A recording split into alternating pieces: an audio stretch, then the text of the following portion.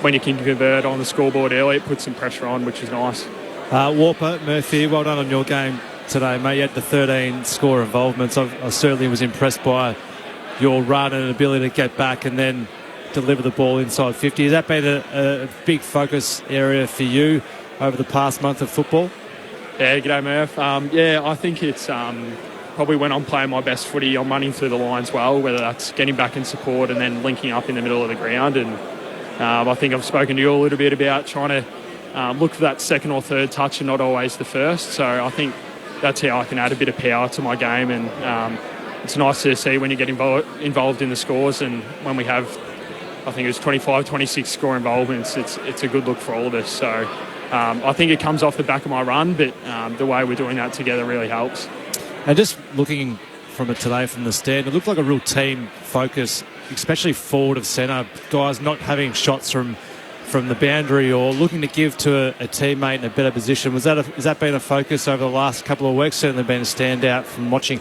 Yeah, definitely. And Murph, it's always talked about in footy clubs, you want to play team footy, but how do you action it? And I think we're starting to action those things a little bit more now, whether it's blocks, run from behind, or, as you mentioned, that better shot mentality. And particularly on the G, you can get some pretty wide looks. So I thought we were able to put it in more sort of dominant positions, and it's amazing how then you get a bit of confidence, and a few boys are banging them from 50 as well. So, it all seems to pay off. And just the nickname Warper, do you want to care to tell all the listeners as to why they call you Warper down there at Carlton? Yeah, well, everyone that comes to the club asks me that question. I had James Warple a couple of years ago say that you're taking my nickname. But shout out to JB, and I think it was you, Murph, and a few of the mids. Just apparently sometimes when I take off out of a stoppage, it's like I'm on a motorbike giving the warp. So bit of a random one, but there's a long boat there. Yeah, it all sticks now. Yeah.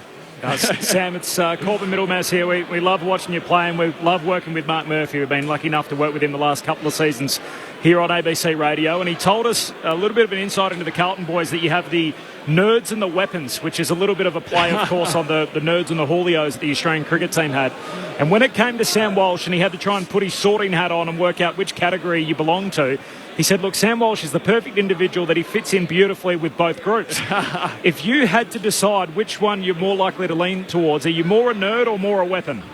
It's a great question. I'd like to say a weapon, but I'm probably a bit of a nerd when it comes to a lot of it. So if I'm getting back and supporting the backs, I'll become a nerd, and if I'm getting forward, I'll be a weapon. So that's where it splits. Oh, this is a perfect segue. So you know the radio game, but that was my next thing. Where you only kicked 3 goals this year.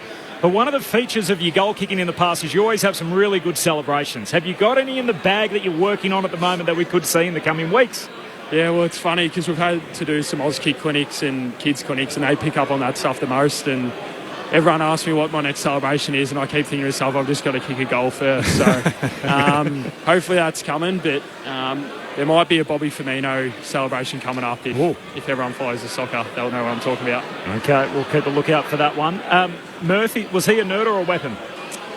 I'd like to say he was a little bit of both, but on the footy field, I reckon he was a weapon, just the way he went in the game and tore teams apart. So, we'll go with that. That's a very respectful answer. And just lastly, happy birthday. 23 years of age today. You get to run around on the MCG, play for a famous old footy club like Carlton. How do you celebrate your 23rd birthday tonight? Yeah, thanks very much. It was a nice little present to get the win, and we've actually got a function back at the club now, just to have a bit of dinner with everyone, and a lot of families in the rooms now. So, just catch up with the brothers and mum and dad, which would be nice. And we love chatting to you, Sam, on the ABC. As we let you go, Charlie Kerner, was it just a caution as to why he was subbed out? Yeah, I just think at this time of year, everyone's sort of carrying a few niggles, and Charles, a powerful footy he plays. I don't actually know what it was, but I think it was something to do with his leg or glute or something. So I'm sure it's just precautionary, though. As always, we appreciate your time. Great to catch up with you after a win. Congratulations. Thanks, fellas. Appreciate it. Sam Walsh joining us from the Blues Rooms. There was a little bit of Carlton Corner there about it as we learnt into the different personalities and psyches inside the Carlton change rooms, which Mark Murphy was once upon them. And now you get the fun job of trying to analyse them, which has been certainly more pain than it has been enjoyment in 2023. But it feels like they're starting to head in slightly the right direction, even if it's not September in this year. Yeah, it does, and I think they've found one in Brodie Kemp, which I think's been a real positive. But I think also just I've spoken a few times about it today, having the high half forwards, having a bit more, or not so much tricks, but just the ability to get up and down the ground and give some sort of versatility to their forward line. And I've really enjoyed Jack Martin over the last couple of weeks. He's had a really injury interrupted couple of years, really, and David Cunningham obviously coming off the knee in a similar boat. They just offer a bit of speed and a bit of agility, and they're classy with ball in hand. So you know that whenever they get a touch, it's always going to end up in another Carlton possession. So you can't underestimate the importance of having guys playing that high half forward role who are really hard workers and also really smart with ball in hand, because if they get into poor spots, their opponent just drops off and is able to impact Charlie and Harry. Whereas if they've got guys, David Cunningham and Jack Martin, who are kicking goals but also getting in dangerous spots, it forces opponents to have to stick with them, because they can't just allow them to get into a different area and then impact in Charlie and in Harry and get in the way. So I've really enjoyed that aspect. I think they've got back to their number one ticket in terms of their clearance and contested ball work, but I think they're also coming out the front door a lot more, which I've really enjoyed over the last couple of weeks. Peter from Sprayton in Tassie, can you please name the 6 sides Carlton have beaten this year? Today's game was the team most expected to be a top 8 against the likely Wooden Spooner. Geelong in round 2, GWS round 3, North Melbourne round 4, West Coast round 7, and then there was a big gap to the Hawks win today in round 16. That was a loaded question, mate. You didn't have to do that. I already knew that they've beat some sides they should have beaten, but there's nothing like they'd been struggling for a while, right? But their last 2 games, it's against Gold Coast and Hawthorn, but you look for little breaks like that to actually. They'd walk away today, as I highlighted in my opinion, saying we got the game how we wanted to, we moved the ball how we wanted to. So, yes, a couple of soft victories, but it builds confidence and belief in what they've been doing and working on for some time. As Murph and I know as players, it's hard to fix something so significant with your ball use in particular in season, because you don't have a lot of time. A lot of occasions you might have the one main session and you're out there for 3 or 4 kilometres a session when you actually get going after a warm-up. So they've been working on a number of things, in particular their offence, for, I'm going to say, probably 6 to 8 weeks, and then it's come into fruition, and they arguably wanted a couple of soft kind of targets and victories just to build the confidence and instill the belief and some of the things they've been working on and working so hard on probably for the last 6 weeks. Yeah, and Gold Coast, you look back and go, it's a soft win, but they were playing some really good football at that time, Gold Coast, and Carlton were playing some pretty poor football, and they gave them a good pantsing here at the MCG. So they've played some good footy over the last couple of weeks. Obviously had the bye in between that, but you can only beat who you can beat. Who rolls up, yeah, and you can't control what the opposition do quite often. And they've given them quite a touch up in the last couple of weeks. So they'll go over to Perth and feel pretty confident, not by just the way in which they're playing around the ball, which is obviously their strength, but I think their ball use and their ability and their structure ahead of the ball has been noticeably different. They're starting to get some good results from it.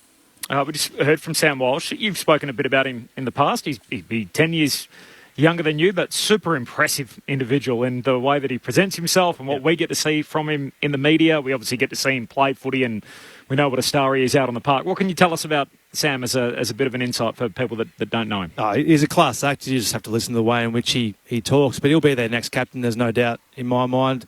Just a matter of when that will be, but he is one of the hardest workers I've seen go through in my time playing over 16 years.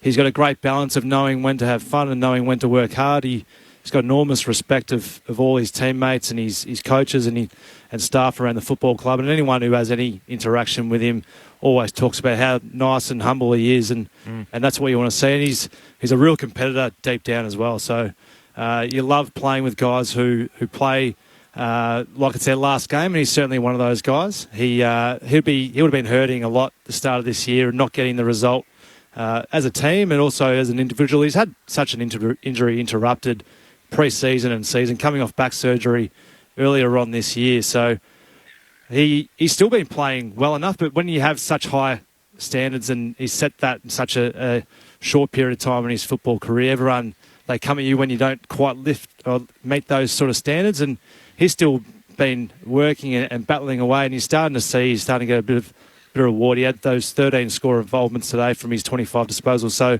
that just shows you he's getting the ball in much more dangerous areas and being a lot more impactful on games. Did you workshop some of his celebrations with him in the past? Not quite. It's a hard talent to have, to be able to know of your celebration that you're going to pop out with once you do kick a goal. I was never one to change it up too much. It was always just a finger point or maybe a little finger twist twirl like Benny Cousins, because he was one of my favourites growing up. But yeah, big Sammy Walsh does have a few in the bag, and no doubt there's a few loaded in that bag now because he hasn't kicked a goal for a while. So looking forward to seeing him come out. You were just these ones, Beach? Just the I didn't single give sort much of at all. fist with a little one-arm flex, single cobra? I definitely didn't think about it, that's for sure. It's all impulsive. Didn't have that much time on my hands.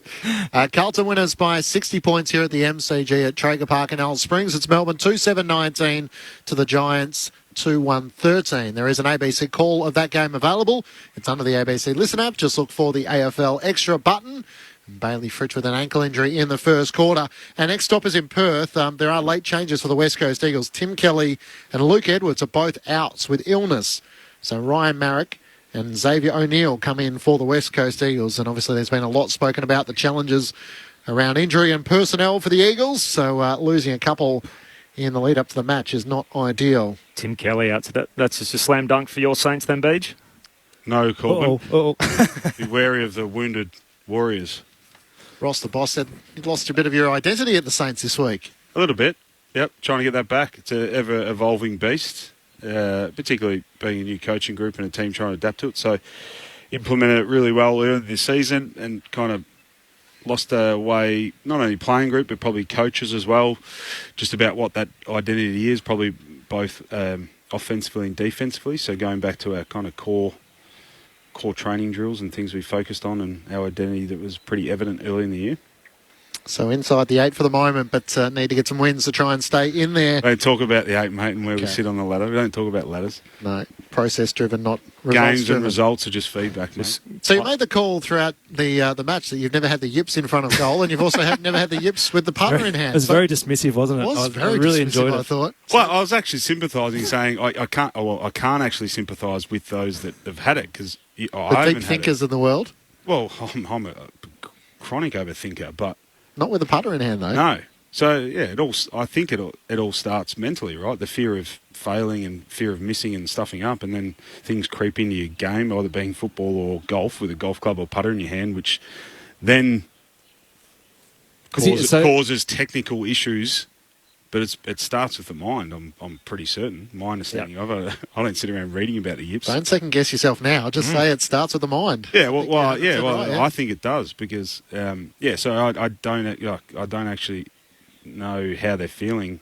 I'm tipping it's a terrible place to be in, especially when you're in front of goal and Harry, the dominant player, is continually putting himself in that position, having a shot on goal. He's paid to do it. Yeah, we all hear that, but till you're in that boat, you don't. I don't understand the mental battle. How would you coach someone out of it then? You're a development coach now. How would I? Well, I'd say, talk to the sports side.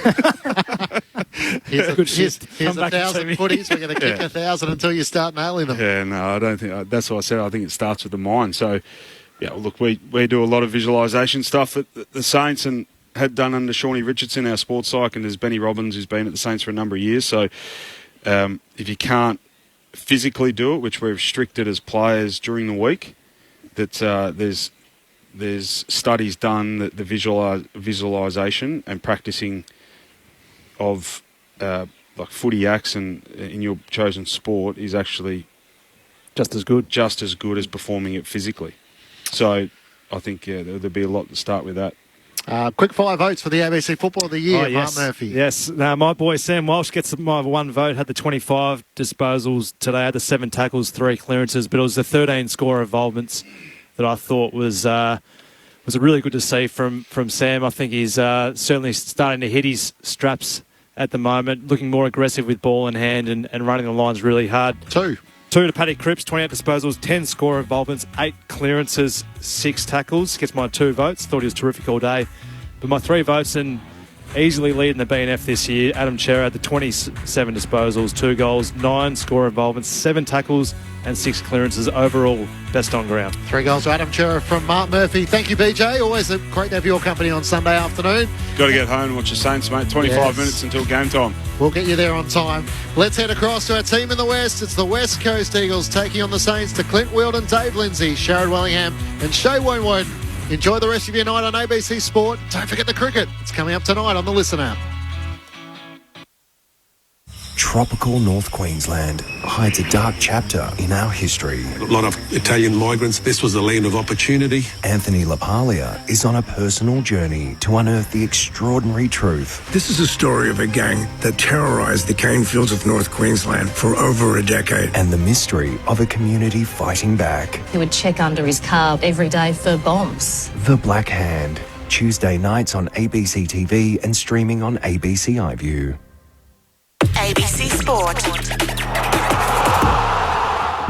We begin this broadcast by acknowledging the traditional custodians of the land on which this match will be played today and pay our respects to their elders past, present and emerging. We extend that respect to Aboriginal and Torres Strait Islander peoples listening.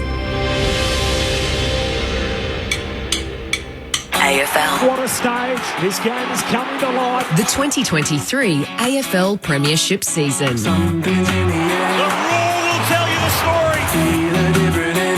Fans are on their feet. This game is electric. Holds his arms out wide and tells them to get excited. Oh, the home fans like that. What a game. It's got everything. On the run. It's happening again. It's a whole new game. Cause here it comes, here it comes.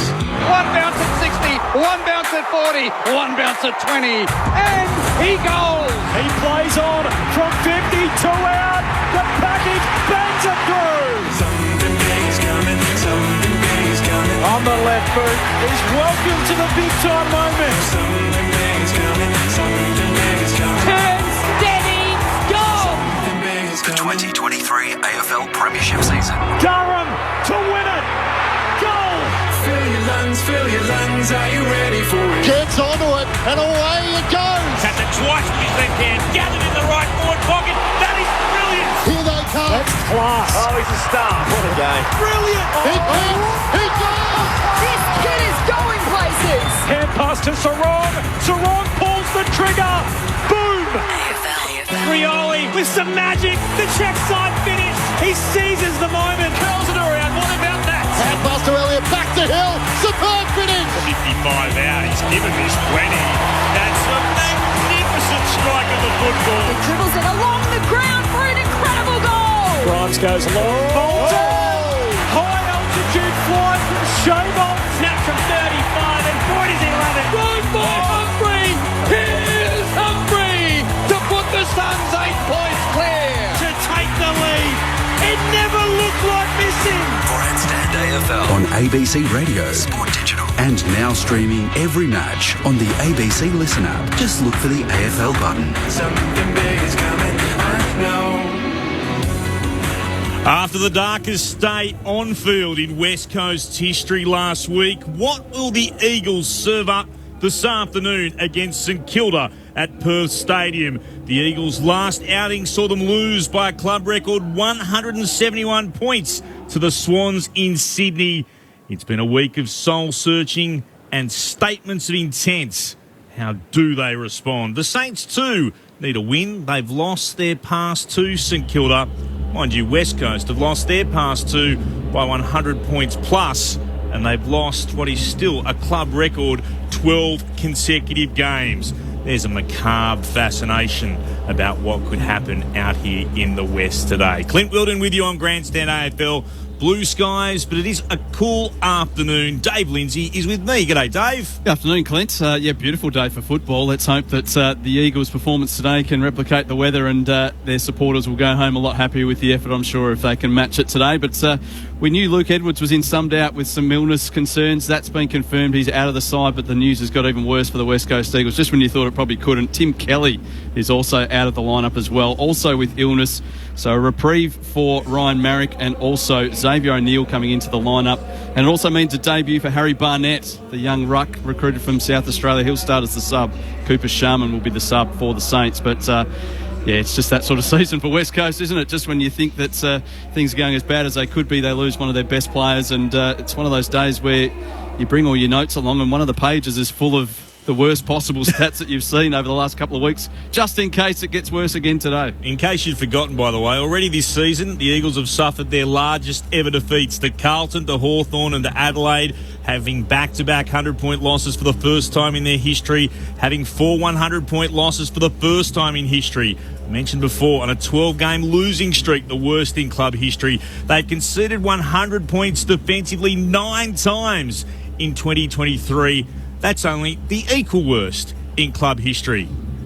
And then, of course, the revolving door of injuries and illness happens once more. Cripps and Hearn return, then going straight back out. Originally, just the likes of Yo and Petreski-Seaton, if that wasn't enough, as we just heard. Now Tim Kelly missing through illness, Edwards with him as well. St Kilda do welcome back dual best and fairest in Sebastian Ross from 2017 and 2019. Pattern has been their omission. Both teams will be wearing their Indigenous jumpers today, which is a lovely touch as NAIDOC week gets underway. As we welcome our experts, Sharad Wellingham and Shane Woewodin. What comes for the West Coast Eagles today? With respect to St Kilda fans around the place who'd be desperate to see their side get a win as well, I reckon the footy world is tuning in to Perth just to see how this Eagles team responds today. G'day to both of you. Good afternoon. Yes, I agree. The football world will be tuning in very closely to see the kind of performance that West Coast puts up after, as you mentioned, the worst performance in the club history. So, very interesting couple of hours ahead of us, or 3 or 4 hours ahead of us. And I think that when West Coast started reviewing the game, and I'm not saying this they go, oh, thank God, but at least they're coming up against St Kilda, who aren't renowned as an overly high-scoring side.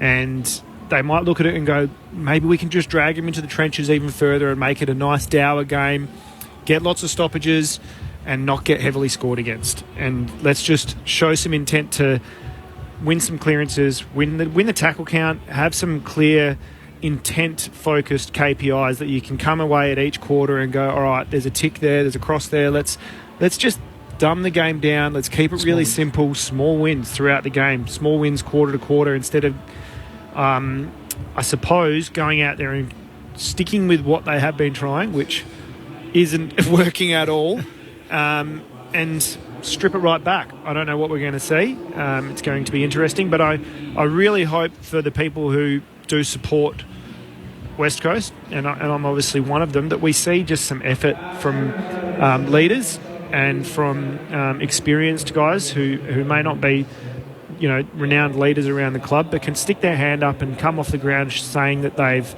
at least shown intent throughout the whole game. Yeah, afternoon, everybody. Yeah, I agree with that, Sharad. 2 things I want to look at today more is around contest and defence. But I think they're going to, with a young group, learning a system which they're not going to go away from. They're just going to keep employing this system that they've got defensively. From a team aspect point of view, there are always going to be holes, which sometimes there's going to be excuses in that because of just knowledge and experience and whatnot. But and that's always going to happen. They're going to be leaked goals there from the opposition, no doubt, and that's what Sydney did to them last week. But I think the one thing you have to better walk off the ground today, look at each other in the eye and go, yes, you're right. The effort and the intent was there, and there's no flag flown at all for 120 minutes. And I think that's the most disappointing thing that I think not only internally they'll be looking at themselves, but certainly from an outsider looking in, from a supporter or a sponsor, it may be that is just not getting shown up at all during the week. So the flag is flown real early in games, and you can't have that. So you think it's a positive to stick with the game plan that they are trying to teach the young guys coming through, even though it is leaking? Yeah, I don't think you can go away from it. I think you've got to back your system, and that's our system, because they've got to learn it. Yeah. Right, and they'll learn it from mistakes and where they can improve from it. But if you keep changing it all the time, it starts to be confusing as a player. Yeah. And you think that they don't need to change their system? That you think that whatever system they are employing at the moment is what's going to help them fight back up the ladder in the coming years? Or do they need to? I think they'll need another summer together again, and it does help with experience out there, no doubt. But I'd like them to keep employing the system. Here's another game going on at the moment. We'll keep you up to date with that throughout this broadcast. But checking in from the game in Alice Springs, Melbourne versus GWS. It's half time there, 2-9-21. 2-9-21 is Melbourne, 3-3-21 the Giants. So scores level at half time. Let's head into the Eagles camp. Our boundary rider Poppy Penny is downstairs. On the boundary line with backline coach Daniel Pratt for the West Coast Eagles. Big news coming through that Tim Kelly is going to be out. A couple of late changes for you guys. Yeah, unfortunately, Kel's pulled up sick. His kids were sick during the week and he's going around Perth at the moment, so he's quite crook. He's in bed. How big of a loss is that for you guys, obviously, in a big game for your club? Oh, well, he's a great player, so other guys are going to have to step up and fill that void. We're not going to get out of this predicament that we're in unless we all bandy together and show how united we are. It's obviously been a tough couple of weeks for the Eagles. How have you guys dealt with that internally within the club? Oh, well, as people would expect, we've had some pretty honest conversations, particularly last week. It was an unacceptable performance, and we're going through bits and pieces which some was unforeseen at the moment. So there's a few factors which we have to address, but we're just looking for a good response today, and we want our boys to compete hard. How do you review a game like last week? Do you review it, or you just kind of move on to this week? No, we reviewed it. It was pretty honest. It was as honest as you can get. So there's not much else really to say, I suppose. We had to get that out of the way, and then we had to look to this week and how we can be positive and try and enforce our brand on the game. On the boundary with Daniel Pratt, I'm going to throw you upstairs to Clint Wheeldon, Dave Lindsay, Sherrod Wellingham and Shane Woden. Pratty, Sherrod here. Good luck for this afternoon's game, mate. Thanks, mate. You said you obviously reviewed it. I won't dwell on this too long, but when you review it, are you looking at, I suppose, tactically, or is it an effort-based review? And what kind of things were you picking up from that game? Well, we looked at our system and methods. We always look at that. But what happens inside that is what makes system and method work. So we focused on someone individual, someone effort, and someone leadership. So it was probably a combination of all those things, mate. Yeah. And moving to today's game, we know the Saints aren't a super high-scoring game. Is there a focus to maybe keep the game pretty slow and kind of grind it out a little bit? Well, that could happen at times. The way they play, they're very defensive-orientated team. So if we get our bits and pieces right, it might look like that at times. But we're looking to win. We've got to get back on the front foot, and winning is the best way to do that. So we'll come out with that approach, and at times we might have to slow the game down and make it into a dour game. And one of the positives for this afternoon's game is Cripsy being back in the side. How's his rehab from the ankle bean? Has been smooth sailing? Is he nice and fit? Because we know that's his one wood, is his ability to get up and down the ground. How's he looking? Yeah, Cripper's he's jumping out of his skin. He actually brought a lot of energy this week to training. It was really important for us to do that, and he organically brings that, so that was great. And then obviously Shannon Hearn's back as well, so the wily old fox, you've played a lot of footy with him, Sherrod, you know what he's like, so keeping it pretty straightforward, mate, and he wants to help respond. And another nice one is Liam Duggan playing game 150. Really good effort. He's pretty young still, isn't he? And just talk to us about what he brings to the side and how important he is through this really tough period. Yeah, well, he's a great leader. He cares so much. I probably can't reiterate how much he does care. He's taking things quite personally as well, but he's taking it in his stride to help fix it. So he's an honest footballer, but he's got talent. He works hard and he's tough. He's an uncompromising player. I think if he was in the East Coast club, he'd be held in much higher regard. But we love him. Friday afternoon, Shane Woden. Good luck today, mate. Mate, a couple of things. Real positive for the year, I think, this year has been the form and the consistency of Bailey Williams in his role as the number one ruckman for you this year. Yeah, he's really grown this year with Nick being out. He's had to carry a pretty big load. He came to the club more as a forward and pinch hitting the ruck, and like a lot of our younger guys, they've had to take a heavy load. So the experiences he's gaining now, hopefully going to hold him in good stead as a leader of this club in the future. Now, we're not sure how much game time he will get today, but obviously Harry Barnett, the tactical sub early, and opportunity might prevail early or might not. What can our West Coast supporters and our listeners expect from him today if he does get that opportunity? Well, he's a South Australian kid, so he's played against men in the SANFL, and he's had some really good performances last year doing that. He's played for a waffle team that's been really undermanned, but he's been one of the guys who's led not so much always with performance. He has a crack, but his energy. And enthusiasm, if he can bring that to the game today, that would be a bonus. Understand, mate, it is your role, and assistant coaches play a big part in footy clubs, I believe, and sometimes can be unheralded for the time and effort they put into the club. How are you and the coaching group going, mate? It's been a tough year, obviously, but how do you keep your morale up as your coaching group? Yeah, it's an interesting question. We can't live in the pits as coaches. No. We've got to be enthusiastic and optimistic. I call myself an optimist, but I'm pretty realistic about where things are at. So we try to be as honest as we can be with the players and give them a way forward. But unfortunately, there's something new pops up every week which challenges that. So it's been a great learning experience for everyone in the footy club, and it's really testing our resilience. But it's AFL, and no one really cares when the other team's losing. So we've just got to get on with it. Daniel, Dave Lindsay here. Rhett Bazzo is one of your young defenders that's had plenty of opportunity in the situation that the club finds itself in at the moment. How have you tracked his development so far? Yeah, Baz, my feeling on him is going to be a really solid AFL player. He's been thrown to the wolves a little bit with what we've faced this year, and unfortunately with all of our players, selection hasn't, and match committee, it's been hard to develop players at our lower level in the waffle just because of personnel who are available. So probably finding the balance between that and trying to keep his confidence at AFL level is really important. But there's glimpses we see where his defensive work's really good, and hopefully today we see some of his ability to support. We've got a big focus on that for him today to help out. Obviously they've got a couple of good tall forwards, and our tall backs are going to have their hands full. Appreciate your time, Daniel. Best of luck. Cheers, lads. Have a good day. Daniel Pratt downstairs.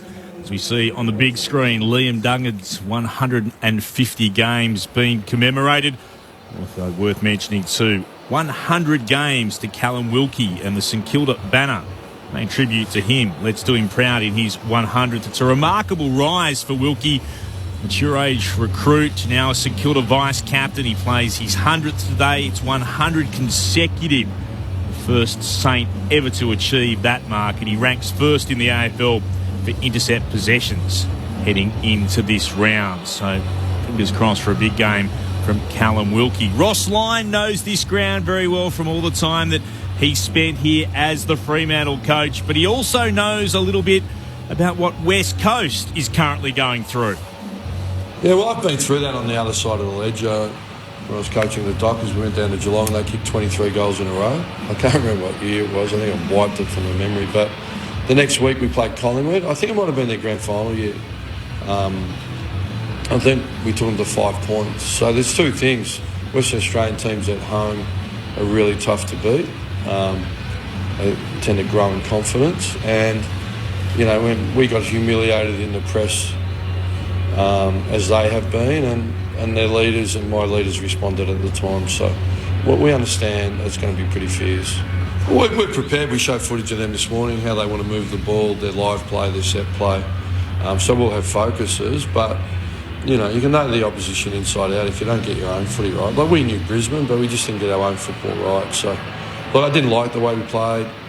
We played collapse back footy, collapse back defence. It was passive. It just made it really easy for Brisbane and put our defenders under a lot of pressure. So we aimed to remedy that. I mean, it doesn't matter who we play, right? You got to improve your system and bring your system to life. We don't feel we've done that. Midfield got smacked around the clearances. Brisbane are really good. They dominated Richmond in that area last night. So we need to improve our clearance work, our ruck work. That's where the game starts, our contest. And then both sides of the ball. Second half we really got to work, but there's some lessons in that. But, we weren't brave when the game was up for grabs. You got to take the risk then, not have an honourable come from behind loss. And that's why, look, early in the year we were brave, put ourselves out there with no guarantees and have set ourselves up. We've earned where we are on the ladder. We're 5th, but unfortunately it doesn't count. We just got to get to work and bring it to life. The ladder doesn't lie, does it? So where you are is where you are. You have to earn that. Either way, right? So if you're sitting down the bottom reaches of the ladder, you've probably earned that. And if you're sitting in the upper reaches, you've earned that. So, but we know you're only as good as your next game. So that's our focus. They want to stay in the upper reaches of the ladder. They need to end a 2-game losing streak, the Saints. Round 15 going down to Brisbane by 28 points, and in round 14 to Richmond at the MCG by 20 as well. So the Saints, let's not forget, they've got a bit to play for in this fixture too. Shane Woden, Sharrod Wellingham, talk us through, how does this game get won and lost? Who goes to who? Can you give West Coast any hope at all of causing what would be one of the greatest upsets in the history of the competition from what they've done in recent weeks? But as we heard from Ross Lyon, that was ended up just being a 9-point loss to his side after getting belted by Geelong a number of years ago when he was in charge of Fremantle. So things can turn around if teams aren't ready for what's to come in response. Yeah, certainly can, Clinton. A lot's played above the shoulders as well, Sharrod, isn't it? As you know, the game's a lot more mental as well these days too, and how the leaders can stand up, as we heard Ross saying there. They'll have things to work on as well, which he's already alluded to. 1 defensively, 2 around their ball and their clearance work too. That's where it does start, and I think West Coast need to be able to match St Kilda in that today, and particularly if with Tim Kelly out, that certainly plays a big hole in it. So it added more responsibility for others to play that role, but certainly winning clearance to get in territory and field position to better help them and enable them to score. So not transitioning the footy a lot today will be important. But certainly those leaders out there of West Coast will need to stand up and support and aid these younger players out there and see if they can get their game going. We know St Kilda, build their game off a really strong defence, and so I believe that West Coast are going to find themselves getting inside their forward 50 a little bit today. I think that if they can be even around the clearances, they will get it in. I don't think that they'll get demolished around the clearance today. I reckon it'll be even around there, and so they will find themselves going inside forward 50 a bit, because Saints build so much of their game from defensive transition. So it's going to be super important that when they do manage to get it in there, that they do have that really high amount of pressure, and Jamie Cripps coming into the side is really massive for that. He'll also help with their transition, I think, if they are running from their defensive end of the ground. Shannon Hearn coming into the side, that leadership and stability back there. I just feel like they're going to be a little bit more stable out there, and like Ross alluded to in his press conference, coming off a loss like that, the pride is still belted. You've got to come out, and your preparation for from the week will be, it's a professional sporting club, so they would have, as Daniel Pratt also said, they review it and they look through everything, but they've got to move on really quick, and so they've got to start looking at St Kilda really quick, and right away they would be focused in on what they've got to do. I'm really looking forward to Max King on Tom Barras. Yeah, it's going to be really exciting, because again, it's going to be down there a fair bit, and so is Max King going to go out there and kick it back? I think that the matchup it'll go really well. Tom Barras will probably be able to hold him to three goals, which you take as a win. Yep, you take that as a win. But it's all just about the fight for mine for West Coast today. And St Kilda are coming off 3 losses out of the last 4 games, so they're not in amazing form either. So, West Coast, I don't know, Clint, they look at that during the week and go, look, they're vulnerable. They're a side that started the season really well, but they're showing some signs of vulnerability. Are they gettable? I don't know, but I think would be going into the game reasonably buoyant and confident. Now to head downstairs for the toss of the coin. They're exchanging cultural gifts as Liam Duggan heads out to toss the coin for West Coast in game 150, and the Eagles are handing across a boomerang made by Frankie Watson as we start NAIDOC week today. St Kilda, a possum skin emblazoned with symbols representing the Saints' journey. The Yawa that the club is on, prepared by Indigenous Development Manager Auntie Katrina Amon. Liam Duggan did win the toss in his milestone game, and he's pointed towards the city end, so the Eagles to the right of our broadcast position in the first quarter. Another member of our team, you've already heard from her downstairs. Poppy Penny, what's it like boundary side? It is thankfully not too cold down here. Blue skies overhead, and at ground level not too much of a breeze despite the flags fluttering across the ground on top of Perth Stadium. The interchange benches for both teams, guys, Jaden Hunt, Ruben Ginby, Jack Petrocelli and Jack Williams will start on the bench for the West Coast Eagles. Harry Barnett obviously comes in for his debut as the tactical sub with those changes as we've spoken about today. Ryan Burns, Liam Stocker, Dan Butler and Mateus Filippo on the bench for the Saints, and Cooper Sharman will be the tactical sub for the second week in a row for St Kilda, so he's hoping to see some game time today. Give us your margins, gents. Dave? I'll go Saints by 66. Saints by 45. Saints 58. Saints by 60 for me. So we're all about the mark. That would be a big improvement for West Coast. We look around, no real sign of a boycott from the West Coast fans, as was suggested in the paper. But will the Eagles themselves turn up? Let's find out. On Grandstand AFL, Dave Lindsay. No Tim Kelly in the centre square, so Elijah Hewitt gets his opportunity as Williams wins the first tap for West Coast. There's a free kick going St Kilda's way, and advantage paid. Marshall takes it and bangs it straight up the middle of the field. Backing back, an attempted mark from Witherden, drops it. Spills to Owens, open goal. 15 seconds. That's all it took for the Saints to hit the scoreboard. Here at Perth Stadium, the first goal on the board to the visitors.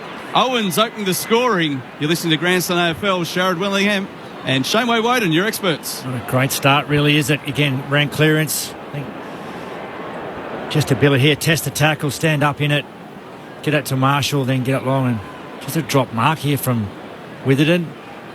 He actually got himself into a reasonably strong position against Higgins there, and you'd hope has the ability to take that mark, but it was the deep entry from the centre, wasn't it? It was really deep, dangerous spot, 30 metres out, directly down the middle. If you can manage to get a contest there, it's just gold for the crumbing forwards, isn't it? Absolutely. Good start. Mitch Owens had a fantastic year. St Kilda go whack before many patrons have taken their seat. One down by Williams for the Eagles, getting at those still. Runs backwards, hand pass away, under pressure for the Saints. Been able to control the football. A thumping kick. Now goes inside forward 50 from Steele. He wanted Caminiti. Couldn't take the mark cleanly. Came out the side. Gresham puts it up into the air. Wood leaps up. Mark not paid. Didn't travel far enough. He's been tackled. Umpire says we'll ball it up just inside St Kilda's forward 50 once more. In the bright sunshine here in the west. Not a cloud in the sky. Williams wins the tap down to Sheed. Hand pass had a bit too much on it. Gaff has to go back and gather. Hands it off. Chance to run away under genuine pressure. Bazzo straight away. The Eagles move it towards left half back. Ball ricochets off hands and out for a boundary throw in. Right half forward for St Kilda will be put back into play about 60 out from the Saints goal. They're heading to the left of our broadcast position in this term, the Farmer Freeway end of Perth Stadium. 2 wins from 6 visits to Perth Stadium for St Kilda before today. Shuey at the boundary throw in, tries a Farmer hand pass back to a teammate. Hewitt collects the ground ball. Hand pass was blocked. In fact, it was a throw. He motions to the umpire that he got his fist to the footy. Umpire disagrees. So the ex-Roo in Mason Wood will take the free kick. 65 out from goal. Casual looking left-footed poking pass to the pocket. Barras worked his way to the front and dropped the chest mark. Out the back, Duggan's there. Hand pass to Gaff, off to Barras. Long, high kick to the wing position. Marshall standing strong in front of the pack. Takes the grab. Both teams in their Indigenous uniforms today at the start of NAIDOC week. For the locals here in Perth, it's a North Beach looking uniform for St Kilda in the Ammos here in Perth. Kick from Marshall misses the target. The Eagles win it across half back. Shuey sweeping hand pass to Long. Great tackle from the Saints. Was it a push in the back? It was. Battle was the man getting to the back of Witherden, and Witherden shapes the hand pass, so he's called to play on. Pokes it out wide towards half forward, connects with O'Neill. Got lucky Witherden. O'Neill has it now. One of the late inclusions because of the illnesses to Kelly and Edwards. 70 from goal. He'll put it towards Ryan full forward. 2-on-2 battle. Allen comes for it. Can't mark. Darling went out after it. Still there to be won. It's been locked in. It continues to battle away then. And Oscar Allen, last man up off the deck. Couldn't quite get to it. Tried a second time. Throwing up. One down by Darling doing the ruck work. Came out to Windhager. Hand pass over the side to Chesser. Broke a tackle. Gave it to Long. Hurried kick into the right forward pocket. Still there with Shuey. Trying to get a hand pass out the side. It ricochets away and over for what's going to be a boundary throwing deep inside forward 50 for the Eagles. Marek lurking there as well. West Coast fans, they sense something, perhaps a rare goal so far in the last few weeks.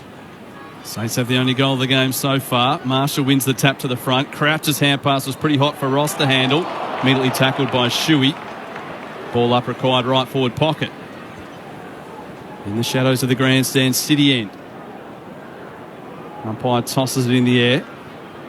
Marshall locking up with Darling. Here's Cripps on return. Tackled, spun. Almost threw it away to Long. Quick kick. Bounces into the goal square. Allen gets rid of his opponent. It's come off hands. He's trying to hack it out of mid-air. Goal umpire wants to send this one upstairs for a check. I don't think there was any chance that Oscar Allen got his boot to the ball as it bounced awkwardly for him. Yeah, it was too high in the air, wasn't it? Got up to about shoulder high in the end, didn't it? The soft signal is a behind. So we'll look at the screen. Not quite as much riding on this score review as the one last night in the Port Adelaide-Essendon game with the kick after the siren. Pretty quick review as it is, and it will be a behind to open the scoring for the Eagles here today. So St Kilda with the first goal of the game, the Eagles with the first behind. We've played 5 minutes here at Perth Stadium as the result of the review is about to go on the scoreboard to confirm that. The Saints by 5 points after 5 minutes. Sinclair with the footy. Pauses and takes a breath. At the top of his defensive goal square. Will get told to move it on. Runs forward and then veers out to the right and then kicks towards right half back. Williams got a hand to it for the Eagles. Spilled down to Hewitt. Gave it back to Hearn. Kicks back inside forward 50. Allen! Marks for West Coast. 45-degree angle to the left. He'll put boot to ball from about 48 out. It's been a shining light for him this year, hasn't he? In what has been an awful year for West Coast, but he tends to and continues to stand up for his team. Great launch. You'd say he's been the one reliable and constant factor through the whole year. Yeah. Been excellent. What he's been able to do in a putrid season has been remarkable. His 100th AFL goal last week. 35 goals, 12 for the season. Kicks on its way. Looked all right off the boot and it sails through. And he tells the Eagles fans to get up and about because West Coast are in front. It's just early stages, but hope springs eternal. 1-1-7 the Eagles, 1 straight 6 the Saints. 6 gone in the opening term on Grandstand AFL. An update for you from Alice Springs. It's the Demons by a point. 4 minutes into the third term. 2-10-22 to the Giants, 3-3-21. And I must mention Bailey Williams. He's started the game exceptionally well in the clearance. In the hit-outs. But they're just not on the same page. He's getting his hands to it and getting it to a spot, but the mids just haven't been there so far. They could be, a couple of clearances ahead and having that field territory battle probably ahead at the moment. So really like to see them get on the same page here at this clearance. Eagles are winless through their last 21 quarters of football, but they lead this one early on. Petruccelli inside the centre square this time. He's held up. He'll get a ball up. Oscar Allen. Yet another goal. 36% of all Eagles goals over the last 7 weeks off his boot have been heavily reliant on him. As Hunt gets the clearance this time and West Coast go forward again. Ball bounces in open space at half forward. Strong tackle front on from Cripps. Means that the ball becomes a loose one. Good pressure from the Eagles here. Sheed wins it on the wing. Hand pass finds a teammate in Chesser who's zigzagging through some traffic, going defensively. Hand pass off to Witherden. Wobbly old kick forward, no clear target, and getting back to take the mark is Dougal Howard, the ex-Power defender. And the Saints look to switch it through hand pass. Battle and Wilkie both with their hands on the football, and then Wilkie's kick out wide finds Burns in the sunshine, just back of the wing. Eagles by 1. 8:20 gone in the first. And goes short and finds Sinclair. Still on the southern wing. Interesting kick. His teammate in Stocker to run onto it. Gathered, tried to hand pass to Wood. Eventually it gets to him. The Eagles tried to knock it down. He hand passes to a fellow Saint in Steele. Back again to Sinclair. Back we go to Wilkie once more. He sends it back into the middle of the ground. Marking it there is Howard. No one immediately goes to him, so he runs to the centre circles and fires the ball deep inside 450. Barris, great mark, rising high. Dropped one earlier he should have taken. Makes up with that in the shadows of the grandstand. He moves it short. Chance to build again for West Coast. Hoff into the right back pocket. Now Witherden wants someone to run towards him. Nothing immediately presents. Glances back inboard and now will come down the line. Kick into the commentary wing. Big pack underneath this. The Saints elect to spoil. Howard got the fist to it. Saw the ball bounce over the Eagles interchange gates on the northern wing. Score remains West Coast 1-1-7. The Saints are 1 straight 6. 9.5 gone opening term. Grandstand AFL coming to you on ABC Radio and Sport Digital and now streaming on the ABC Listen app. Look for the AFL button. Kelly and Edwards late outs for West Coast today. Marrick and O'Neill coming into the side. From the throw-in, Crouch over the footy. Hand pass to Filippo. Immediately wrapped up by a couple of Eagles. And the intent has been good so far from the home side. Umpire tosses it in the air. Marshall wins it down. Winhager was immediately tackled. Sheed wins it at ground level and hand passes straight to Winhager. Shuey onto him in a flash. Good tackle. Forces the errant hand pass. Collected by Allen. Lays it off to Petrocelli. His hand pass down the line. Gains some ground. Another boundary throw in front of Cripps and Hill. Throw in just short of right half forward. West Coast by 1 after 10 minutes. Good intent early by West Coast around the ball. Shuey then very good. Just a hunt. Winning the clearance is 4-3 the Eagles at this stage. Marshall won it down for St Kilda from the restart. Gaff tries to gather in straight into Filippo. Picked up though by Crouch. Gave it to Hill. Saints have it again. Nice little dodge and evasion came from Ross. Kicks down the commentary wing and Barris with another fine mark. Attacked the football, got between two opponents and marked it. Decided to go backwards to right half back to Duggan, the 150 gamer to Witherden, marking inside defensive 50. He'll flare it out into the bright sunshine. Hunt marks in his left back pocket, will go short himself. Works it on way to Chesser. Eagles fans calling for a 50-metre penalty after Chesser was held on to. Umpire didn't agree, so Chesser forced to go back and take a long kick up the line. 2 Eagles flying. Darling had it taken out of his hands by his teammate. He actually complained to the umpire. Shouldn't be too concerned. Jack Williams. A good mark from the youngster. Tries to share it now with Darling down the boundary line. Just short of left half forward. 3 goals short of 500 for Jack Darling. As he winds up on this one. His 2 long kicks from goal. Sets it up for Williams and Allen. They both leap. Neither could mark. The spoil goes towards the boundary and Filippo couldn't find the handle. Accidentally sockers it across the line. Boundary throw in 35 metres out from goal. Left forward pocket for West Coast. Played 12 minutes in the first quarter. It's 1-1 playing 1 straight in favour of the home side. Ball spun back in. Left forward pocket for the Eagles. And the ruck work then was Jack Williams, the 19-year-old for West Coast. He won it down 2, hits the deck, players pile on top. There's a little bit of afters in this as well. Embry was unimpressed with something that Shuey was involved with, and Shuey wasn't equally pleased either. They're both up. It's thrown up in the air. Marshall takes clean possession, then gets a kick away around the body towards the outer wing. Big pack. They crash into each other. It came down towards Higgins. Slapped forward by Owens into the path of Hill. Back to Owens. The Saints running forward from the sunshine at right half forward. Kicks towards full forward through the hands of Butler. Gaff is back there to mop up. Gives it to Hunt on the run for West Coast. Clearing kick beyond defensive 50. One-on-one battle. The Saints bring it to ground. Petrocelli tries to get there. Tapped it into the shins of his opponent, Stocker. Followed up a second time. Ball comes out the side. Saints have it. Trying to work it forward. Filippo only as far as an Eagle in Duggan, who goes to ground. Butler tries to wrench it away on the deck. Umpire continues to circle. Will ball it up. Eagles fans would have liked that desperation.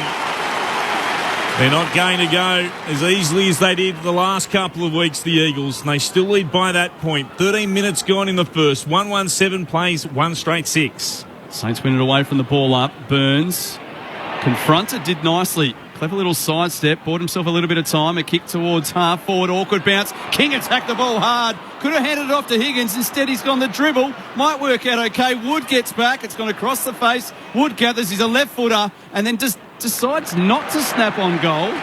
Tried to pinpoint a pass to a couple of leading Saints forwards and missed the lot. It's gone out of play on the bounce for a boundary throw in left forward pocket. A little bit too unselfish there, wasn't he? Yeah. He was on his preferred side. Just like to see him swing around and have a go with the goals there. Not sure how Mason Wood got in front of Campbell Chester there on the fat side as a wingers. Couple of interesting decisions for the Saints as Bailey Williams wins it down. Gresham tackled by Shuey, tried to get the hand pass out. Ball hits the deck. Jinby's there. Hand pass back into traffic. Duggan got hands to it. Wobbles a kick towards centre wing. Commentary side. No mark taken. Darling's on the deck. Going in to try and lend some assistance is Marrick. There's a Saint underneath all of that. It's battle. They just seem to be a little bit more up for the individual contest. They're not getting beaten in those one-on-ones that we've seen them be beaten in over the last couple of weeks. Voice of Sharad Wellingham. Shane Woden alongside him in the expert chairs on Grandstand AFL. Williams won it down to Burns. Tackled immediately by the opposite 13 in Luke Shuey. Ball up again, just inside the logo on the northern wing. Still the Eagles by a point. 14:40 gone in the opening turn. Here's Dave Lindsay. Tossed in the air by the umpire. Caminiti in the ruck this time for the Saints. Burns can't handle the footy when it hits the ground. Caminiti hit hard by Shuey. Ball pops out the side. Crouch tracks the ball, collects, and he's got time to spin and kick with the right towards half forward. Duggan! That's a wonderful mark. The leading player was King. But Duggan backing back and spinning through the air took it cleanly into hands. Game 150 for Liam Duggan. Has spent some time as acting captain during this second half of the season for West Coast. They're happy to chew up a bit of game clock at the moment. Barras and now Bazzo at full back has the football. Duggan leads in short. The kick goes in that direction, just the 15 metres. Duggan paid the mark. Hearn gives a short lead. That's the direction the kick goes, now in the left back pocket. So the Eagles happy to try to work the Saints forwards around. Long kick to outnumber, and Marrick takes the mark. Able to play on with a hand pass. O'Neill. Oh, he hand passed behind Long. Wasn't expecting that one. Back to Marrick. Long hand pass forward this time to O'Neill. He's wrapped up. Wangan and Miller with a good tackle, and they force the stoppage. But the Eagles got their foothold in the game after 16 minutes. They lead by a point, and they're really making it hard for the Saints to score. But Saints are doing a really good job at not allowing them to transition quickly as well. So that's why we're seeing West Coast maintain possession. Caminiti won the tap down to Jinby. Got a hand pass back to Shuey. He was tackled. Oh, two Saints got him. Oh, in the back. Maybe a push in the back though. Should have been fortunate there. Yeah, twice the Eagles have been lucky enough, been tackled, and have actually been given the free kick.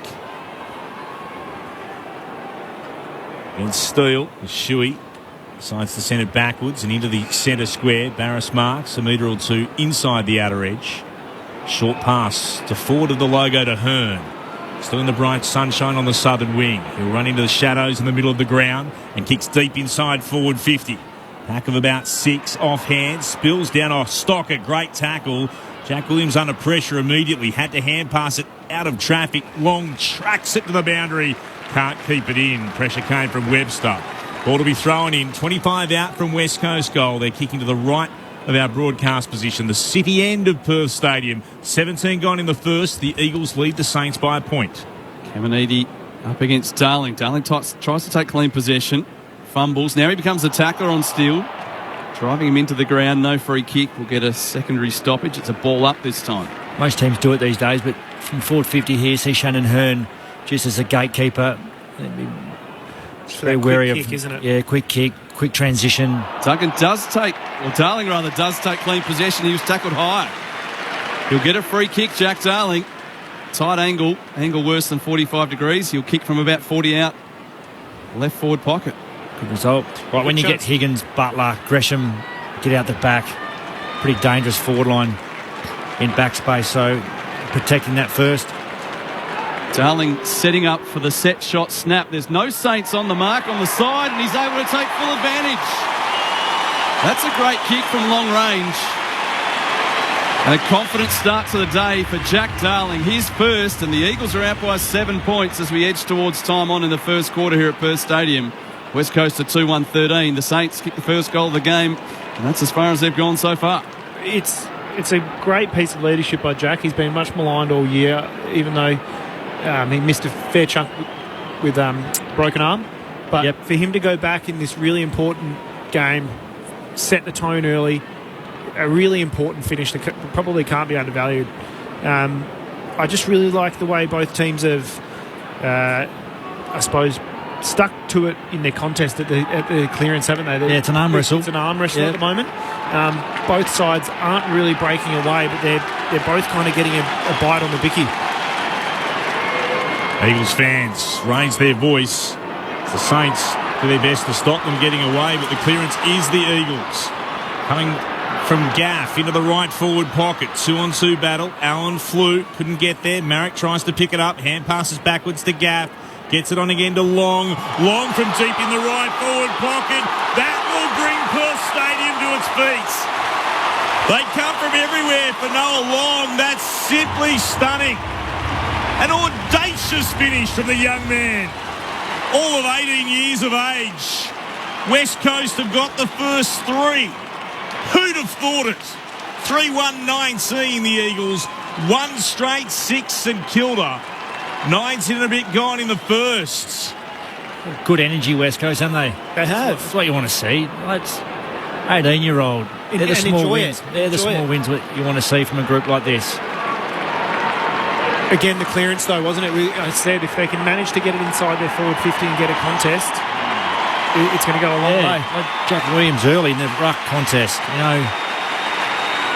wins the hit out, follows up, gets handball receive. He was first on that contest, got a little bit past the ball, but then to stay involved, it's really good from a young fella. If there's anyone that did decide to boycott the first quarter, you're missing the best quarter the Eagles have played in at least 6 games. You'd want to get here pretty quick. Secondary ball up required in the middle. Eagles with the last 3 goals of the game, leading by 13. Wood tries to moik his way through some very heavy traffic, tackled by Sheed. Eagles just doing anything they can to work the ball forward, gaining any sort of meterage they can. They'll get another ball up, front edge of the centre circles. Get high St Kilda too with their forwards. Bailey Williams Very opposed high. to Marshall in the ruck. Steele on hands and knees, hands it back to his ruckman. Marshall with a hurried kick. Gets it towards half forward. Witherden knocks it towards the boundary and away from Higgins and buys himself some time. Runs on to collect the footy. Down the line with the kick. Wanganeen Miller flew high and early. Could have easily given away a free kick. He goes on to collect his own ball. Across the body with his kick. Higgins gives a nudge on Witherden. The umpire decided that was illegal. And one thing that has happened, the Perth Stadium crowd has started to get involved as well. There's some belief on both sides of the fence at the moment. The home side by 13 points. So here's Witherden, kicking towards right half forward. Coming up, Williams from the back, did well to reach it. Won it down to Petruccelli, sweeping hand pass. Allen gathered on the half volley, got taken high and then spotted. Marshall got him. Umpire paused for a moment, thought about it, paid the free kick. West Coast has it at right half forward. 2 kicks from goal, Oscar Allen. Just rolling by was Witherden, wanted it short. Instead, he'll kick into the right forward pocket. They come from everywhere. Great mark. St Kilda always had that. Wilkie, the best intercept marker in the business at the moment. They've got to drag him off the line or kick away from him. Oh, dangerous kick across the face of goal, though. Yeah, just about wasted that one. Luckily, Howard could go and collect. His kick is very nicely measured into some space. Wanganeen Miller are taking the mark at right half back. He'll go down the boundary with his kick to Windhager. Running pass for the hand pass is Burns. Receives and moves it on. A long right foot kick towards right half forward. King in from the side. Owens. They both miss the footy. Getting back Bazzo. King slaps it inboard towards the right forward pocket. Owens is charged on well. Spins out of a tackle. Hand pass to Caminiti. Back to Owens. And Owens finishes on the left boot. He's got 2. He's a special talent, that kid. And the Saints are back within 7. They certainly needed that goal. 3-1-19. Plays 2 straight 12 after 23 minutes. Tell us more, Shane Woden. Oh, I reckon he's a fantastic player, this kid. Just from what he's able to do this year, he's a genuine midfielder, but he's been playing that tall forward role with their injuries, probably that Membry role. Yeah. Then going to the ruck, compete in the ruck, and not get beaten. I mean, for him to stay in that contest with Jaden Hunt, who's exceptionally fast, not only stay in it, then win it, have the presence of mind to try and dish it off, and then a little pirouette. Bit of candy. Beautiful Transition goal. that too easily, St Kilda, from their back half. Shane was too humble to say it, but he did walk into the box earlier today, say Mitch Owens for the rising star. High hot favourite anyway. Ball's one down. And gets a clean clearance away. Saints will try to move it through Crouch. He's tackled by Bailey Williams and Hewitt. Certainly a handful there that will have a crack at it, but immediately got jumped upon by a fat bloke in the front. He said, what about Jai Amos? Like, and Will Ashcroft will be in the mix as well, I reckon. Sheasel, absolutely. It's an open race this year. All bobbling around, still inside the centre circles. It hasn't gone anywhere. It's literally like a pinball between the bumpers at the moment. Eventually the umpire will ball it up. No one could get rid of it. Bailey Williams is tackling like a man possessed. Blood rule here. Yeah, got one in the schnozzer, I reckon. Dom Sheed making his way off the ground. It'll be Luke Shuey to return to the fray. 3-1-19, the Eagles. St Kilda 2 straight 12. Update for you from the game still going on in Alice Springs. Giants by 5 points, 6-4-40 to 4-11-35. 21 gone in the third. From the restart here, again the ball hits the deck and umpire straight away says we'll ball it up once more. Shuey involved and battling against Crouch. Saints have got a lot of numbers up there. They've got three of their forwards right up at the back of the contest, so it's going to be hard to get away anywhere. Bailey Williams will get a free kick in the ruck, held on to by Marshall. As with it and wide on the wing, ignores that and goes straight up the middle. Long towards full forward. Darling is back there, too many to beat. And the mark taken by Sinclair with some very good support from his tall defensive teammates. Short pass to the pocket for Webster. Now Webster will poke a kick to Bradley Hill. Deep in the right back pocket. 3-time premiership player with the Hawks. Also obviously spent some time in the West with Fremantle. Kicking down the line, Barris up in front of King. Good purchase with the first attempt. Couldn't finish it off though. Ball out the back door. Not really moving too far from that marking contest. We'll get a ball up alongside the sponsors logo. Bright sunshine, southern side wing. 26 gone in the first. West Coast by 7 points. I like the proactive positioning and I suppose attacking position that Tom Brass is playing on that defensive role against King. Saints bring it away from the clearance. Here's Hill, bursts down the wing. Oh, and then kicks straight into his opponent. Liam Duggan was standing there at right half forward, was able to spoil the football. Oh, good luck and good management. All the forwards were back leading for Hill there. No one was coming at the foot for him. Imploring his teammates to come at it. Duggan had to be in the right spot though and was. Hill kicked into him. Ball ricocheting away. They spin it back in. Williams won it down for the Eagles. Spilled out though to Steele. Kick towards King in the right forward pocket. Trying to slap it back to its teammate.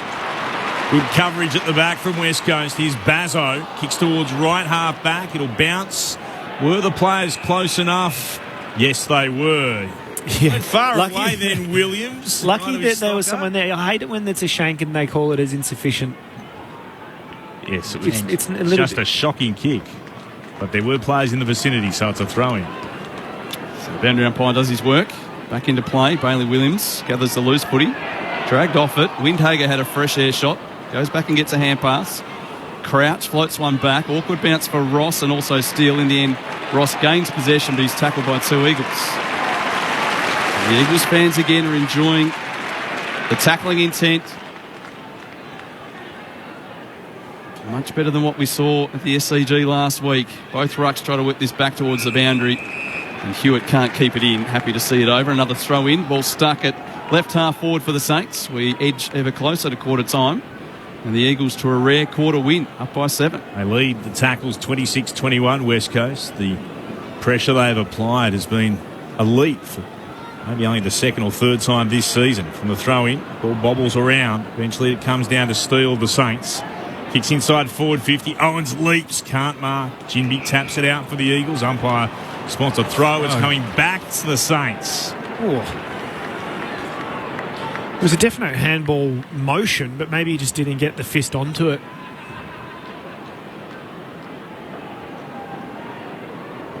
He's kicked 2 terrific goals to start. Can Mitch Owens carry the distance from 50 out? 45-degree angle to the left. He's kicked both of the Saints' goals so far in this game. From right on the 50. It's out to the right. It's not going to be a major from this kick. They all fly off hands. Just kept in? No, not quite. Xavier O'Neill, I thought for a moment been able to drag it in. It'll be a throw-in at right full forward for St Kilda.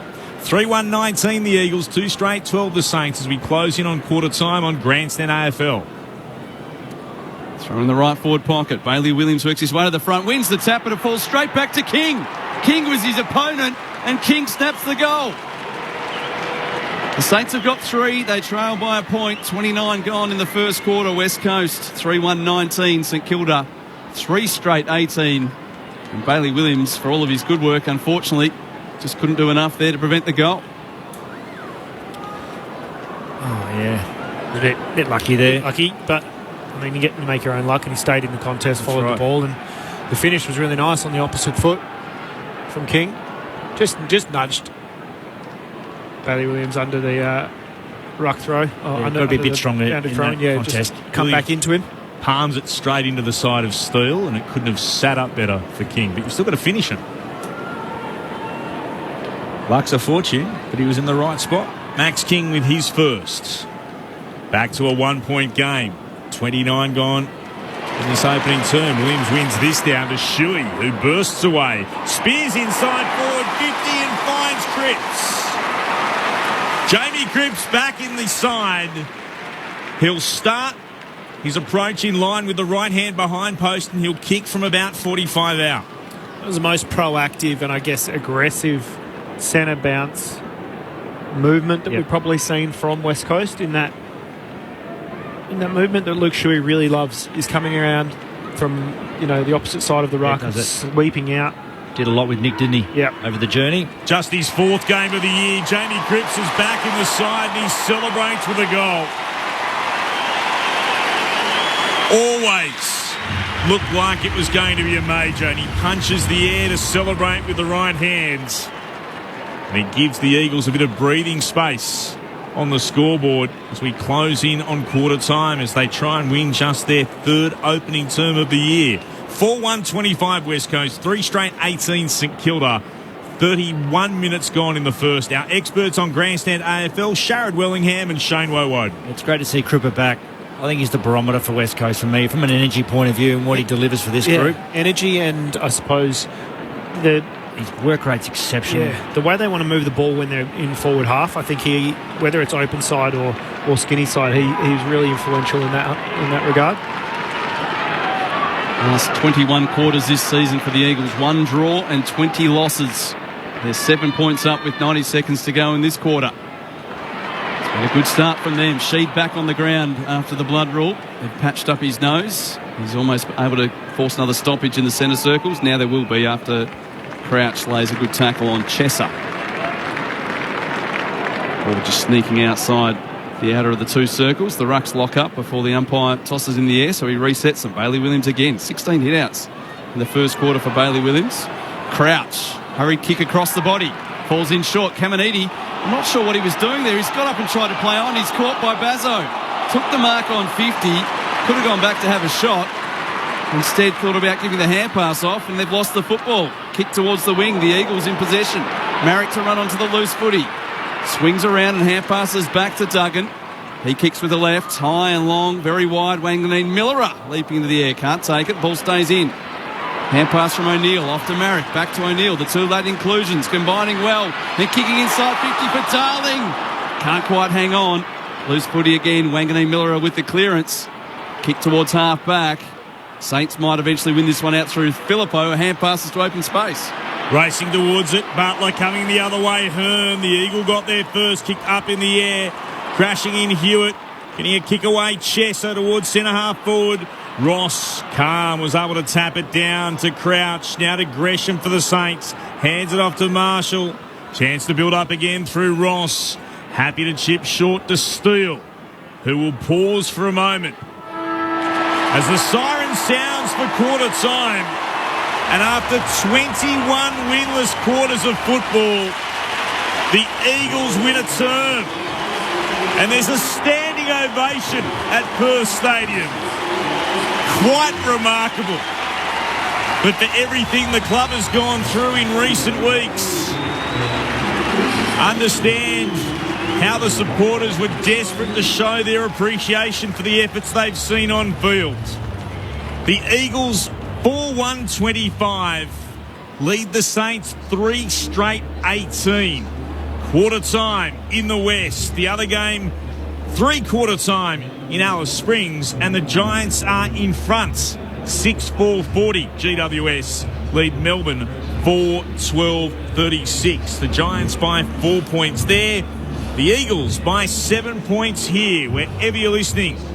On ABC Radio, ABC Sport Digital, and now streaming on the ABC Listen app. This is Grandstand AFL. There's so much joy and laughter with these dogs. Oh, he loves you. Comedian Joel Creasy is swapping punchlines for puppies on a heartfelt mission to rescue dogs from pounds and match them with humans in need. She saved me as well. We've saved each other. With some unexpected results. I really hope we can rehome some of these lovely dogs. If not, Mum and Dad are getting them all. So. New Leash on Life starts Tuesday, July 4 on ABC TV and streaming on ABC iView. Grandstand AFL. Now streaming every match on the ABC Listen app. Look for the AFL button. Williams wins the first tap for West Coast. There's a free kick going St Kilda's way, and advantage paid. Marshall takes it and bangs it straight up the middle of the field. Backing back, an attempted mark from with it and drops it. Spills to Owens, open goal. 15 seconds. That's all it took for the Saints to hit the scoreboard. 2-on-2 battle. Allen flew, couldn't get there. Merritt tries to pick it up. Hand passes backwards to Gaff. Gets it on again to Long. Long from deep in the right forward pocket. That will bring Perth Stadium to its feet. They come from everywhere for Noah Long. That's simply stunning. An audacious finish from the young man. Getting back Bazzo. King slaps it inboard towards the right forward pocket. Owens has charged on well. Spins out of a tackle. Hand pass to Cavaniti. Back to Owens. And Owens finishes on the left boot. He's got 2. Back to a 1-point game. 29 gone. This opening term, Williams wins this down to Shuey, who bursts away. Spears inside forward 50 and finds Cripps. Just his 4th game of the year. Jamie Cripps is back in the side and he celebrates with a goal. The 2023 AFL season. On radio, ABC Sport Digital. And now streaming on the ABC Listen app. At Perth Stadium, the West Coast Eagles lead 4-1-25 to the Saints 3 straight 18. The goal kickers for West Coast, all individuals, Allen, Cripps, Darling and Long, while for St Kilda, Owens with 2. Max King has the other. It's about the small wins, not just for the players, but I reckon for the supporters as well after what we saw at quarter time. Shane Woden and Sharon Wellingham. Certainly sounded like it, didn't it? A standing ovation from I think that there was a little bit of a reprieve from what they've become accustomed to over the last couple of months, and it was all effort based, wasn't it? They didn't try anything new. It was all just they went at the ball. They seemed to, when you just see a player beeline the ball and keep their line and go through the contest. I saw a lot more of that. Bailey Williams was incredible. I know that Marshall was pretty good around the ground, but I thought that the fact that Williams gave him first look with hands at the hit out was really advantageous for them, and it was all just a fight. Like I said pre-game, if they come away from that first quarter and go tick tick tick on a couple of their KPIs, I reckon that would probably be ticking most of their KPIs. Yeah, I think so. They transitioned the ball a little bit easily, St Kilda, but we know that that's what they like to do. I think that from a St Kilda point of view, they'll be going, whoa, geez, West Coast has come to play today, haven't they? Yeah. I think West Coast will be extremely happy. Like, it's a stoppage game at the moment. They wouldn't want a turnover game against the speed of St Kilda. So Simo would have been pretty happy going into quarter time. Like, they're -5 at clearance. The alarming thing, there's a -11 at first possession, but at least that's pressured in there and it's forcing to quick kick and hack it and just get it forward, just to allow their defenders to win the ball back. But yeah, be pretty impressed right now. And again, it's about sustained effort. Yeah. Okay, righto. Let's park that. Done. Now, half an hour to go. Eagles have certainly matched St Kilda on the stat sheet. 44 kicks and 40 hand passes for West Coast, 41 kicks and 45 hand passes for the Saints.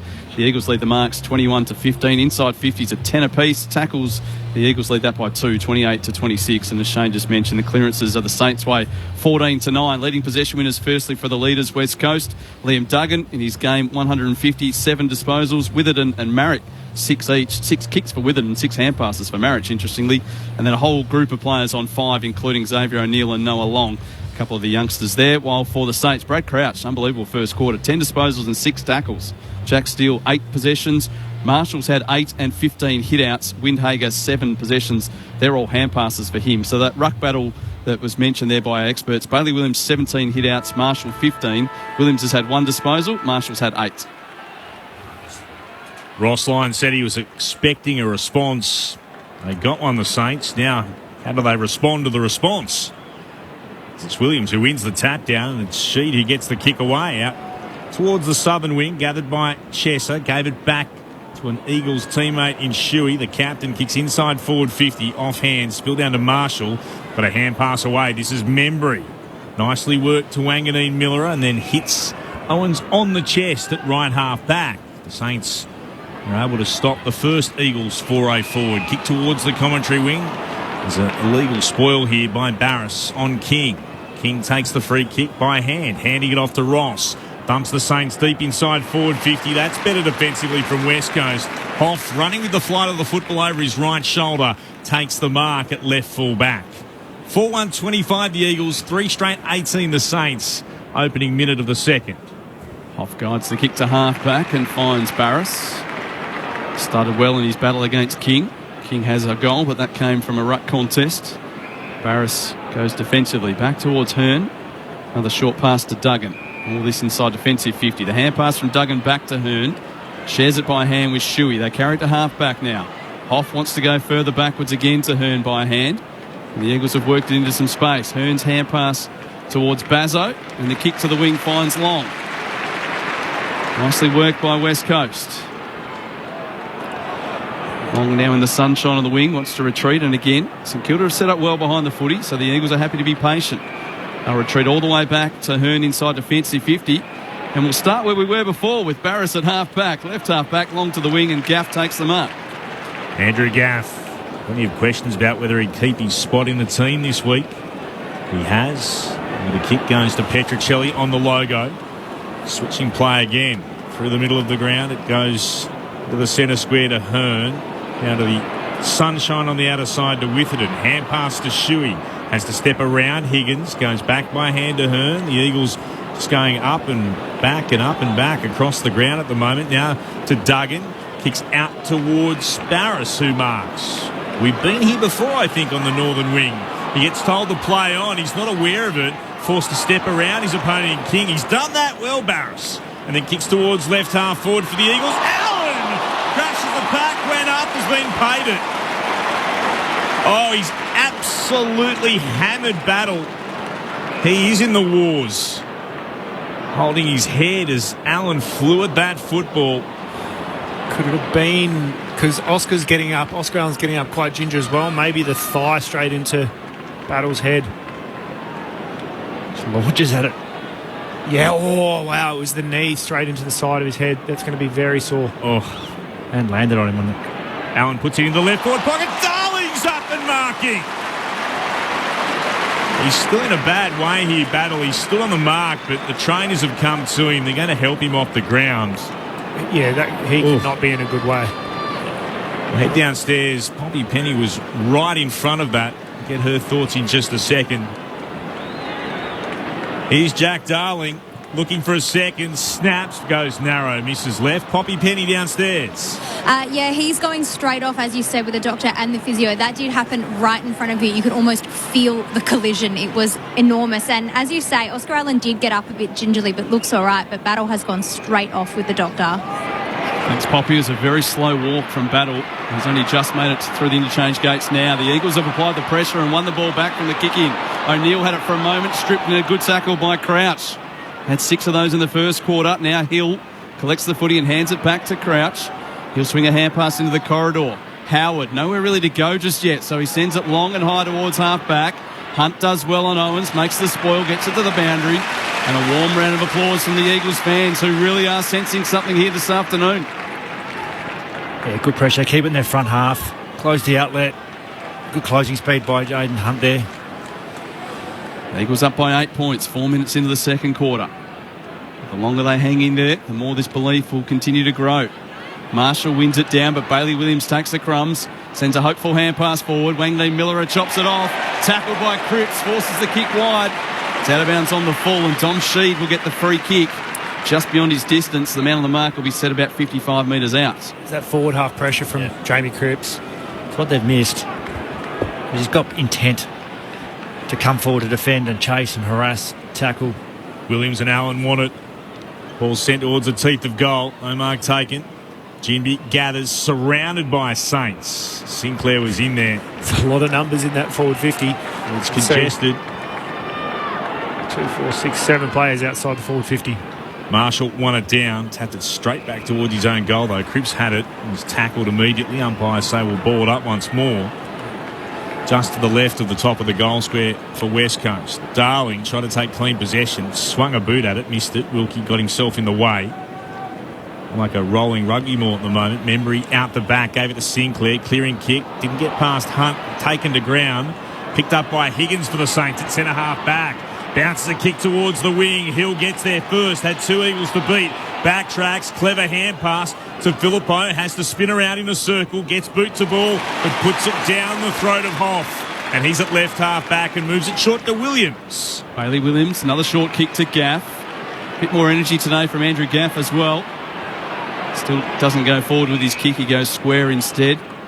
Hoff taking the mark. Broadcast side wing. Barras offers a short lead. That's ignored. He'll decide to kick inboard to Ginby. One of 3 players out there today already with a nomination, the Rising Star for this year. We've seen the work of Owens so far this afternoon. Filippo the other. Long kick. Bailey Williams has found a little hole. There were 3 Saints standing around, but Bailey Williams, running back with the flight, has taken the mark. And that mark will be set at about 47 metres out. So Williams with a chance here to extend the Eagles' lead. It was in the kind of awkward position, wasn't it, where West Coast forwards were kind of going back towards goal, and St Kilda defender didn't come forward at the contest, did it? It just opened him up and was able to drop into the hole that was created. He's one of only 5 Eagles to play every game so far this season. They've played 40 players, West Coast. 2 goals, 1 for the season. A step outside 50. He struck it well, and he's riding it home. The Eagles out to their biggest lead of the game so far. 14 points the advantage, 5-2-32. They lead St Kilda 3 straight goals, 18. We're 7 minutes into the second quarter. Poppy Penny's down the boundary. Josh Battle has been subbed out. Cooper Sharman is into the game. Obviously, he's been subbed out with that concussion. He's sitting on the bench with the tracksuit on. He's called it early, didn't they? Yeah, as well. It's just been pretty big one. It's great leadership by Jamie Cripps too. As soon as Williams took that mark, straight over to him. You take the kick. Yeah, it's on you. You're not passing it. Not passing it. You're in range. He flushed it. The other beauty of a young squad that's coming through, that has been through a lot, is the confidence and, I suppose, belief that you can get really quickly that comes back. All playing together. Yeah. Continuously. You know, they might have got knocked around last week, but their belief will be there straight away, won't it? Yep, absolutely. Got a lot of footy in this game, but Williams wins the tap down to Hewitt, bursts through, spearing kick inside forward 50, courage showing. Howard came one way, Stocker was there too, Darling was bursting to try and get to the football. That could have been nasty, like a car crash, but they're all okay. And Howard took the mark and gave it short, the foot pass to Membry. There's your future West Coast fans inside. Hewitt, who's got speed and power out of stoppage. Comes back again to Howard, all dangerous kick. Cripps almost chopped it off. Wanganeen Miller has to pick it up. Hand pass at the bootlaces of Ross. Did well to continue on, Seb Ross. Got it onto Stocker, now to Crouch, now to Ross. Quick hand pass in front of Hill. Gathers the bouncing football, runs towards right half forward. Clever kick, bounces along the ground. Butler couldn't take it cleanly. Hunt provides pressure. Butler picks it up, kicks inside forward 50. Hewitt got back on a fist of the footy. It bounces in the way of King, gave it back again towards Windhager. Centres the football. One down by the Eagles. It's still there for the Saints. Burns tries to get the arms free. Higgins goes out after it, can't gather. Eventually picked up by West Coast, and I think that's taken high. Is it? No, they're going to ball it up instead. Let's go back downstairs. More drama. Poppy Penny. Yeah, more bad news for the Saints. Seb Ross has just been helped off by trainers just after that contest. He's been helped off and he's being looked at by the doctors immediately. Burns tries to crash his way through, tackled by Barras after the ball up. We'll get another. Gee, Saints fans, they're known as being a pessimistic bunch. With every right to with some of the stuff they've had to go through over the years. Only the Saints supporters could fear the worst on a day like today, but it's certainly shaping up that way. Hearn takes it away from the stoppage. A kick into space. Darling can run onto this one. Not much on offer, so he's forced a hand pass to himself. Goes on and collects it. Tackled by Marshall. And no chance for him to get rid of it. So they'll get a ball up. Good play from Jack Darling. Really couldn't do much with it. Gets a 50-50. 14 points to the lead. Marshall takes clean possession. Tries to hand pass. That was chopped off by Hewitt. His kick on the non-preferred left goes wide. It's out of bounds on the full. Here is the sub. Sharman just injected into the game, and then Ross injured as well. So, Sharman for the Saints. Back to Wilkie inside his defensive 50 to Membry. Has time to assess his options and elects to move it to Howard. Still inside his defensive 50, but in the bright sunshine. Short to Wood, marking it left half back, a metre in from the boundary. Wood goes on a bit of a run for St Kilda. Puts boot to ball, kicks down the southern wing, attacking the football. Caminiti, was he being held? He was. I'll take the advantage, St Kilda, moving it quickly inside forward 50. King couldn't mark. Barras picked it up. Did well. Clever to Gaff, to Witherden for the Eagles. On in turn to Hunt. It's a nice pass to Hewitt. Or Chesser, rather, sliding out. Got there eventually. They look very similar out there, don't they? They both move in the same kind of way, don't they? And one's 8, one's 18. That never helps those just half line. Kick back inside his defensive 50, Chesser. I reckon they're wigs. And they're a good mop of hair, these young men. Finds Hunt, who goes back towards right half back. Duggan is enjoying game 150 at the moment. Short pass to the X-line in Witherden. We've seen West Coast do this several times so far this afternoon. Just happy to chew up a little bit of clock and switch the Saints around as they try to track this one. Hearn with a longer kick now to the wing. Shuey stabs it inside to Hewitt. Wants to run on and collect again. Shuey gets the hand pass from Hewitt and then swings it right across the ground to Jinby. He's out in some space on his left side. 60 out. Clever work.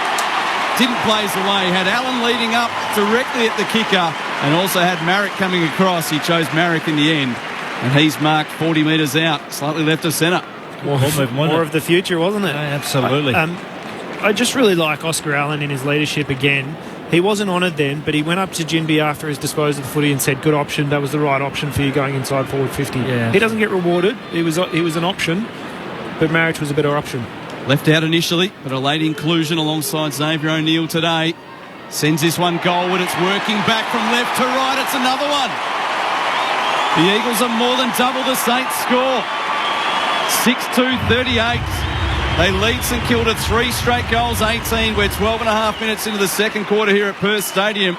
Something's brewing here. The Eagles by 20 points on Grandstand AFL.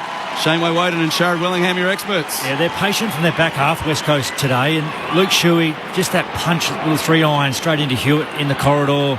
Gets it back, gets it to the open side. Changes lanes, had to really shift the defence.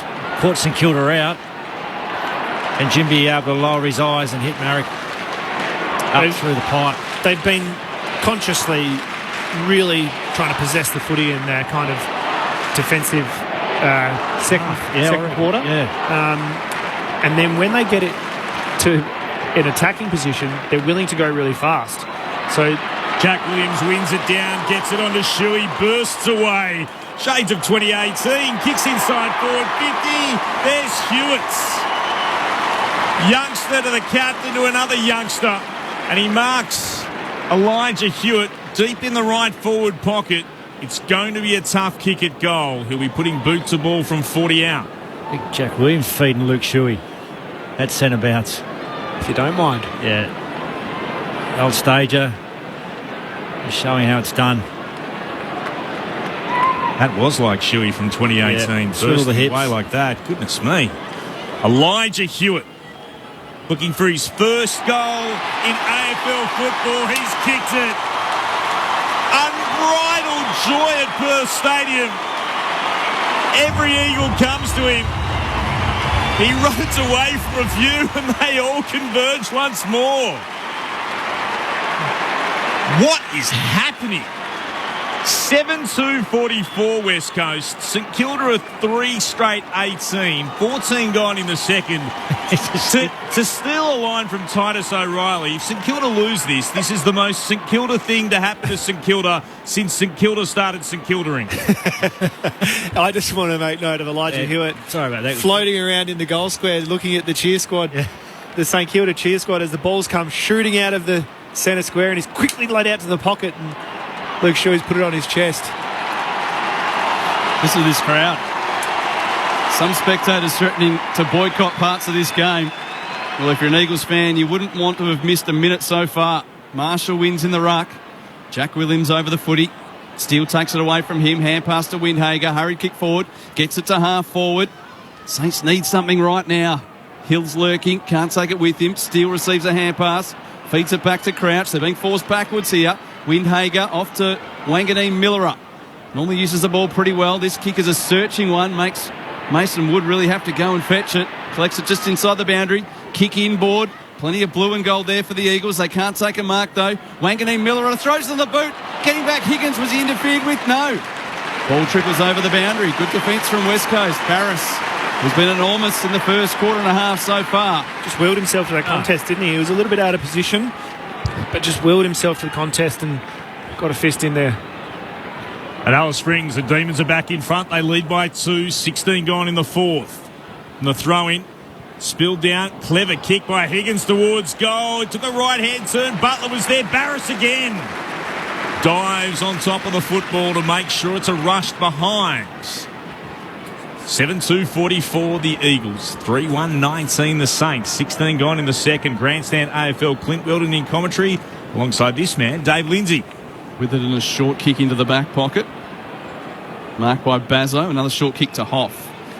West Coast with the last 4 goals of the game. They've conceded runs of at least 4 goals in every game bar one this year, the Eagles. They've kicked 4 in a row themselves here today. Short kick finds Hunt, who switches from right back pocket all the way across to half back. King, spectacular attempt to take the mark, and he's been paid over the top of Duggan. Spectacular, wasn't it? Too much hang time. Put his body on the line there. Threw himself backwards over the top of Duggan. So King with the footy. You think too far out to score. I don't think he's got too much confidence in getting the distance. He sets it up. It lands about 30 metres out. No one can mark. Burns wanted to hand pass it away, then feigned the kick. Got himself a little bit of space with that, and it falls short. Barris on the goal line yet again. They get it away to Bazzo and a long high kick searching for Darling. Darling got hands to it, spilled out the back to Long, threw it on the boot.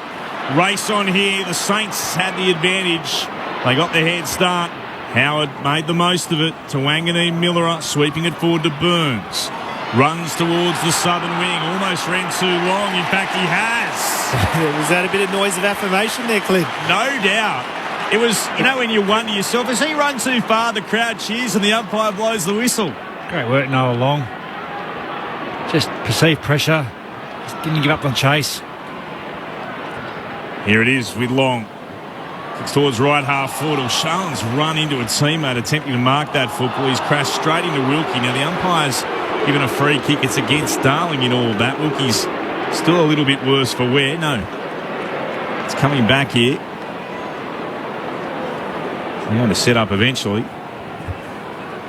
Kick with Windhager. Kicks down the southern wing. No mark taken. King tried to emerge with it. Out the back, Petrocelli. He was tackled as well. It's just shy of the logo. Southern side of the ground. West Coast defensive half. 18 and a half gone in the second. The Eagles are 7-2. The Saints 3-1. That's right. If you've just tuned in, West Coast are in front by 25 points. It's like Ross Lyons got Windhager watching Shuey very, very closely now. 11 possessions and 9 tackles for Luke Shuey, as the Saints have just edged it forward for a boundary throw. Poppy Penny's on the boundary. Seb Ross has had that left knee pretty heavily strapped, and he's done a couple of run-throughs up and down the boundary line. It does look like he's going to come back on, despite coming off very sore and not being able to put much weight through that left leg. Marshall wins in the boundary throw-in, knocks it 15 metres St Kilda's way, but Witherden is there to block it off. Hand pass to Sheed and then back to Witherden. Kicking to the wing, and again Noah Long just sneaking out the back. Takes the mark. Eagles fans want him to get it on quickly. Takes a bit of time over his kick. Spots a player in Cripps. Free at centre-half forward. He can play on. 50 out. Pops it to the top of the goal square. And they've found the target. It's Jack Williams. Jack Williams in game number 3. In each of his first 2 games, he had 1 kick, 1 hand pass, 1 hit out and 1 tackle. Identical stat lines in his first 2 games. He's never kicked a goal, obviously. Here's his chance. Been good today. He's had 1 kick, 2 hand passes today, 2 marks, also 2 hit outs. Breaking new ground. Noah Long's kick. 100% improvement. So Jack Williams, Farmer Freeway end.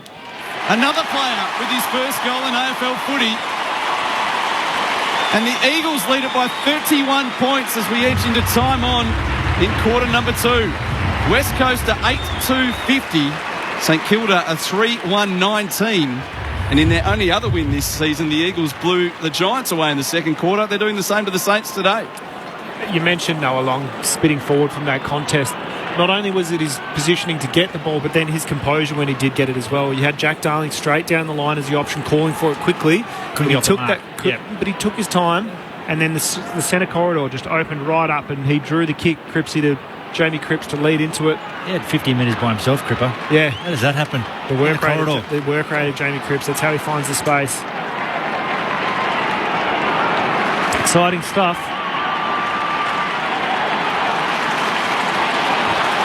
Another big Jack kicking goals. Forward 50 for West Coast. Saints, though, bring it away through Ross. Got it onto Steele. Kicked inside forward 50. Hoff in best position. Marks between fullback and centre-half back up against Butler. Puts the Eagles into the right back pocket. Experienced veteran. Captain of their premiership side, Shannon Hearn marking. It's beyond defensive 50. Big pack up. Allen flew, or Jinby rather, flew in the middle of all of that. Hill got a hand pass out to Howard. Kicks the Saints back into the left forward pocket. Caminiti almost had it. Good battle here. Came out the side. Gresham can't quite keep it in. Hearn was right there. A solid effort from Bazzo too defensively for West Coast. Throwing 20 out from St Kilda's goal.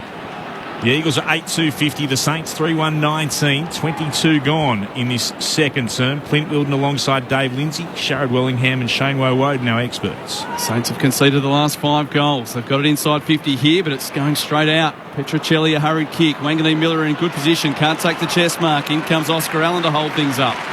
He's well tackled. Ball up. Ball between wing and half forward, southern side of Perth Stadium. Marshall leaps early, takes clean possession, throws on the boot, gets it inside 50. 2 Saints fly, and they'll get a free kick, will they? They will. Higgins jumped into Caminiti, but the defender from behind him, Barris, has interfered. Higgins is claiming it. I'm not sure how he'd get a free kick from what Jack Higgins did just there. It's Caminiti who gets the kick. Not sure what the umpire's call was. I think he signalled high. Might have just been an arm over the shoulder. Okay, that would make sense. We'll need to check the replay when they show us. Anthony Caminiti, 13 goals, 6 this season. 4 times this year he's kicked 2 goals. And if ever the Saints have needed one, it's right now. Kicks from 46 metres out. It's a high ball, but it's a straight ball. And the Saints get the one they absolutely desperately need. They're now half the Eagles' score. They're 4-1-25. West Coast are 8-2-50. We're 23 minutes into quarter number 2 here at Perth Stadium. Beautiful kick, wasn't it? Yeah. It was high, but dead straight. Marking contest. You can just right arm of Tom Barras over Caminiti's shoulder. Definitely there. And it was a good clearance. I think it may have been Marshall. Marshall took it out of the ruck. Yeah, he's been pretty good, Marshall. Just show of strength. Got Williams out the way. Quick kick. Let's get into a dangerous area. Make the Eagles defender have to make a mistake, like we saw then. Caminiti playing in front. Marshall's back in the centre circles. He was outstanding the last time these sides played. Had 49 hit-outs. Got this one down as well. It hit the deck. Unable to bring it away. Good defence coming from Petruccelli. He wrapped up Steele. Ball up the court. Throwing up. This time Williams, but the Bailey variety. Won it down. Sinclair tried to get a kick away. Came to Burns. He was tackled immediately as well. 150er in Duggan. Wrapping him up. Milestone game today for Liam Duggan. Bailey Williams wins the tap again. Chesser went without it. Petruccelli sockers it forward, meeting it Marrick. Dropped it, picked it up, gave it to Shuey. Kick ricocheted into a Saint. Bobbled up into the air. Still there to be taken. Ross tries to work his way through. Got tackled, lost possession of the football. Pings for incorrect disposal. Nice work and pressure coming from the Eagles youngsters. Marrick has it. Behind the centre circles. Puts it back inside forward 50. No mark taken. Sinclair mopped it up here. And a chance for Wood now for the Saints to go to Higgins. Oh, crunched! Attacking the football, Barris got the spoil, cleaned up the Saints, saw the ball over the boundary line, gets the adulation of his teammates. Throw in, 52 out from the Eagles' goal. 8-2-50 West Coast, 4-1-25 the Saints, 25 gone in the second. Poor Jack. Yeah. Oh, that would hurt. Shuey roves the boundary throw in, throws on the boot, bounces it towards Oscar Allen, can't take it. Petruccelli does, spun in the tackle, able to release. Hand pass goes to Long, off to Marrick. Here's another one. Marrick's got 2 in the second quarter. And the Eagles reply to the Saints' goal almost immediately. Sharp football from West Coast. We haven't seen the likes of this since round 2, and there's a bit of a scuffle breaking out back at half forward. Shuey in there, Windhager. And then a second little scuffle breaking out as well. So a bit of feeling in this. The Saints need to find a bit of feeling on the scoreboard, though. It's 9-2-56 West Coast. St Kilda are 4-1-25. 26 minutes played in the second term. They have to make sure they fly the flag here, West Coast, but they don't have the personnel to have people missing with suspension at the moment. So they have to be very, very careful. And spot fires everywhere. They still continue. So flags being flown on and off the ground for West Coast. The Eagles fans applauding their team. They're right behind them for everything that they've been through this season. For every down, for every dark moment. Some of the worst moments on field in the club's history. They're right with them at the moment. Marshall doesn't care. He wins the restart and gets a kick away for the Saints towards centre half forward. Ball came out the side of a pack. Burns lost possession. Bailey Williams picked it up for West Coast. Hand pass stolen by Gresham of the Saints. Hand pass stolen by Ginby of the Eagles. Ross tackles him. It's going to be a ball up. 51 out from St Kilda's attacking goal. 9-2-56 plays 4-1-25. The Eagles over the Saints. 27 gone in the second. Oscar Allen going behind the ball as well here just for the last portion of the quarter. On the ball up. Seb Ross takes it. Off to Sinclair. Awkward kick but effective. Threw it on the outside of the boot as he was running away from goals about 60 metres out, and it lands in the lap of Gresham. And quiet for the calibre of Gresham, hasn't he, today? Certainly haven't heard you call his name a lot here, boys. Just one kick. 4 hand passes for Jade Gresham. Yeah, as Luke Shuey's down behind play as well. He's in trouble too. They've gestured to the bench straight away for Shuey. Trainer with Shuey, a couple now. The doctor coming out to chat as well. In the background, though, Jade Gresham from 49 metres out sends it goal, but it won't quite have the carry. Big leap on the goal line. And the mark has been taken at full forward by Caminiti. And Caminiti just turns and immediately pops it onto the second level. He's got a couple. And St Kilda hanging in there just before half-time. 28 gone, second quarter. West Coast 9-2-56. St Kilda 5-1-31. Disappointing. Was it Sinclair who put it on the boot inside forward 50? Sinclair to Gresham. Oh, is it? Yeah, it was with the outside of the boot. Outside of the boot. It's just that one where you're not really sure how it's going to come inside forward 50. Don't have to be far off your opponent. But if it's just dropped inside in front of you, it's really hard as a defender to make an impact there. That one has to get killed on the line, though. The mark on the line. It's my biggest thing. Sorry, that's my biggest thing, West Coast. They just allow these big keys to have a run and jump at them. Like, no body. Anybody watched the replay of Shuey? A bit of friendly fire where he pushed himself into a knee. Saints win the tap. Sinclair gathered, kicked around the body, getting back. Sheed has it. almost broke the crouch tackle with a hand pass out, but straight to Wood of the Saints. Turn it to Windhager, fires it inside forward 50. King marks. Saints fighting back. Certainly are. Disappointing couple of minutes from West Coast. Wouldn't want to give up another goal near on half time. Max King has one. Certainly wouldn't bet against him. He'll kick from just outside 50. And he'll kick from in line with the right hand behind post. Here he comes. King starts out left. It's not going to even be a score off this. It's off hand. Spills down. Desperate stakes for the Eagles. Hearn happy to rush it through. Minor score to St Kilda. 5-2-32. The Eagles 9-2-56. We're about to go past the half an hour mark of the second term. Full time, by the way, up in Alice Springs. The Giants have won, up by 2 points, 7-5-47 to Melbourne's 5-15-45. Not good kicking, that one, is it? No. Carlton won by 10 goals earlier against Hawthorn. But certainly an upset there, and one brewing here as the kick goes towards the wing. Off hands, Windhager couldn't handle it. Petruccelli tests the tackle and then was either held without or dropped the footy. Comes to O'Neill, he's tackled by Marshall, and we'll get a ball up. May have missed one there. Crowd certainly thought so. Tossed in the air, Marshall tangling with Bailey Williams. Through comes Petruccelli again, fends off one. Little hand pass to the ground in front of Sheed. Bounces a kick towards half forward. Chopped off by Wilkie. Hands it away to Crouch, happy to retreat. Go back towards Howard. But what a quarter from West Coast. 5 goals to 2 in the second quarter, and for just the second time this season they've won the second term, and the other time they did that they won the match. Is that a good omen for the home side?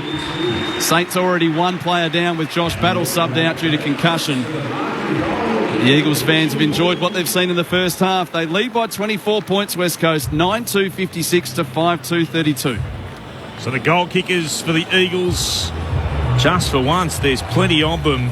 As Luke Shuey goes down to the rooms first, still in the hands of a trainer after that friendly fire, getting the knock to the head as he dived forward, colliding with a teammate's knee. Marshall making his way off the ground. He's had the jumper, the left shoulder ripped away, so a new jumper will be required for him from the St Kilda staff. West Coast goal kickers, 2 to Marrick, and singles to Hewitt, Allen, Cripps, Darling, Bailey Williams, Jack Williams and Noah Long, while for the Saints, 2 to Owens, 2 to Caminiti and a single to Max King. West Coast 9-2-56 to St Kilda 5-2-32. As Dave said, just the Eagles' second quarter win of the year, and back-to-back quarter victories for the Eagles after they had a winless run of 21 quarters. There'll be an enormous cheer here as the Eagles, with everyone but their captain, make their way off the ground.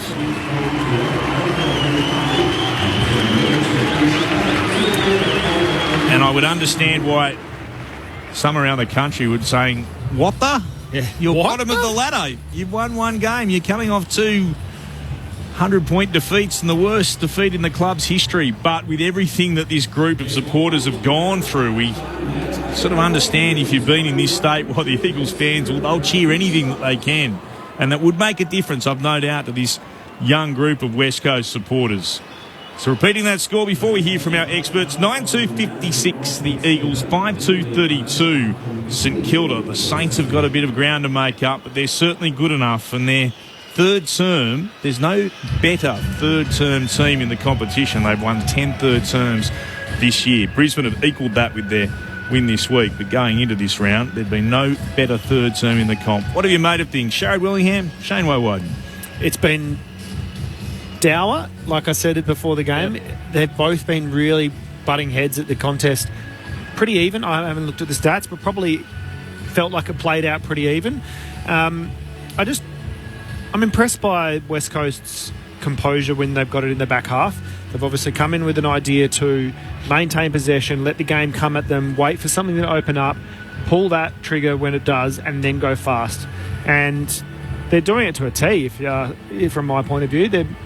they're executing what they obviously came out to do. Now, what's happening when they go inside forward 50 is a result of that composure. I think it's allowing them to create some space and be, I suppose, set up behind the ball. We haven't seen too much transition. You're probably better on the champion data than I am, but the Saints haven't been able to do that really fast transition the whole way. When they've got it inside their forward 50, it's been from clearance as well, hasn't it? Yeah, absolutely. I think you're right. They have controlled the footy. I think they haven't wanted to go long, right, and let their intercept players Sinclair, Wilkie, turn over and then go back at them. So it has been that methodical ball movement, be able to shift their way through it until they find their opportunity and then go. And they get deep enough that they can defend behind it. Exactly right. And I think, contest numbers, clearance contest, contested ball, St Kilda well on top in those areas. But as I said, I think their ball movements allow them to stay in the game and get entries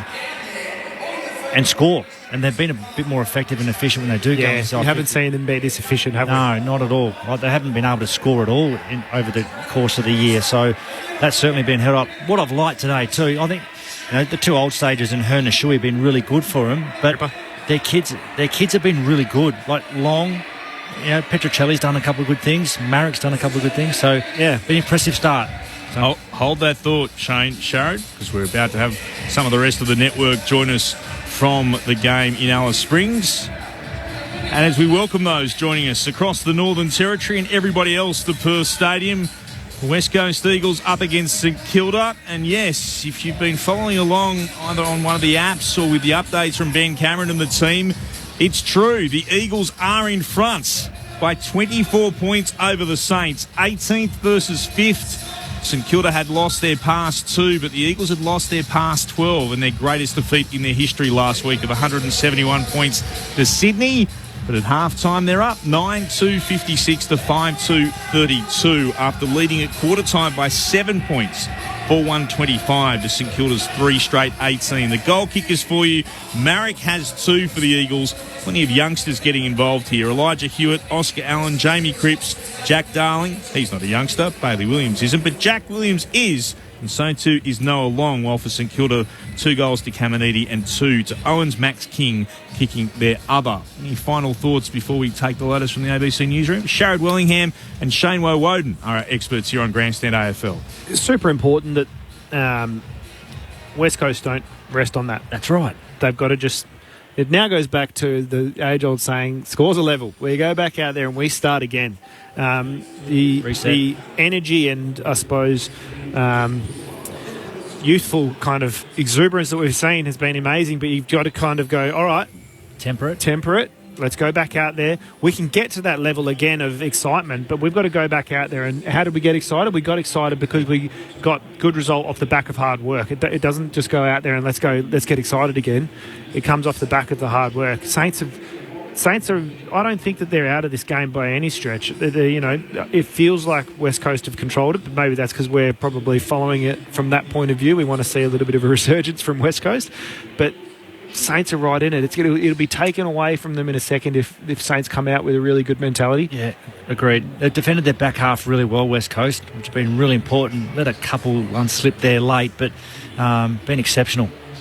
So, again, sustained effort. Drop that 50 minutes. Now it's time for another 30. Reset, go again, give the energy. It's intent. And they're enjoying their footy.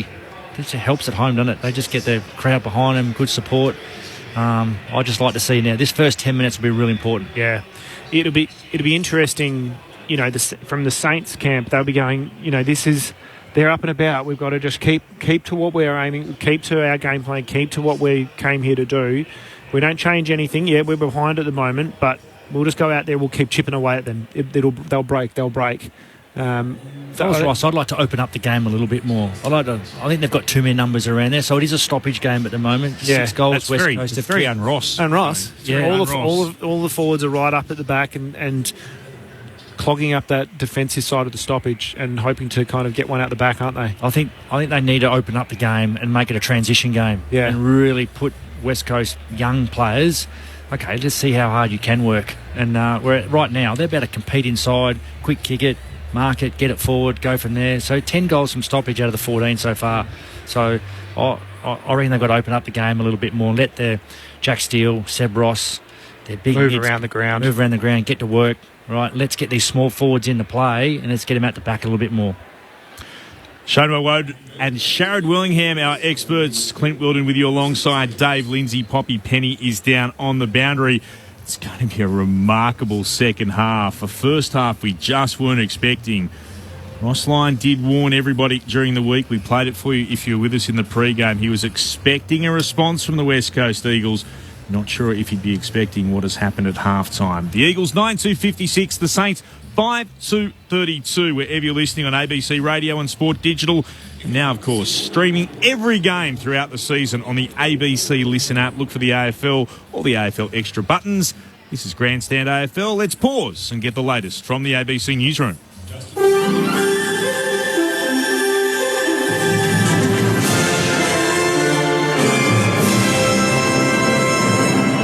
This is ABC News with David Rowlands.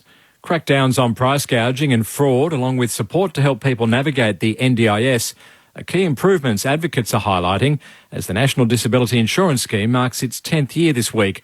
More from our National Disability Affairs reporter, Naz Campanella. After a decade in operation, the National Disability Insurance Scheme has grown to cost more than $35 billion and is supporting almost 600,000 participants. But advocates warn that it's far from a perfect system, with inflated prices for products and services a major issue.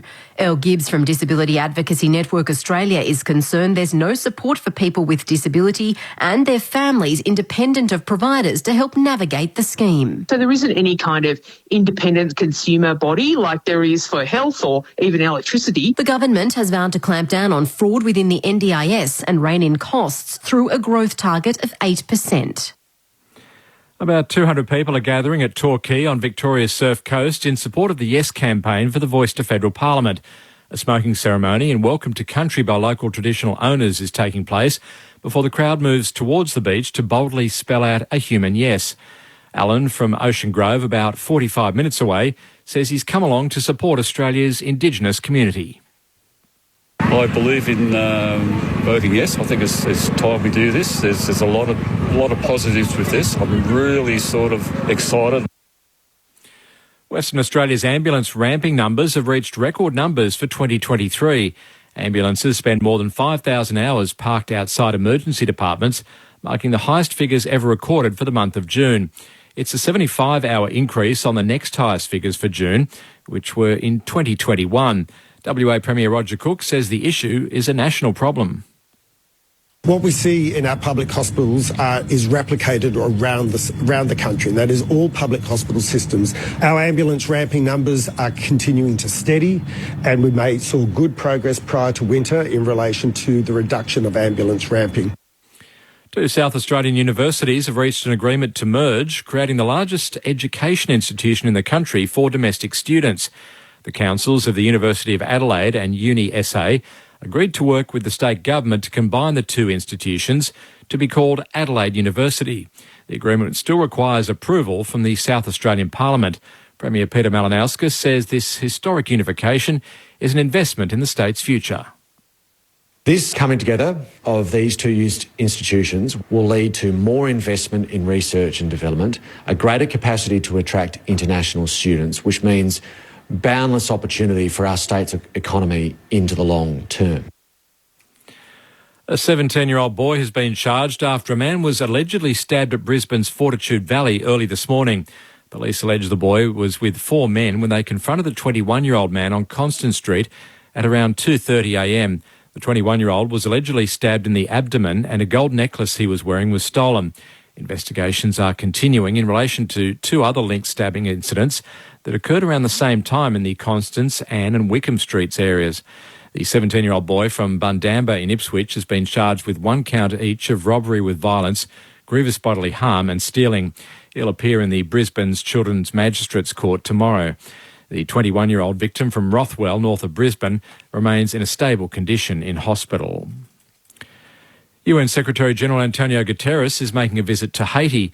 It's his first trip there in 6 years that he's held the UN's top job. He's critical of the level of aid being supplied to the struggling Caribbean nation, saying it doesn't meet Haiti's humanitarian needs. Haiti was plunged into chaos following the assassination of its leader and is now grappling with armed gangs. To sport, and Australian Ange Postecoglou has spoken publicly for the first time since being appointed manager of British football side Tottenham Hotspur, saying that he's ready to fulfil the dreams of Spurs fans around the world. Postecoglou is the first Australian to manage in the Premier League and will lead them out against Brentford on August the 13th in their opening match of the EPL season. Prior to that, he'll take Tottenham to Perth, where they'll face West Ham in a pre-season friendly. There's great expectation there as well, and great responsibility. That's not lost on me. It's not just about me going out there saying this is wonderful, what a great experience. My main thoughts will be on the responsibility I bear and the excitement that I can fulfil those, hopefully those dreams and aspirations of every Tottenham supporter. This is ABC News. Kerr intercepts, dribbles into the area, Kerr strikes, the Aussie captain scores! Sam Kerr puts the ball into the back of the net. The 2023 Women's Football World Cup starts July 20 on ABC Sport. Grandstand AFL. Now streaming every match on the ABC Listen app. Look for the AFL button. Barris offers a short lead. That's ignored. He'll decide to kick inboard to Jinby. Long kick. Bailey Williams has found a little hole. There were three Saints standing around, but Bailey Williams, running back with the flight, has taken the mark. He's one of only 5 Eagles to play every game so far this season. They've played 40 players, West Coast. A step outside 50. He struck it well, and he's riding it home. Jack Williams wins it down, gets it onto Shuey, bursts away. Shades of 2018, kicks inside forward 50. There's Hewitts. It's going to be a tough kick at goal. He'll be putting boots of ball from 40 out. Looking for his first goal in AFL football. He's kicked it. Unbridled joy at Perth Stadium. What is happening? Shuey roves the boundary throw. He throws on the boot, bounces it towards Oscar Allen. Can't take it. Petruccelli does. Spun in the tackle. Able to release. Hand pass goes to Long. Off to Marek. Here's another one. Marek's got 2 in the second quarter. To steal a line from Titus O'Reilly, St Kilda lose this. This is the most St Kilda thing to happen to St Kilda since St Kilda started St Kildering. The 2023 AFL season. On radio, ABC Sport Digital. and now streaming on the ABC Listen app. He's a very funny man, Titus O'Reilly. Said that after they decided to remove Brett Ratton as coach, after just deciding to re-sign him as coach. But if they lose this game, that will match that for just the most bewildering piece of St Kilda history, of which there are many. There's plenty of football left in it, though, and the Saints are a great third-quarter team. They are right in this contest despite the scoreline. The Eagles 9-2-56, the Saints 5-2-32. And I do wonder how much of an impact Luke Shuey will have in this second half. He was inspirational in the first. His tackling exceptional, the pressure he was able to apply, and the way that he looked like the Luke Shuey of 2018 on 1 or 2 occasions bursting out of the middle. Will he be back for West Coast? We'll have to wait and see. In the meantime, let's have a look at what the stats tell us. Dave Lindsay with the Eagles up 9-2-56 to 5-2-32 over the Saints. Certainly saw the Eagles go into a kicking game in that second quarter. They've now had 108 kicks and 68 hand passes. St Kilda 84 kicks and 87 hand passes. So the Eagles 5 extra disposals, but 40 more kicks and hand passes, whereas the Saints are virtually going 1 for 1. The marks are 64-28 as a result of that as well. The Eagles totally dominating that part of the statistics sheet. They are plus 17 in the uncontested possessions. St Kilda are plus 17 in contested. The clearances, the Saints lead that by 2, 22-20. The tackles, the Eagles by 4, 46-42. The Eagles actually lead the hitouts 28-25. Bailey Williams has had 24 hitouts. Rowan Marshall 23. Inside 50s are 21-20 in favour of the Eagles. So pretty tight across most areas of the stats page. Shannon Hearn, the leading possession winner on the ground with 17 touches, 12 kicks and 5 hand passes. Witherden's had 14. Clint mentioned Luke Shuey, 13 disposals and 9 tackles in the first half. He was under a bit of an injury assessment as he walked off the ground at half-time. Duggan, 11 touches. Barris, 10 and 8 marks. Long, 10 and a goal. And Marek, 10 and 2 goals. While for the Saints, Brad Crouch has had 15 disposals and 10 tackles. Jack Steele, 12 disposals. Also Sinclair, Marshall and Windhager with 12 touches each. Brad Hills had 10 possessions. Mason Wood with 10 and Wanganeen Miller at 10 as well. Great news for West Coast supporters. Luke Shuey stood at the top of the race High-fived his teammates as they ran past him and then turned and got a little pat on the back of the head from Oscar Allen. Not sure he would have really wanted that after copying a knock to the head, but nonetheless, Oscar Allen wanted to make sure that he was feeling okay. But he is out there for West Coast, and that could be a key. We wondered whether or not he might have even been concussed the way he dived forward, and I think it was the knee of Jinby from memory. 60 seconds to go before half-time finishes. Just to recap those other scores for you. The Blues 60-point winners over the Hawks earlier on today, and the Giants just got home against an inaccurate Melbourne by 2. West Coast lead this one by 24. How important are the first few moments here? Shane Woewod, Sharad Wellingham for both St Kilda and for West Coast to perhaps do the remarkable. Yeah, first 10 minutes really important. Again, sustained effort. Control what you can control. I think they've been going really well. I think they can keep it a stoppage game and let their Bulls go to work and keep it in there nice and tight, and then still control the footy the way they've been doing. I don't think they need to change much. I think it's more St Kilda need to change a fair bit to get back in this game again. I think it's a pretty mental thing for West Coast. They've got to go out there and go straight back to square one. Yep. And just start the second half the way they started the game and come off in half an hour and reassess again. See where they're at that point, what they have to try and do. But right now, go back to square one. Yes, exactly. 30 minutes of footy is all that's ahead of them, and that's all that matters right now. I think like we said earlier in the break, I agree that the Saints do need to try and open it up if they're going to try and score quickly, which 15 minutes into this quarter, that becomes part of their equation. They need to start worrying about kicking a score because they're not a high-scoring, quick-scoring team. Saints have already had to make their sub. Cooper Sharman is on. Josh Battle off. West Coast yet to make theirs. Harry Barnett waits. Third term about to get underway. The Eagles hold a 24-point advantage over the Saints. Here's Dave Lindsay. Umpire puts ball to turf and Bailey Williams wins the first tap, but it rebounds back to Marshall. Can't get much of a disposal away. Head over the footy. Free kick to the Eagles taken high, and there, not surprisingly, it's Luke Shuey again. Certainly leading by example today, Luke Shuey. Hand pass to the runner in Hoff. Comes off the inside of the boot. Flat ball inside 50. Noah Long does the roving. 30 metres out. His kick goes virtually straight up in the air. Darling leaps into the air. Tried to claim it. He's come down hurt. Jack Darling. Under pressure, the Saints. Wanganeen Miller throws on the boot. Awkward bounce for Sheed. Ball escapes the 50. Duggan first onto it, though. Thought about a hand pass. Drills it in low. Diving at it. Bailey Williams couldn't take it. Comes to Marshall now. Hand pass to Ross, and the Saints will escape. Hand pass onto Crouch, and his kick hits up King just backward of the wing. It's a right shoulder issue for Darling. He stayed out there. Trainers run to him as the Saints move it to right half forward, and Hoff got in the way and set over the boundary line for a throw. It's been called deliberate, not making enough effort to keep it in. Probably the right decision. In the end, as Gresham moves it short to Sinclair, kicks the Saints into the right forward pocket. It'll tumble over the boundary line. It's missed everybody. Ball will be the call. Eagles fans then wanted insufficient intent again. Not sure they were getting it that time. Hoff just didn't disguise it well enough, to be fair. Could have seen it across, but needed to do the old fumble. Thrown back in. Bailey Williams out after it. Ball sat up nicely there for Duggan. Set upon by numerically jumped Saints. Gresham and Crouch got him. Ball up in the right forward pocket still for St Kilda, heading to the left of our broadcast position in this term, the Farmer Freeway end of Perth Stadium. Darling has come to the bench. Bailey Williams takes clean possession. Only just got boot to ball. The kick from Sheed goes out of bounds on the full under pressure from Ross. Saints lifting their pressure game. Free kick will go to Mason Wood.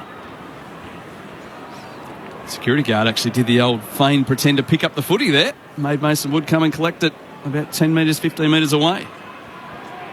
Mason Wood looks inside 50, doesn't like anything he sees in there, so he goes backwards to Webster. Almost every player on the ground inside the attacking 50 here for the Saints. Short pass, Sharman the substitute. Into the game in the second quarter, quite early on. Josh Battle out. The kick into the pocket. King in the pack over the top, Bailey Williams. Fine grab. Super mark from Bailey Williams, left back pocket. In the last little bit of remaining sunshine on the ground at Perth Stadium. Poor kick from Bailey Williams. He gives it straight back to Sharman, who can do it all over again from right half forward. Sharman Stabs it inside forward 50 and finds Crouch, who marks. That's the start the Saints would need. Can he finish it off? Sort of just half kicked at Williams, didn't he? Ron Marshall was out here trying to get a short one outside 50. Oh, Crouch elects to hand it off, sending it back towards Howard. Howard dumps it long from the top of the centre square. He's missed right. Had the carry. Not quite the accuracy. A minor score to begin for St Kilda. 5-3-33. The Eagles 9-2-56. 3 and a bit gone in the third on Grandstand AFL. Shannon Hearn to Witherden. Back to Hearn, who's confronted and tackled, and the hand pass goes astray, out of bounds for a throw-in. Left forward pocket. There's no doubt the pressure has just lifted a bit from St Kilda. Witherden didn't away the options. Witherden didn't give that handball either. Yeah. Darling getting some attention on the bench as this boundary throw-in takes place. Left forward pocket, Farmer freeway end. King tangling with Bailey Williams. The latter wins it towards the boundary side. Ross, hand pass to Gresham, runs outside the 50, hooks it back over his shoulder. Hewitt was alert to that, takes the mark. About 30 metres out from his defensive goal. Has Bazzo rather, offering a short lead. That's ignored. He goes longer instead. Marriott the target. Wilkie too strong.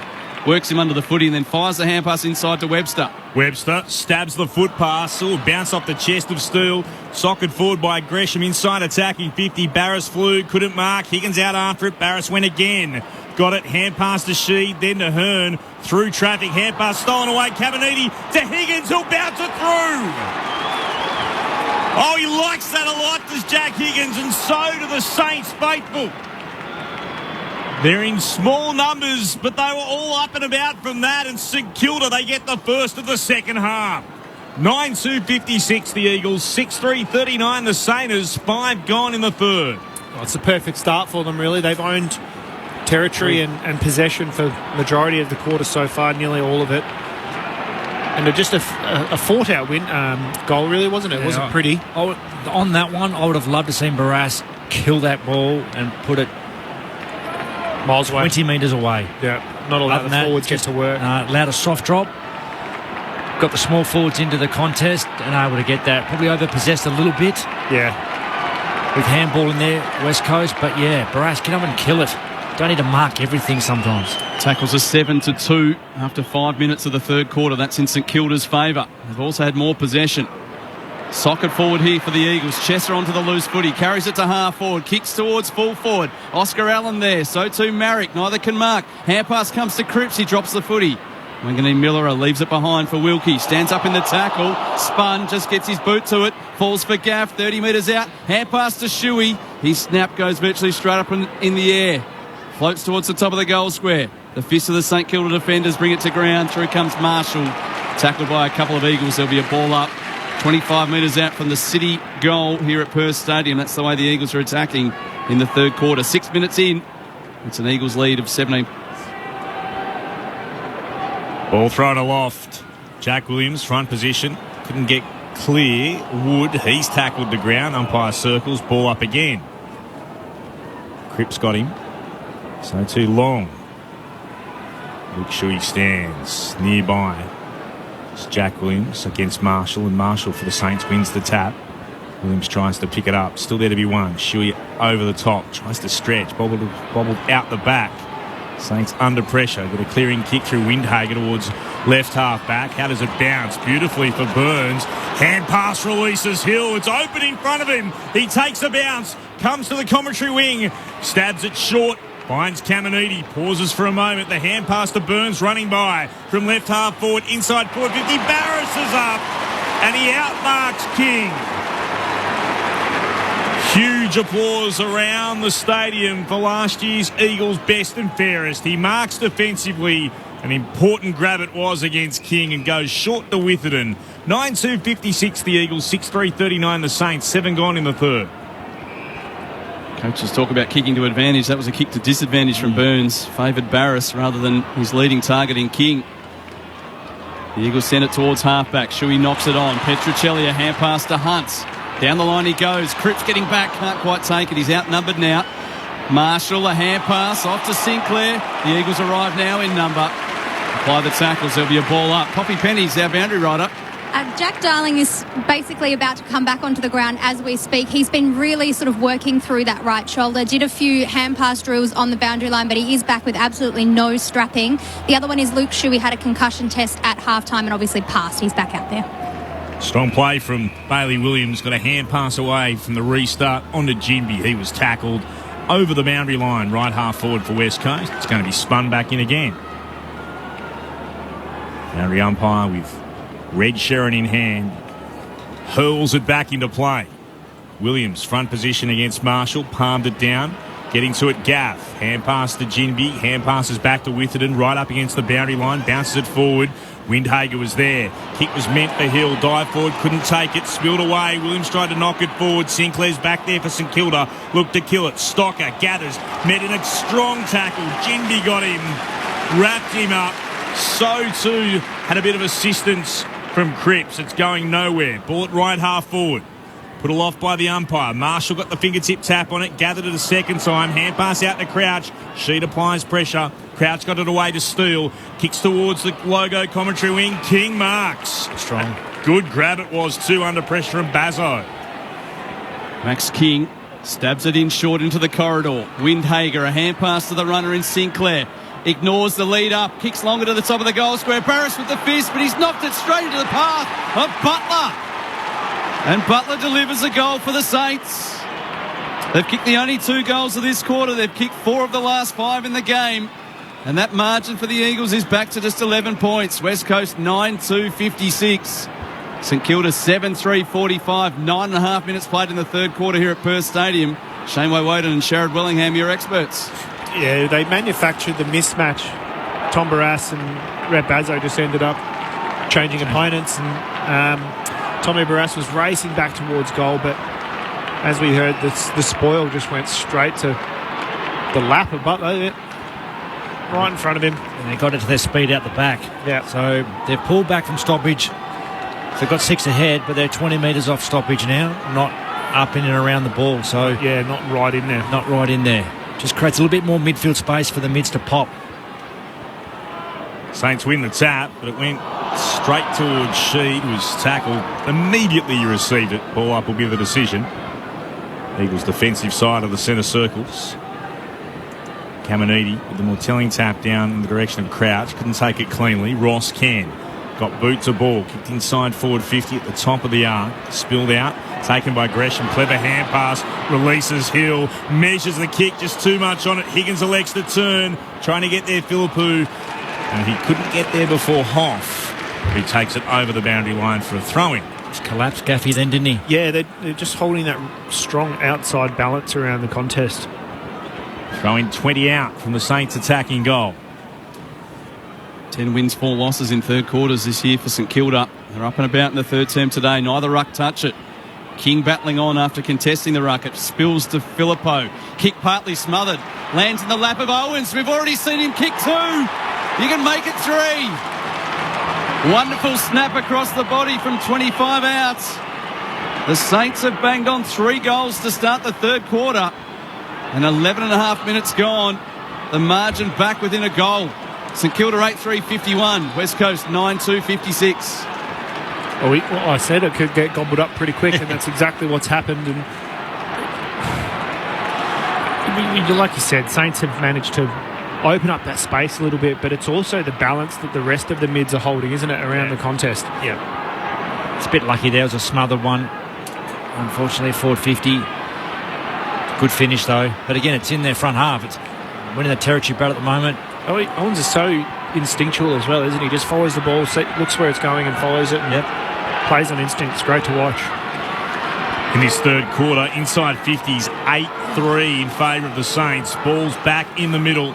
Good bounce. Once more, St Kilda wins the tap. Marshall's been dominant early doors. Comes towards Ginbey, who's tackled. And West Coast Eagles young still have to get up. Crouch affecting the tackle. Once more, St Kilda have worked it forward of the centre. Jack Williams tapped it, came out towards Caminiti, and it's been locked into him now. Brad Crouch, 15 tackles already in this game. Going to ground, Shuey. Windhager dealt with him. Ball spilled down from Caminiti's touch. The Eagles work it towards centre half forward. Webster tried to get in the way. Oh, Caminiti got bumped. Wasn't deliberate by Jinby, who goes a second time to try to gather the footy in the centre square. Still there to be won. Courage being shown here. The Saints have thrown numbers at the football. It's been locked in by Petricelli. Slow to climb up as Stocker. He's okay. Ball up will be the decision again. 9-2-56 plays 8-3-51. Still the Eagles lead. 13 gone in the third. Caminiti wins the tap, but Shuey onto it. Hand pass into space for Gaff. Out towards the wing now for Bazzo. Throws on the boot and kicks it deep into the pocket. In best position and taking a well-judged mark is Howard. Deep in defence for St Kilda. Not too sure where to go here. Marich has got him cornered. Gets some support, although they're in real trouble now. That's just a hopeful hand pass that gains about 30 metres, but the Eagles have it. Gaff goes backwards instead of forward.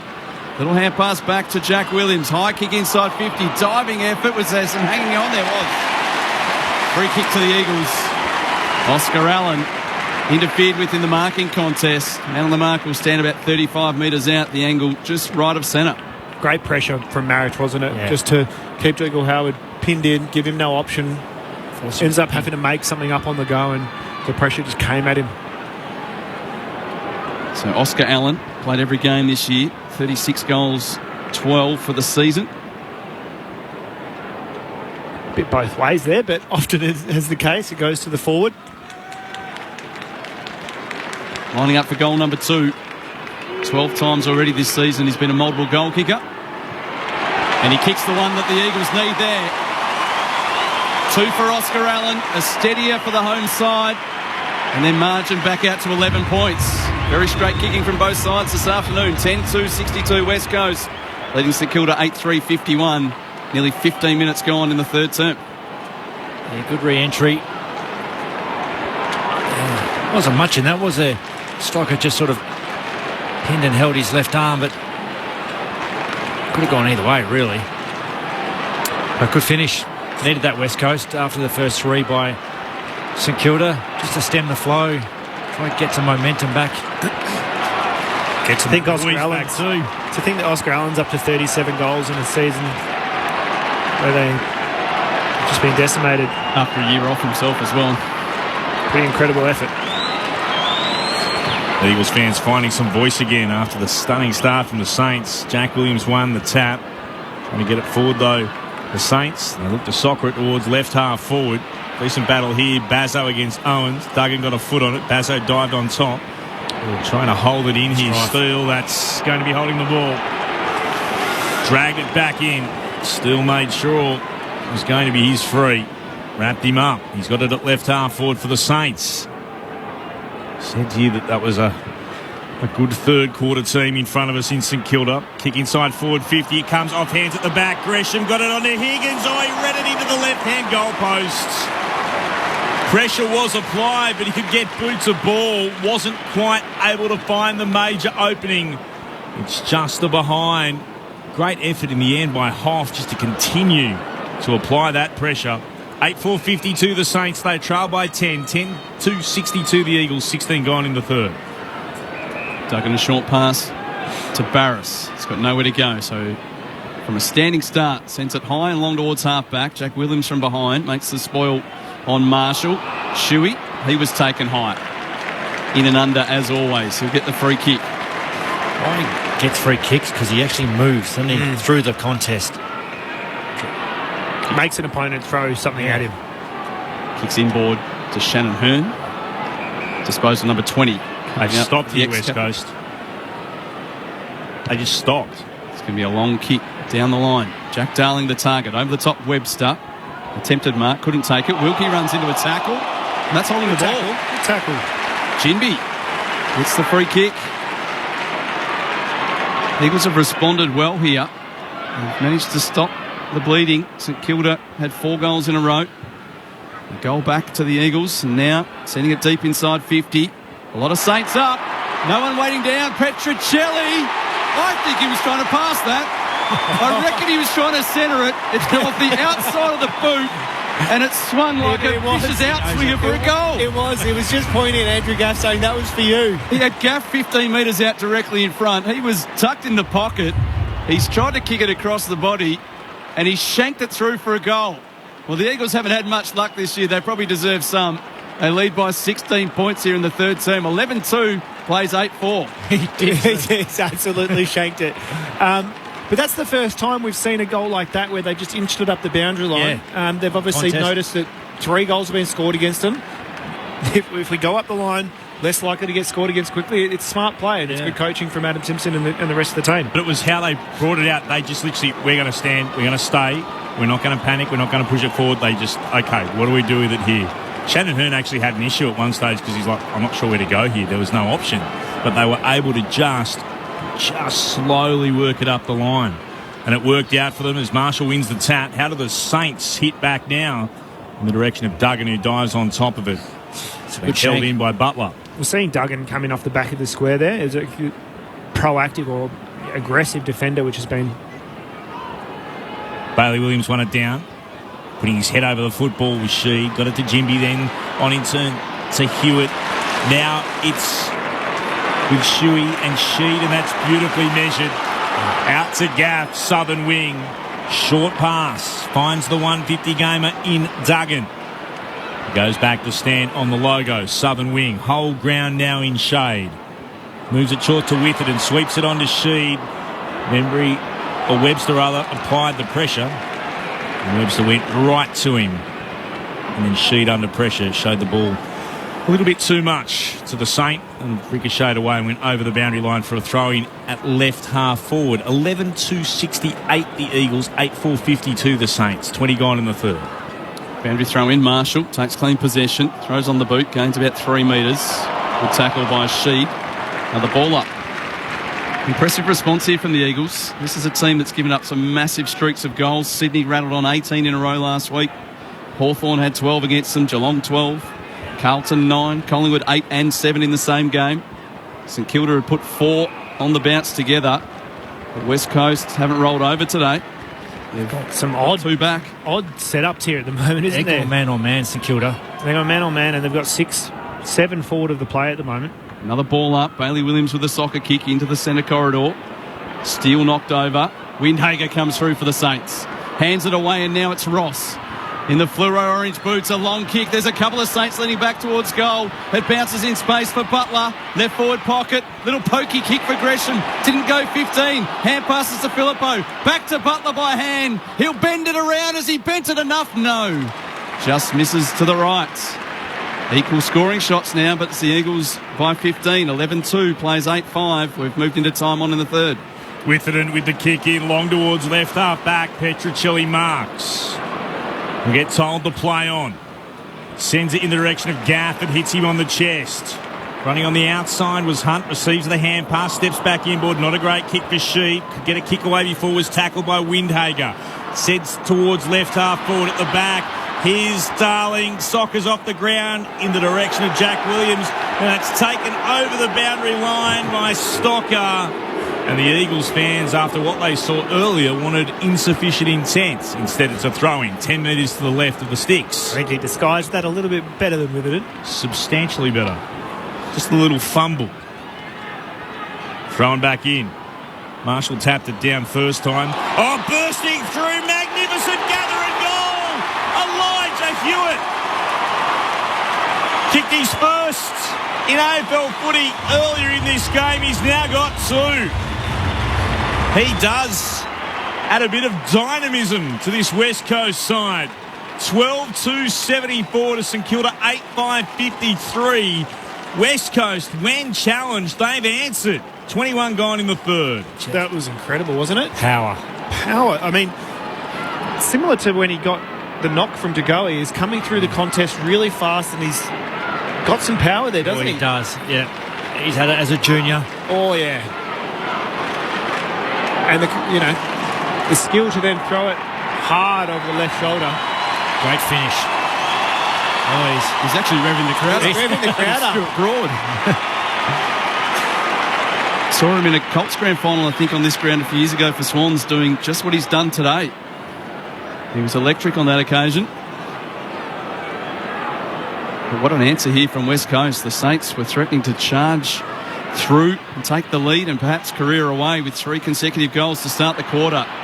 The Eagles responding with 3 of their own. St Kilda have got it to left half forward, where we'll get another stoppage. It's a great response. Could have gone either way, couldn't it? Definitely. They could have folded West Coast.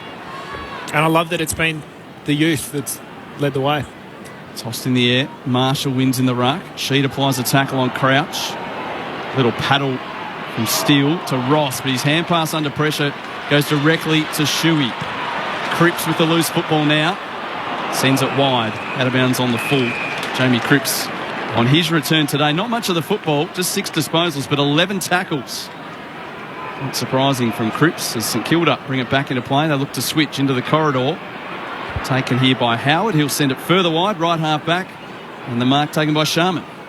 Sharman moves it down the wing. Marshall couldn't mark. Pressure came from Bailey Williams. Duggan gathers, kicks towards centre half forward. Scooped up there by Cripps. Hand pass turned over to Wood. Just in the right spot. Worked it out to Steele. Kicks the Saints into space.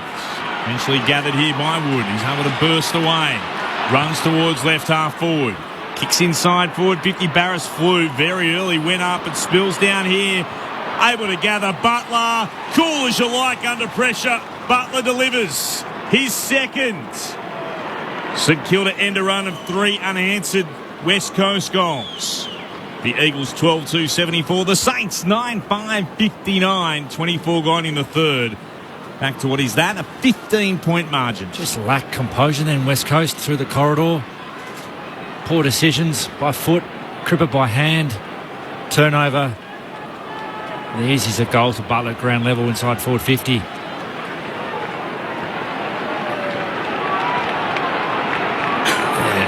No impact from Brass when he went up. Didn't need to, did he? No ground level cover. Fascinating term of football in this game. Shootout. Boys beautifully for the neutral right now. Bottom of the ladder, West Coast Eagles sitting on a 15-point lead. St Kilda aiming to finish the round in 5th spot.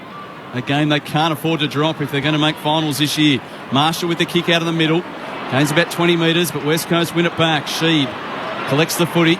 Quick hand pass to Gaff, off to Jinby. Hard run from Witherden. And then he turns it over. Drills it straight to the chest of Wanganeen Millerup. Hand pass away. Sinclair, poor kick. Was hoping for a leading player. Filippo a long way behind. That kick went straight into the lap of Hearn. Now Duggan has the footy. Not sure where to go. Forced to retreat. Hand pass to Sheed. He'll go back towards Barris on his defensive 50. Calling for players to lead towards him. No one really did. Eventually goes longer. Hoping for Bailey Williams, but St Kilda win it back. They find King now just short of half forward. There's a couple of one-on-ones ahead of the ball. Long kick, hoping for Filippo, but getting back off, had him covered. Rushes the behind. St Kilda, 9-6-60. West Coast, 12-2-74. Oh, it's a throw-in. He didn't get missed. behind. 15 points, still the margin. I was with you, Dave. But he'd rushed it through under pressure. Right in again. Williams takes front position. Bailey got a hand pass out. Trying to get there. Sheed puts himself over the top of the football. Scooped up by Gresham. Kicks across the face of goal. Oh, here's Owens. Good pressure came from Hearn. Hand passed out though. On in turn it came from Wood. Moves it once more. Long shot at goal. Not going to have quite the carry from the boot of Windhager. Has it gone through? Not quite. Remarkable effort from right full forward for the Saints from Gresham, trying to curl it back around. Went across the face though, missed left. Minor score. 9-6-60 the Saints, 12-2-74 the Eagles. 26 gone in the third. I agree, Wowie. I reckon a player of his class probably could have kicked that. Long kick back into play, but Marshall takes the mark. Darling saw. Been huge, Marshall. Just beneath our broadcast position. It's a wobbly old kick. It beats the intended target in Stocker. Fortunately, Steele's there to hand it away to Sinclair. Long towards full forward. The Eagles fly with it and with a fist towards the boundary. Gresham takes possession. Immediately tackled, and Chesser might have had his ankle trodden on or collapsed on there. He goes to ground. Looks like he'll be okay. We know he's had some leg issues before. Ball up close to the boundary line. Deep in the left forward pocket for St Kilda. Searching for another goal here in the third. They've had a good quarter. They'd love another goal or two before the break. It's going to be holding the ball. Yeah. From the ball up. The St Kilda player was holding the ball. He actually was, wasn't he? Is it Gresham? Dom Sheed was nowhere near it. Gresham's come up with the football. He was the one with possession of the ball when the umpire's whistle went, but Sheed has been penalised. Watching the replay, Sheed did dive and hook it back in. Gresham really dived on top of the footy, on top of Sheed, if you know what I mean. Sandwich between the two. So Gresham missed with the left foot from the right forward pocket. Now with the right foot from the left. That suits him better. He's got the goal. And the Saints are right in this one, close to three-quarter time. They're 10-6-66. West Coast at 12-2-74. The margin just 8 points. 28 minutes gone in the third. Forward craft, I suppose. You know, your opposition dives on the ball. It's your job to make sure that he doesn't get it out. He didn't need to do it, Sheed. Keep your feet. Knock it away. Knock it into an opponent's feet or something. Just keep the ball alive. To the rule, that's a free kick. That's a free kick. Yep. And it's smart from Gresham. He saw Dom Sheed dive on the ball, and it's then up to Dom Sheed to make sure that it comes out. Not a massive game from Gresham, but he's kicked an important goal at an important time. Big quarter, though. He's had 9. But you're right, he's been real quiet up till then. And the bounce of the football. Bailey Williams won it down against Marshall, but Marshall could gather as it ricocheted back in his direction. Hand pass out towards Hill. Clattered into by Cripps and Sheed. It's going to be held in. Ball up will be the call. Umpire quickly onto the scene. The outer edge of the centre square. Marshall with front position. Palmed it down for the Saints. Only as far as Shuey, though. He can't escape the clutches of Brad Crouch. Another ball up. Centre loft. Bailey Williams won it down. Back to Shuey. Crouch got him. Shuey manufactured a kick. That was strong and clever towards left half forward. Allen met it. Couldn't take it cleanly, though. Sinclair mops up for the Saints. Gives it to Hill. Kick short to the logo. Taken nicely by Crouch, who steps off his line. Well, umpire said play on. Hand passed it forward. Gresham got bumped off it by Witherden. Allen knocked it forward. Witherden put his head over it. Sinclair's able to gather, though. Hand pass back to Wanganeen Millerer. Kicks inside, forward 50. Good defensive mark. Barras for the Eagles. He has it in the left back pocket. No change to that score. The Eagles still by 8. 29 gone in the third. Barras a short kick to Hearn. Still over 2 minutes of footy to go in this quarter. Short pass from Hearn to Hunt. St Kilda already using their sub early today. Battle out of the game early in the second quarter, replaced by Sharman. The Eagles sub is a debutant ruckman, so won't provide much in terms of fresh running legs. Young Harry Barnett. St Kilda win the ball back on the wing. Hill kicks down the line, sliding in low. Owens. Actually, I thought he took that. Not paid. Proudmont holding the ball now as the players dive in on top and get a ball up just short of right half forward for the Saints. Umpire doesn't waste much time.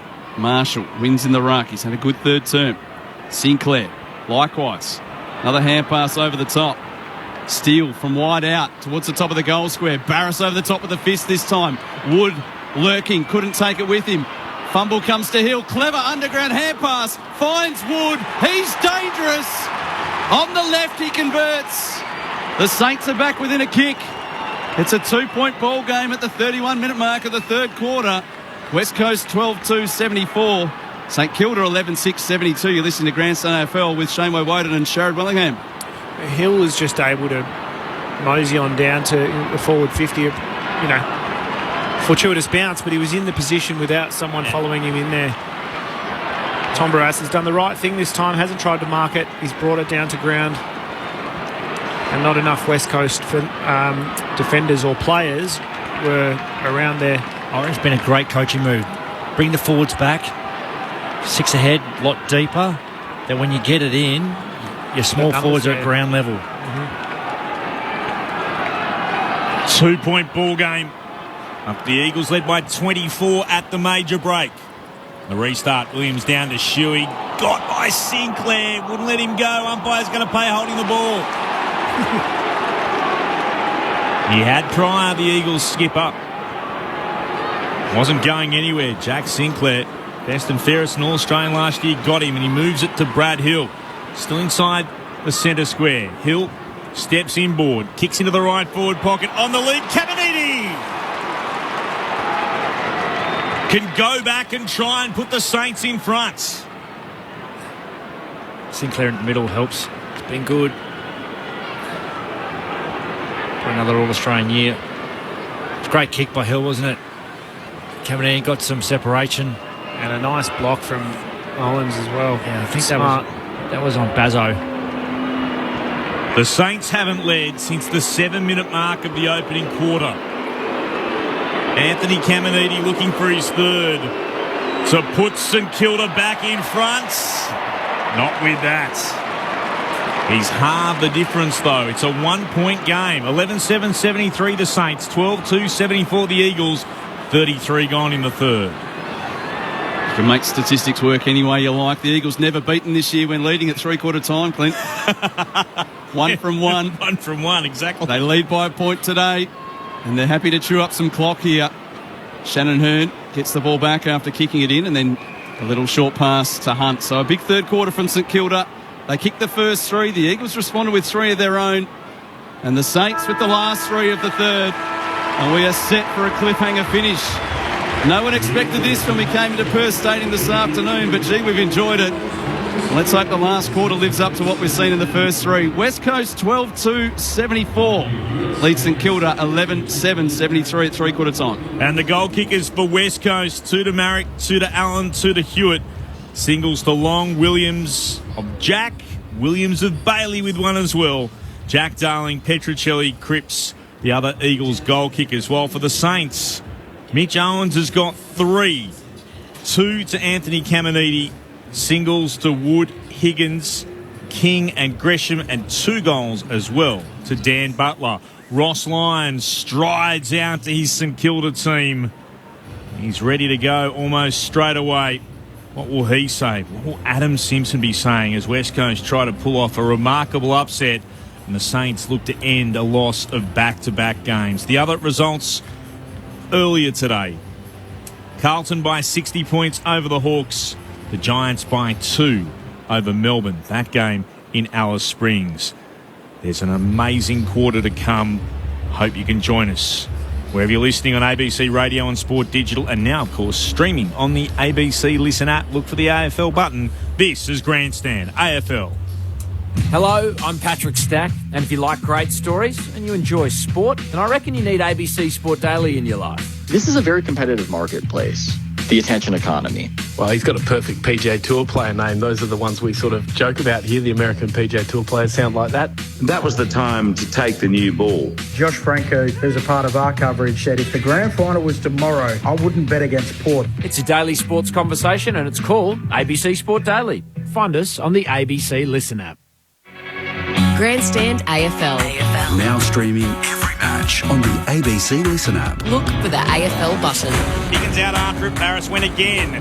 Got it. Hand pass to Sheed, then to Hearn. Through traffic. Hand pass stolen away. Caminiti to Higgins. He'll bounce it through.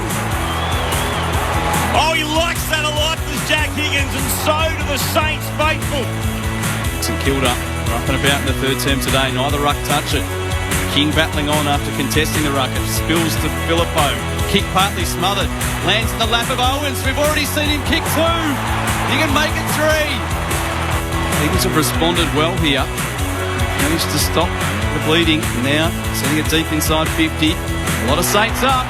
No one waiting down. Petruccelli. I think he was trying to pass that. I reckon he was trying to centre it. It's come off the outside of the boot. And it swung like a vicious outswinger for a goal. It was just pointing at Andrew Gass saying that was for you. Thrown back in. Marshall tapped it down first time. Oh, bursting through. Magnificent gather and goal. Elijah Hewitt. Steele from wide out. What's the top of the goal square? Barris over the top of the fist this time. Wood lurking. Couldn't take it with him. Fumble comes to Hill. Clever underground hand pass. Finds Wood. He's dangerous. On the left, he converts. The Saints are back within a kick. The 2023 AFL season. On radio, ABC Sport Digital. and now streaming on the ABC Listen app. The genre has switched. If you tuned in for the horror show, we've got a thriller instead. The Eagles, 12-2-74 to the Saints, 11-7-73. What do our experts make of it? Sharrod Wellingham, Premiership Pie, Brownlow medalist Shane Woden. Well, I thought St Kilda went whack. Yeah. Just stood in the middle of the ring and threw a punch, and then they responded well, those West Coast, but then they bounced back again, Saints too. I thought they just dominated the quarter, dominated territory. I think plus 10 inside 50s, 6 goals, 5-3. Do you think they played with a little bit more dare, Saints, then? I feel like they were more open to taking the game on, and I don't know, maybe it was because, as we said, they pulled those forwards a bit deeper, and like you mentioned, it created a bit of space, and it felt like they had to kind of provide stuff from behind the ball. Yeah, a little bit of that, and also again, it creates midfield space too, so the mids can get out and pop a little bit, but it also helps their forwards keep the footy inside their front half with pressure, and because their strength in their front half is their smalls, isn't it? Yes. Butler, Higgins, and these type of players. Even their keys. I mean, other than King, Owens hits the ground. He's really good on the ground, and they all are. When Caminiti, Gresham. Caminiti's, I mean, he's really tall, but he's able to be everywhere. You know what I mean? He can move around, and he's really agile. He's not that typical lead-up kick. I thought St Kilda got their hands dirty that quarter around the contest, plus 11, plus 12 in ground ball. I felt like they really reined West Coast in from doing what they wanted as well. They took away a lot of the West Coast short kicks and ability to inch the ball up to where they felt comfortable to take the game on. They really closed it down probably further into their attacking half, and West Coast ended up probably having to bail out a couple of times, and then the contest was just halved by St Kilda. Start again, and then they were able to get it repeat inside 50s from that. Stats to three-quarter time. The Saints plus 12 in total disposals now, 275 to 263. The Eagles lead the marks 86 to 48. But two key stats that St Kilda have taken charge in. Ground ball gets 86 to 60 and contested possessions 118 to 90. So two very important areas there that St Kilda are dominating at the moment. Sinclair 22, Crouch 22 for the Saints, Hearn 24 and Witherden 23 for the Eagles. It's a one-point ball game as we start the last quarter here at Perth Stadium. St Kilda with the last 3 goals of the third term, and they're back as close as they've been since the 6-minute mark of quarter number 1. And they'll go forward again through Marshall, but his kick was intercepted. Hunt taking the mark off half-back. Flares his kick out wide. Chesser running hard to receive just backward of true centre wing. Kicks to that position now and finds Long. He's done some of his best work today out wide on this southern wing. It's a crowded half-forward line that he's going to kick to. Sends it long and high. Saints leaping up, unable to take the mark down there was Sharman. Good tackle applied by the Eagles forwards. We'll get a stoppage, 45 out. The Eagles heading towards the Farmer Freeway end in the last quarter. Darling doing the ruck work. Wins it at ground level as well. Kicks with the left towards full forward. Was there hanging on? No. Oscar Allen wanted a free kick. The Eagles fans were hopeful. They didn't get it. St Kilda with the free kick. They've played on. Higgins now at half-back. Hand pass to Sinclair.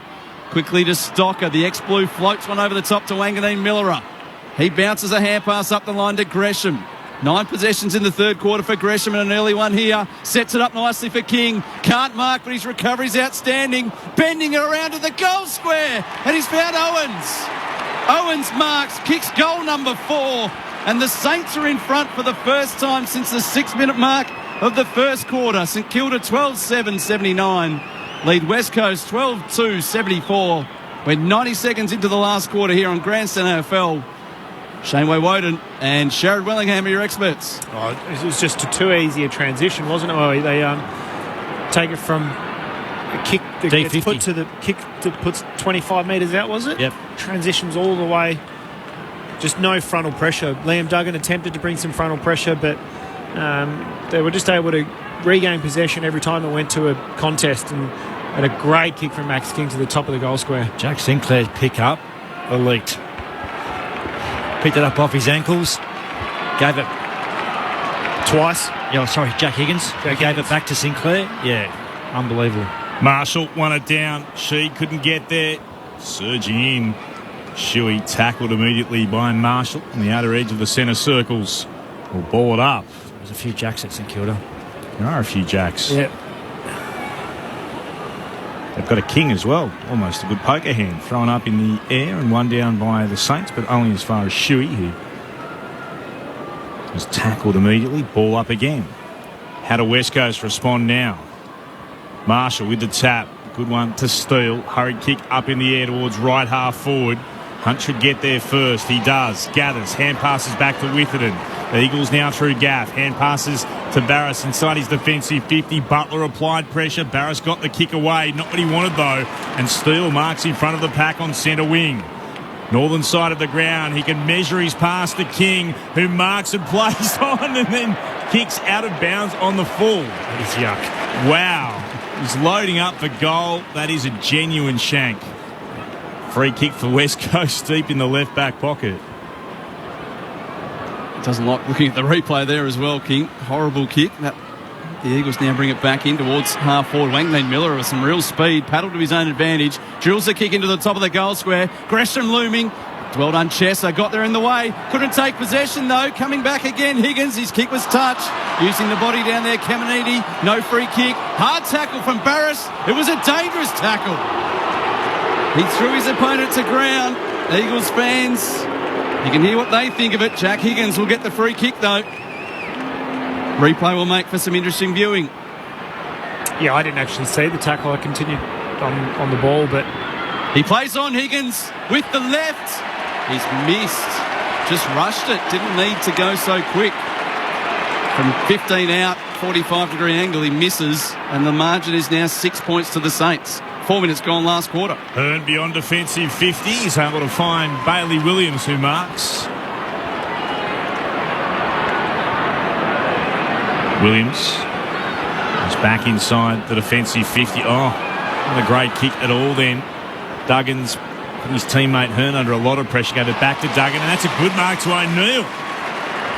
Pack of four went back, sent it inboard to Sheed, who steps off his line. He has to play on. Running by Duggan, receives the hand pass. Works it on to Bazzo. Back in turn to Sheed. Short pass once more to find Bailey Williams. Hand passes over the top. Here's Sheed. Breaks the first Hill tackle, and then great follow-up from Brad Hill as Sheed tried to get a kick away. Hill diving, full stretch. Got hands to it, smothered the kick, saw it across the boundary line for a throw-in in front of the Eagles interchange gates. 12-8-80 the Saints, 12-2-74 the Eagles, 5 gone in the last. Marshall wins the tap, straight to the front for Steele. Had 2 or 3 opportunities to hand pass, had it a long, long time. Just got a hand pass out the back door in the nick of time towards Ross. His kick up the line off hands and Barras carries it over. Throw in at right half forward. Mitch Owens with his 4th goal earlier in this quarter, a career best for him. And the 14th time this year that a player has kicked 4 goals or more against the Eagles. There would have been a couple of Saints forwards licking their lips coming into today's action. Short throw in, bit of holding as well, and the free kick goes St Kilda's way. Rowan Marshall in the ruck contest. It's too far out to score. Jamie Cripps standing the mark, stretching out some cramp. Substitute is Harry Barnett, a ruckman, so it certainly wouldn't be like for like if that exchange was made. Long kick to the top of the goal square. Barras leaping, couldn't take it. Higgins slung in the tackle, bounces a kick goalward. He was always right though. The margin beyond the goal. 7 points now. 12-9-81. Plays 12-2-74. 6 minutes played in the last quarter. The Eagles just hanging on by their fingertips at the moment. Trying to stay in touch with the Saints. Kilda's leaders Dame set 7 points as Hearn beyond defensive 50. Works it to Chesser. He's at right half back. It's told to play on. Thumps it high and long to the southern wing. Going up is Marshall, calm and collected. We heard the footsteps of Darling behind him. Goes short with the pass to find Jack Sinclair. Sinclair took every moment that he had. Sent it short to Sebros. Back in the team this week, the dual best and fairest. Plays on by hand as they go forward now. Through Stocker, out towards Wood. Wood kicks towards full forward, stretching. Higgins couldn't mark. He goes to ground. Ball spilled out the side. Butler had it. He was tackled immediately by Hearn. Ball up the call between centre-half forward and full forward for St Kilda. They still lead by 7 points. Was there much in that with Higgins? I didn't think so. Ball living in St Kilda's attacking half. Inside 50s, 41-29. Petruccelli gets a rebound 50, but it'll come straight back. Sharman with the intercept mark. Just forward of centre. Sets it up to a one-on-one in the pocket. No contest. That was a smart kick. Very smart kick, Notice wasn't the it? mismatch between Wood and Chesser. Strong Wood. Absolutely. Judgment was too good in the air for the youngster. And we know he's pretty deadly around goal. Kicked one in the third quarter, the last goal of the third, and now a set shot here from about 45 out on a 45-degree angle. Big, long-running wingman. Been very good this year, isn't he? Just patrolling his side of the ground. He's played every game this season, one of 14 Saints to do so. Sends this one goalward with the left. He's dragged it across the face. No one can take a mark on the goal line. And it's a behind again, so the Saints are missing a few here. They kick 1-3 for the quarter. The Eagles are struggling to get it out of defensive 50. It's an 8-point lead to the Saints. Also very flat as well, West Coast, in terms of their structure. They've only got Oscar Allen as the only player past the centre square. Here goes Hearn. It's high and long towards left half back. And Mark Takenspield out the side. Webster got a hand pass away. Intercepting, though, is Gaff. Oh, that's a lovely pass. Stabbing the ball down the line to Long. He marks and plays on quickly. Sends it in the direction of Allen. Oh, Allen drops the mark. Haven't said that much this year. Now's an opportunity for the Saints to respond. Allen follows up again and gets Hill. Oh, wow. He dropped the mark, but he simply didn't stop. And after Howard gave it to Hill, he followed him up, took him to ground, and Hill's hurt. I think he might have done his knee. Let's go downstairs. Poppy Penny's right there. Yeah, that's happened right in front of me. He's clutching at his left knee immediately, just below the knee. So he's sort of clutching at that calf knee area. It really doesn't look good. There's a trainer, a physio, and the doctor's all gone out to him. So all the credit for Oscar Allen after dropping the mark and allowing Howard to gather. Hill was about to go beyond defensive 50, followed up, but his leg has been caught under him in the tackle.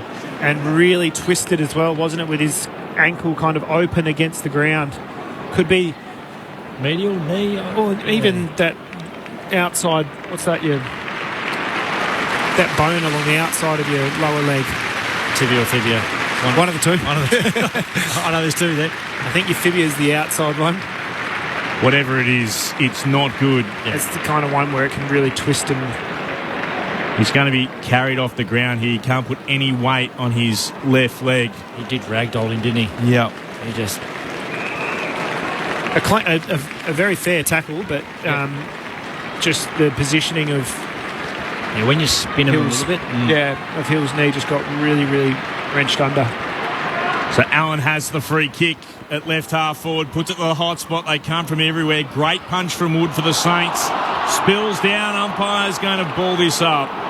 Butler came in very quickly. There was a question about whether he got half high. Officials thought it was okay. A very good tackle there from Butler. Could have easily given away the free kick.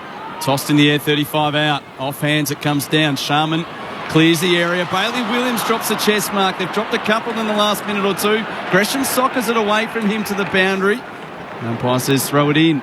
That's going to have big ramifications as well for Hill. I thought he was doing a really good job at moving the ball for Saints. He might be right. He might be right. Yeah. Might have just scared him a bit. Crossed. Yeah. 16 possessions today for Bradley Hill. Throw in. Short throw in. Neither ruck get to it, in fact. Good chase from Petruccelli. Might have gone to the back, though. He did. Just fell into the back of Windhager. Yeah, that was fair. Yep. Needed to roll him rather than collapse into his back. Fatigue might be just playing a part at the moment for West Coast. Kick comes to Webster. He's at centre half back. Surveys all the options. Goes short to Sinclair. Loves to play this role, hitting up through the middle and then getting back. His hand pass, though, a little casual. Marrick got his hand to it on the mark. Now he applies a good tackle on Webster. The Eagles have done very well here. They'll force a stoppage, will they? The umpire went to blow his whistle. Now he does, just as the ball comes out. Wow. Marrick was away. Great effort from Marrick there on the mark, then to tackle, follow up. Bailey Williams won it down to Jinby, to Shuey. Can he get away from Crouch? He just gets the kick, but it hit the chest of Sinclair, who trapped it beautifully. Jack Sinclair for the Saints. Gave it to Wood. Kicks towards left half forward. Gresham with a push. No, has been paid the mark. That's interesting. But he did give away the free kick. He sends it towards full forward. King couldn't mark Barris. Got the spoil in. Knocked it forward. Duggan, clearing kick in the middle of the ground. Beautiful mark to Marek. Williams took a bounce. Can he get away from Ross? He can. Hand passes back to Petruccelli from the centre square. Kicks towards Allen. Couldn't mark it in the right forward pocket. It goes to ground. Perhaps into his back was Howard. Umpire says play on. He slapped it out the side. Chesser goes in to effect the tackle. Both teams was are up the for it, player aren't wrapped they? up. Both teams are up for the fight at the moment. It's been absorbing. Far more than what the crowd bargained for today. Hack kick out of the stoppage is just going to drift left. A behind for the Eagles. Williams, Jack this time, drifting it wide. It's two he's dropped now, Oscar Allen. First score of the quarter for the Eagles, taking 13.5 minutes. It's a 7-point lead now to the Saints. Ball's moved short by St Kilda to Wilkie in the left back pocket. Got it from Charlton. Kicks over the top for Charlton to run onto. Charlton then kicks towards left half back. This is Owens. As Dave said earlier, career high 4 goals today. Owens kicks down the line. With it in there, Higgins comes from the other way. Flew, couldn't mark. Hunt met the football at pace for the Eagles. Hand pass the right half back. Shuey sweeps the hand pass again to Witherden. Steps inboard, had to get rid of it quickly and did. And he found O'Neill, who marked on the logo, southern side. Hand pass to Shuey, kicks straight back into Sinclair. Again. He's been, well, like a goalpost, just cannoned into a couple of times. It spilled out to Owens. Got it onto Wood, kick towards left half forward for the Saints. Off hands back there, Hunt has it for the Eagles to Ginby, got away from Gresham, hand pass to Bazzo, hand pass again to O'Neill, hand pass for the Eagles to Barris, and then he can find the kick he needed. It's marked at right half back by Witherden. At the midway point of this quarter. Got to get it the open side, West Coast. Not going to score. They're trapping themselves over on that wing, aren't they? Saints by 7. They've kicked the only goal of this term. Here we go. Switch is on. Duggan to Ginby, back edge of the centre square. He wants to come up the middle. Hits up long. All the leads are short, so he kicks into the centre circle here for Bazzo. And Bazzo thought about O'Neill out wide. Instead, he goes straight up the corridor towards full forward. Is there a high flyer? Hewitt. Spectacular leap, couldn't take it. Hitting the pack hard is Duggan in game 150. Kicks with the left, it's touched. Falls for Petruccelli. Had more time than he realised and he misses to the right. Looked to give it off at one stage then, Petruccelli, instead of... There was no one within 15 metres of him. He could have straightened up and kicked a drop punt. 6 points the lead. The Eagles 12-4, the Saints 12-10. 15.5 gone in the last quarter. Eagles fans try and rally their team again as Webster goes into the right back pocket to Wilkie. He'll kick to the commentary wing. King! Good mark in a pack of 4. Now, he was trying to milk a little bit of a free kick here against Duggan, but he's been told to go back and take the kick. Max King. 15 gone in the final term. King short to Steele. Steele pops it to Wanganeen Millerer. Moves it again towards right half forward. This is Burns who marks. Right up against the boundary. Probably 2 kicks from goal. He can go short. Finds Crouch. So Crouch is still too far out to kick a goal himself. And he'll send it right back into the middle of the ground. Wilkie with it. Furthest man back and he's forward of the centre circles. Kicks out towards left half back to Webster. Puts it inside forward 50 and he spots Higgins who marks. Downstairs, Poppy Penny. Harry Barnett is on for his first run in AFL footy and we're just trying to find out who's been subbed off, but it does look like it might be Jack Darling. He's just thrown a water bottle on the ground in frustration, so I think it could be him who's been subbed off, but Harry Barnett in for his first game. Jack Higgins will shoot from 50 out, from 51 out. He tries to give it absolutely everything and he misses. Could it be the valuable point though? A behind to the left, 7 points the advantage, 17 gone in the final term, 12-11 the Saints, 12-4 the Eagles. Looking down on the boundary, Brad Hill's got his knee strapped up and he's doing some run-throughs, testing it out. The long kick back into play. Barnett, the target here, he's become a tackler and throws Dougal Howard to ground. It'll be a stoppage. Nice strong tackle for your first absolutely contest in AFL football. He'll have a crack in the ruck here, the South Australian, opposed to Marshall, who comfortably pushes him out the way, takes clean possession, kicks inside 50. Brilliant mark. Holding on is actually the free kick paid, but it was a mark anyway to Hoff. He loses some ground with his kick towards Duggan at full-back. Guides his next kick to defensive 50, right half-back for Witherden. And Chester on a lead is the next link in the chain. But again, the Eagles forced to this southern side of the ground. Nowhere to go from here, so the switch is the only option. Retreating to Barris. A long, slow, high kick across the half-back line now. Shuey marks. Sheed's free on the wing. Stabs the kick in low, and Sheed takes the mark just back to the interchange gates.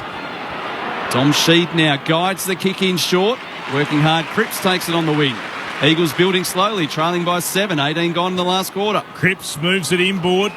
It was low, flat and hard, but Hewitt was up to the task. The Swan Districts junior sliding out and taking the mark on the logo. 19 years of age, 2 goals today for him. First 2 in AFL footy. Short again to Hearn. Premiership captain kicks into the left forward pocket. Pack of 4 there. Allen front position. Spoil came from the back. Spilled down to Stocker. Wrapped up by Cripps. Ball up inside forward 50 for the Eagles. Heading to the left of our broadcast position. The Farmer Freeway end of Perth Stadium in this final term. One down by Marshall.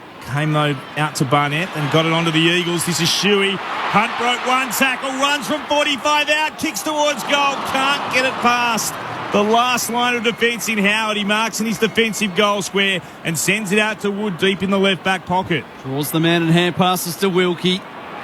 Measures his kick perfectly to Phillippo at half-back, and then another short pass to Wanganeen Millerer. Sharman in trouble down back for St Kilda. So plenty of injury concerns for both sides, but particularly St Kilda today. Sharman's going to hobble his way towards the bench. Wanganeen Millerer wants to switch. Sharman's in good position to receive the next one, but he's not capable. The kick instead goes towards Gresham. Back edge, or in fact it's Stocker. Back edge of the centre square. Kick to Marshall. Juggling, he couldn't take it, but he was clever enough to slap it to the advantage of Burns. Runs fronts on into Shuey. Good enough to get a hand pass back to Marshall. He throws on the boot. Guides it to the bounce. On the bounce rather to Higgins, who paddles carefully back to Windhager. Does nicely to collect. Hacks a kick forward. Awkward bounce for all players. Works out okay for Phillippo. Hand pass off to Gresham. Bending it around. There's a player in the goal square. Butler goes a bit too far for him and bounces into the behind post. Throw in left forward pocket for the Saints. 7 points is their lead. 20 minutes gone in the last quarter. The attendance today, 35,579 going up on the scoreboard. That was your call, wasn't it, Clint? Well, it was. I wasn't going to brag about it on air. I'll take it, though. King won it down. Spilled out the side. Here's steal for the Saints. Deep in the left forward pocket. He snaps but misses. Minus score, 12-12-84. The Saints, 12-4-76. The Eagles. 21 gone in the last. Grandstand AFL, here's Dave Lindsay. Just 1 goal, 5 in the quarter for St Kilda. They could have put this one away. Barris, a long kick out of defensive 50 to the wing. Strong grab, Wilkie. Strong hands. In a pack. Could have been dangerous if that ball hit the ground. Short kick. Finds Severos. Wanganeen Millerer cruising behind. Receives the hand pass. Good hands for the footy to be in. He sets it up for King. Barris over the top with a big spoil. Knocks it 20 metres away from goal. Well done, Gaff. Put his body on the line. Hand pass to Shuey. Off to Sheed. The Eagles trying to break through by hand. Marrick away now to Chesser. Across the centre line they go. High kick. It'll favour St Kilda. There's 2 Saints in position here. Howard cruises to it. Takes it on the bounce. And then just guides his kick towards half-back. Mason Wood, the next link. He chips to Wanganeen Millerer. They needed composure, the Eagles. They did short. He had 2 in front of him. Did. Went long and there was no one there. Saints happy to soak up some time. Still a long way away from the final siren. Wanganeen Miller's kick was almost intercepted by Sheed. He'll get the free kick. He was taken high anyway. Against Marshall. So here's Sheed. Kicking in the direction of Marrick. He dealt with Ross, who went to ground. Marrick marked, played on, sent it towards the right forward pocket. Jack Williams. If he decides to go for goal, he'll be kicking from about 52 out. Has won today, his first goal in league footy. 19 years of age. Taken it, pick 57 in the 21 draft. Just his 3rd game of AFL football. This would take some strike of the footy. Jack Williams. Oh, kicks into the man on the mark. Spills down, he'll go and gather again. Can go back to Chesser, back to Hearn. Hearn's a thumping kick, goes towards full forward. Marek was able to get hand on it, spilled down to Owens, throws it on the boot, will tumble it into the middle of the ground. One-on-one contest, Barris and King. Neither can wing. Witherden picks up the loose footy, kicks high to the pocket, swatting it away out of midair. Webster earns his side a throw in, left forward pocket for West Coast. 23 gone in the last, the Saints by 8. Just one goal kicked in the quarter, so it certainly won't be a long term. We did have that delay for Brad Hill, but he has snuck back out on the ground. We'll head down to Poppy shortly at the throw-in. Barnett wins the tap. Coming through Shuey. Marek wanted a free kick, didn't get it. Butler throws on the boot, doesn't go 15. Taken by Hunt. High kick towards full forward. Jack Williams getting back, did enough to bring it to ground. St Kilda have the extras down there. Wilkie with the clearing kick. Gets it out of the zone. Eagles with the numbers across half-back when it falls for Butler. Throws on the boot with a long kick. Turns the defence around. Barris leading the race. King there with him. Good contest. Barris collected the footy. King with the tackle, but it was high. Barris will get the free kick on half-back. Quickly down to Poppy on the boundary. As you say, Brad Hill has managed to get back on the ground after not being able to put any weight through that left leg. He's still a bit proppy, but he's back out there. Duggan in his defensive 50 to left half, back to Gaff. Kicks to Marek. He had two players against him. Well, that was a great effort. Wanganeen Miller are getting in front, won it to ground, but then sends it over the boundary line on the full. Good pressure from Luke Shuey there. Captain not giving up. Ball's at left half back for West Coast. Here's Duggan. Kicks towards the commentary wing. Good mark again. He's been immense today. Massive. The big fella. Rowan Marshall. He's cheekily tried to pinch a 50 there as well. Just ball coming out of his hands. Gathers it again and sends it towards Jimmy Webster, who marks at right half back. The Saints will try and soak up every second they can. He moves it short again towards Howard and now to Sinclair. The margin is 8 points, so the Eagles need 2 goals as we go past the 25-minute mark of the last. Sinclair. Slow ball long down the line, and King rising into the air, taking the mark. He'll happy just to take his time off the clock here as well. He'll get the hurry up now. There's 2 kicks from goal. He sets this up to Marshall in the pocket. Sticks out the left hand, can't take it. Bailey Williams fights on, dives on the footy, needs to slap it out. St Kilda arrive in numbers. And Gresham actually collects the footy and holds it back underneath Williams, so it won't be holding the ball free kick this time. Ball up instead. Deep in attack for the Saints. They may have just about done enough here. Williams down to Shuey. Quick kick with the left. Owens over the top, makes a big spoil. Knocks it back towards attacking 50. Through comes Sinclair. Spun in the tackle. Cripps collects the ball. Hands it off to Sheed. He turns it over with a hand pass. Back to Sinclair. Short pass doesn't go 15 to Crouch. He throws it on the boot. It wobbles goalward, but it drifts to the right. Gives possession back to the Eagles, but they need to do everything right from here. They trail by 9 points at the 26-minute mark of the last quarter. It'd take a miracle. The Eagles through Witherden. Sends it straight up the middle. Going up, Jack Williams can't mark. The Saints win possession. Wanganeen Miller turns it over. Will knocked down by Chesser. Got it on the Hunts. It comes again to the youngster Barnett. The Hunt once more stabs it inside forward 50. Cripps marks. He cannot mess around. There's only seconds left. He'll go back, Cripps, and have the shot. The margin is 9 points. Cripps kicks from 47 metres out. He's missed. The Saints are going to win. It's an 8-point margin. 12-5 plays 12-13. It was a big banana peel game for the Saints, but they've escaped. They have come from behind by as much as 5 goals down at various times today. They take out an 8-point win over the Eagles.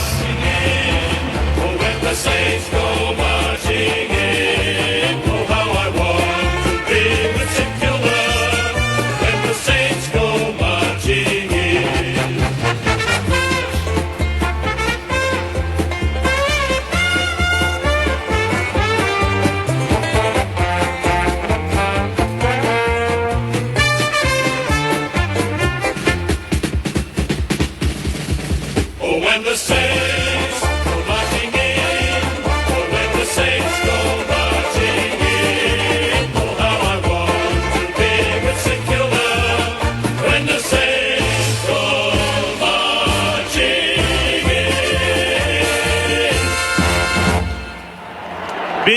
the Saints. They end a 2-game losing streak. They could have dropped to 7th if they'd lost today.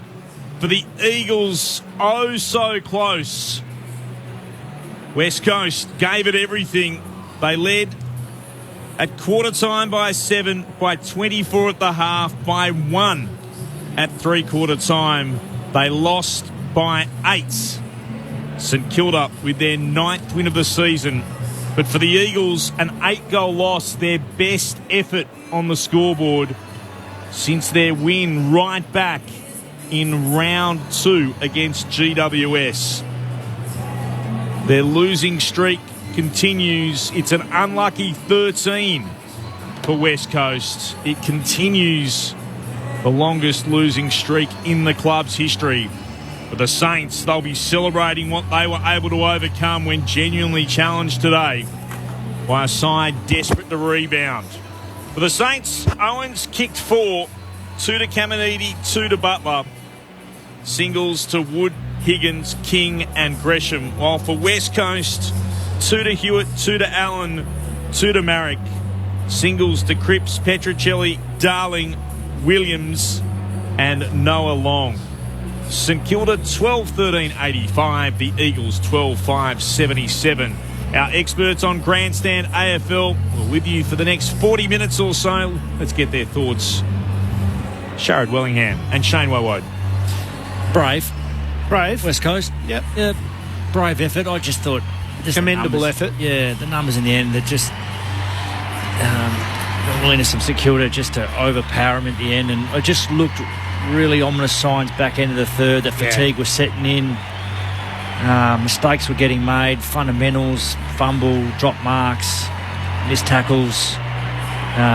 So the intent just sort of wavers a little bit. But I feel like there was only probably a handful of times where questioned the decisions that the West Coast Eagles players made, which for a young side is really good. I think that the way they played, they went out there with a game plan, they implemented it and executed it for the most part. Yep. Now, they got beaten by a better side, and today is a day where they can come off and go, tick, tick, tick.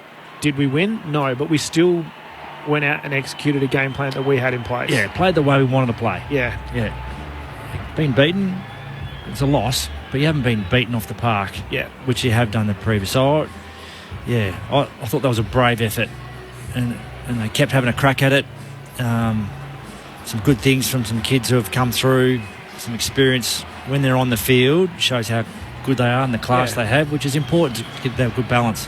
And I think for mine, the Saints kind of got a little bit shocked to start with, didn't they? I think that they were like, well, West Coast have come to play today. They haven't seen this. This isn't what we saw in our preview for the games, what we saw in our opposition analysis.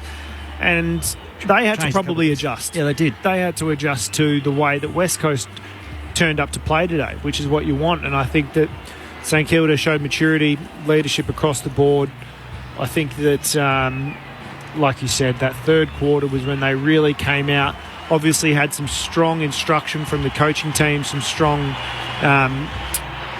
I suppose, review on that first half. It's pretty hard in the first quarter. You can look at stats and look at things like KPIs that you want to come away with, but to come in after half time, you can go in and sit down and look at footage and kind of review it at a little bit of with a bit more of a magnifying glass. And so that's probably where they went out at the start of the third and were able to take away some of the things that West Coast were doing well, implement some of the things that they wanted to do. The senior players also lifted. Yeah. I thought St Kilda in that second half. Yeah. Which had a big... I thought Marshall really stamped his authority on the game. He had a blinder, didn't he? He was best on, I thought. Wood, Steele, Crouch, around the ball. Mm-hmm. It's just started to get onto it. Sinclair down back, got thrown into the midfield. And they put a bit more time into the guys at West Coast that were performing as well. The guys who were having an influence on the game were taken away, and it was like a double-edged sword for St Kilda. They were able to take away the strengths of West Coast's first half and then start to execute some of the things they wanted to do. No flag today from West Coast, so that was really important. The white flag didn't go up. And that's the challenge for West Coast, and particularly a young group. And when you move away from Perth Stadium, and you go on the road, and can you do it when you're not in your own bed? Mm-hmm. It's a challenge for a young group.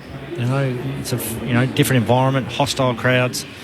You can put the flag up at times, so that's the next challenge for them. But that was really commendable effort today. I was really impressed with how they went about it, and they threw it at them for 4 quarters.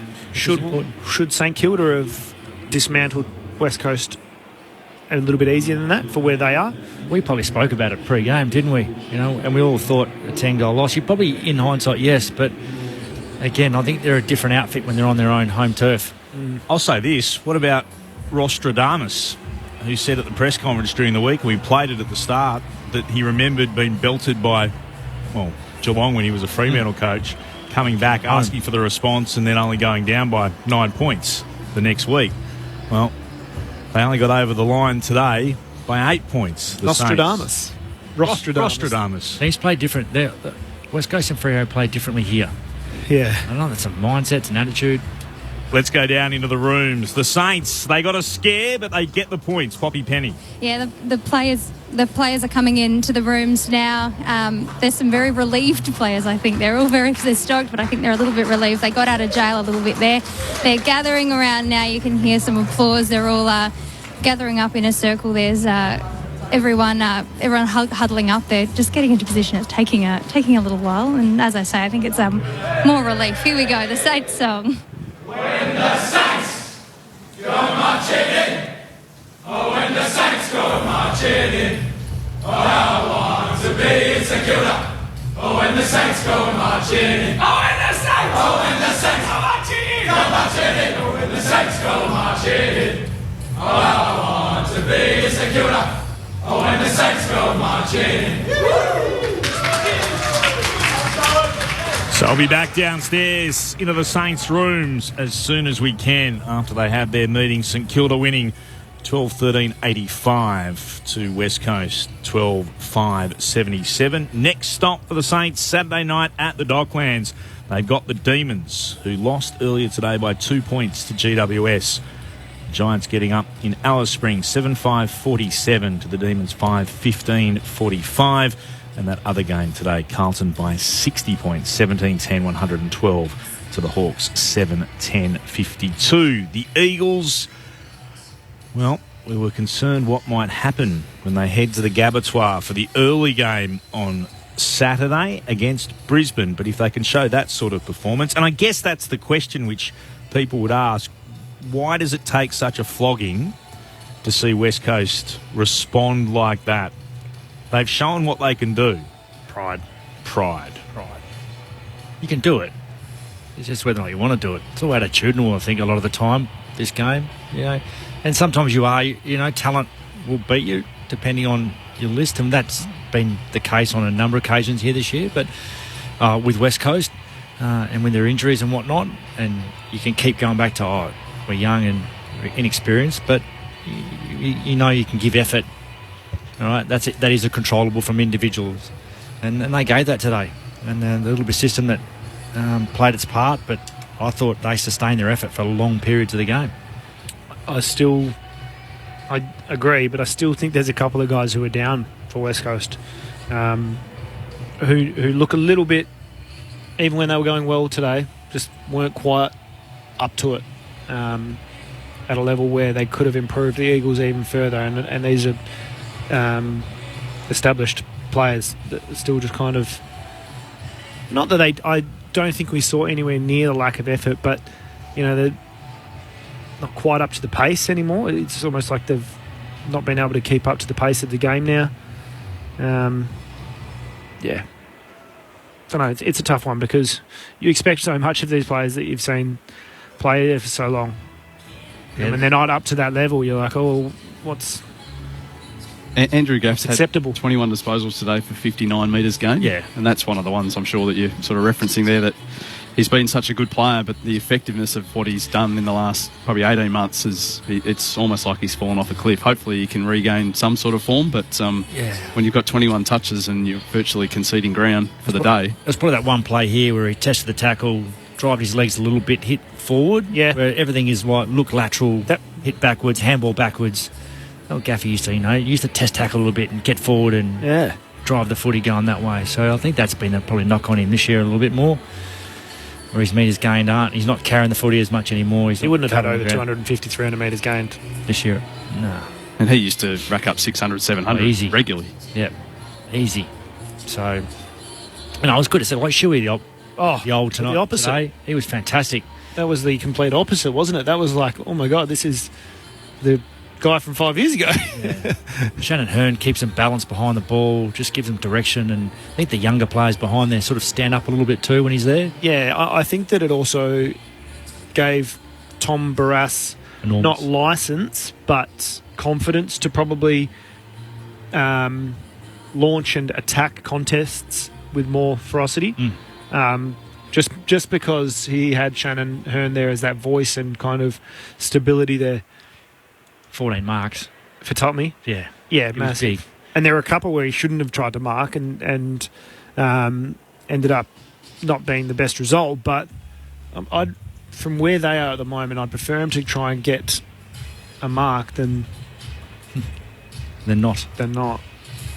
I wonder, it's an obvious one where you got to try and crunch it, but take the mark and let him set up. I do wonder, with respect to St Kilda, who would have thought they would have won by less than 10 points today. No one in this box. We had around average 10 goals. Yep. And I would have thought 10 goals would have been a vast improvement. But West Coast, and this is the challenge for them now as this playing group, that like we saw against Collingwood, and I know they went on to lose by 10 goals, but for 3 quarters, they were terrific. They showed endeavour. Anyone who was building to this year looked at West Coast, they weren't playing finals. They were a bottom 4 side. And then on top of that, the massive amounts of injuries they've had and illness, they are putrid at times this year. But with that performance, they now know what they can actually reach. Yeah. So no one expects them to beat St Kilda, and certainly no one's expecting them to go up to the Gabba and beat Brisbane. But even if they lose playing with that level of enthusiasm, then I think that's a big step for them. But that's what there was plenty of shots today, by the way, on the big screen of the West Coast Eagles CEO and the West Coast Eagles board members, and they would have every right, I would think, to demand that from the coach and the players from this point on.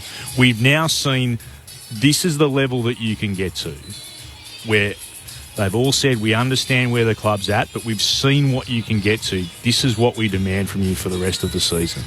And I reckon there would be clips that they can show of contests where this is what we expect. Guys who haven't been executing that level of intent today did it, and it made a massive influence. It was all over the ground today. All over the ground. Whether it be your line of attack on the ball, whether it be how you're tackling someone, how you were running away from the contest offensively, or how you were breaking away defensively, there was things there that you can go, this is what we now expect. The blueprint. Well, minimum standards anyway. That's required. And then you can go, why didn't you do this? Oh, this happened. You could... I'm fearful for next week for them. Yeah, and so am I. But again, I make the point, we've seen the effort that they can actually reach, the level that they can reach. They go to Brisbane and they lose by 10 goals. Brisbane monster top 8 teams up there. They were an incredibly impressive team.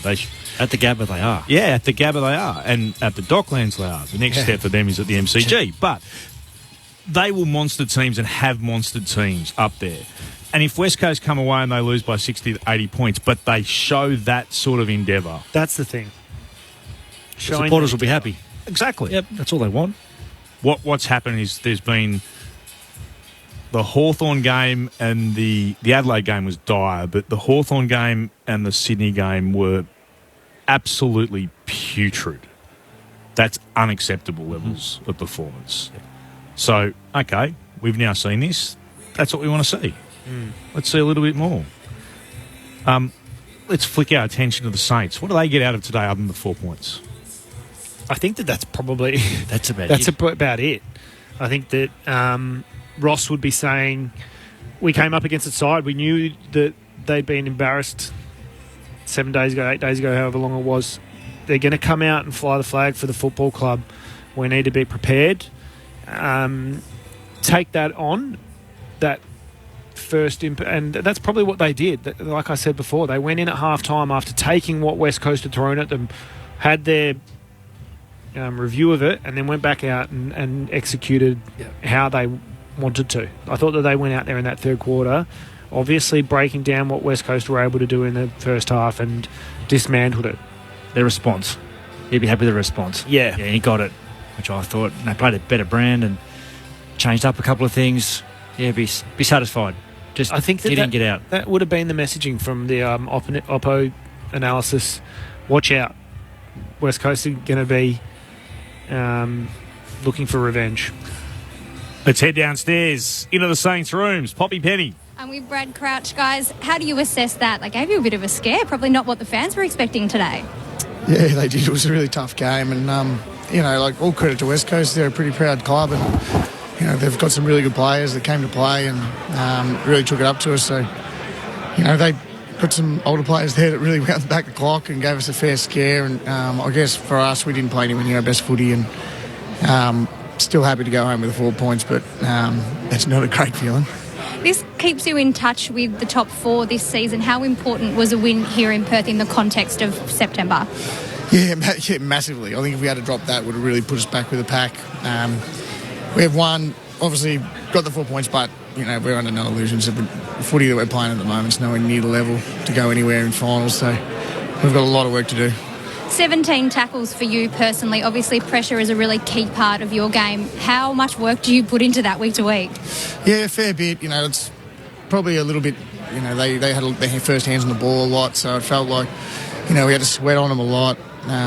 The big fella there, but Williams can really get up there and jump, and felt like we were sort of a little bit reactive, so it was probably, not the best day for us to, at clearance, but I'll put a fair bit of work into it and try and get after him. We're in the Victoria Saints rooms with Brad Crouch. I'm going to send you upstairs to Clint Wilden, Dave Lindsay, Shane Woden and Sharad Wellingham. Brad, Sharad here. Congratulations on the win, mate. A good, hard-fought win. What was different in that first half from West Coast as opposed to what you guys might have prepared during the week for them? And was the preparation from you guys to maybe see a side that after last week's demo was trying to put up as much as they could? Yeah, there wasn't a whole heap, which, to be honest, we just felt we didn't really execute the way we wanted to play. We wanted to really come after them and pressure them. Our pressure's been down in the last couple of weeks, and we felt that I think they had 60 uncontested marks in the first half, so they just kicked the ball around on us and made us run around, and we just really didn't bring what we said we were going to bring and we thought we were going to bring. So, I think their ball movement was pretty good today, and we felt that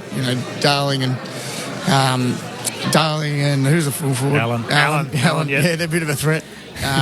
So it was, we looked after them, and it was a tough, hard win. We kind of were mentioning just before, what does your team take away from a win like that, where you were probably thinking early in the week, we've got to go over there and it's business as usual, go get the 4 points, but you kind of get thrown a spanner in the works and you've got to really fight for it. What do you take from a win like that, where you do kind of get thrown? Not a lot, to be honest. I don't think from that sort of win. For us, it's going to be a bit of a wake-up call. I think it's been something that's been coming for a while. We felt like we haven't played our best footy, and it's just we're just not playing for each other like we were earlier in the season. It's frustrating. We can feel it out the ground. I'm glad you said that, because that's what I said. I reckon our supporters would be saying the same thing. Yeah, that's what I said. But I mean, you go away, you get the 4 points, and then you reset and kind of approach next week. Yeah, move on. Just try and get on the flight home. Happen. Tough game, this AFL industry, I reckon. Crouchy, well done, mate. It's 4 points. You come across, you get it, you go home, you look forward to next week now and look at review on Monday. Can I ask what changes were made at half-time and the message from Ross? I know West Coast threw everything at you in that first half, but from up here, it looked like you did pull your forwards back from stoppage a little bit, open up a little bit more midfield space and get to work there? Yeah, we did. We wanted to do that. We felt that, Barras was causing us a lot of issues, which has been a bit of an issue for us for probably the last 6 or 7 weeks. That defender that's coming off is having a big impact against us. We wanted to take him out of it. So we're a little bit more conscious about kicking down his throat. And, even just around the ball, we felt like we got after them a lot better and we started to bring our heat, and that changed the game a little bit for us. And Rowan Marshall was massive today, I thought. I think his ability to, not only what he does around the footy with the contest and the clearance work, but certainly around the ground was a huge contributor for you guys today. Yeah, he's a super player. His around the ground stuff's awesome. I think he gives us a lot. I think it's hard because we want him to. The lights have just gone out here in the change rooms and I can't see 2 feet in front of me. We'll guide you through it. No.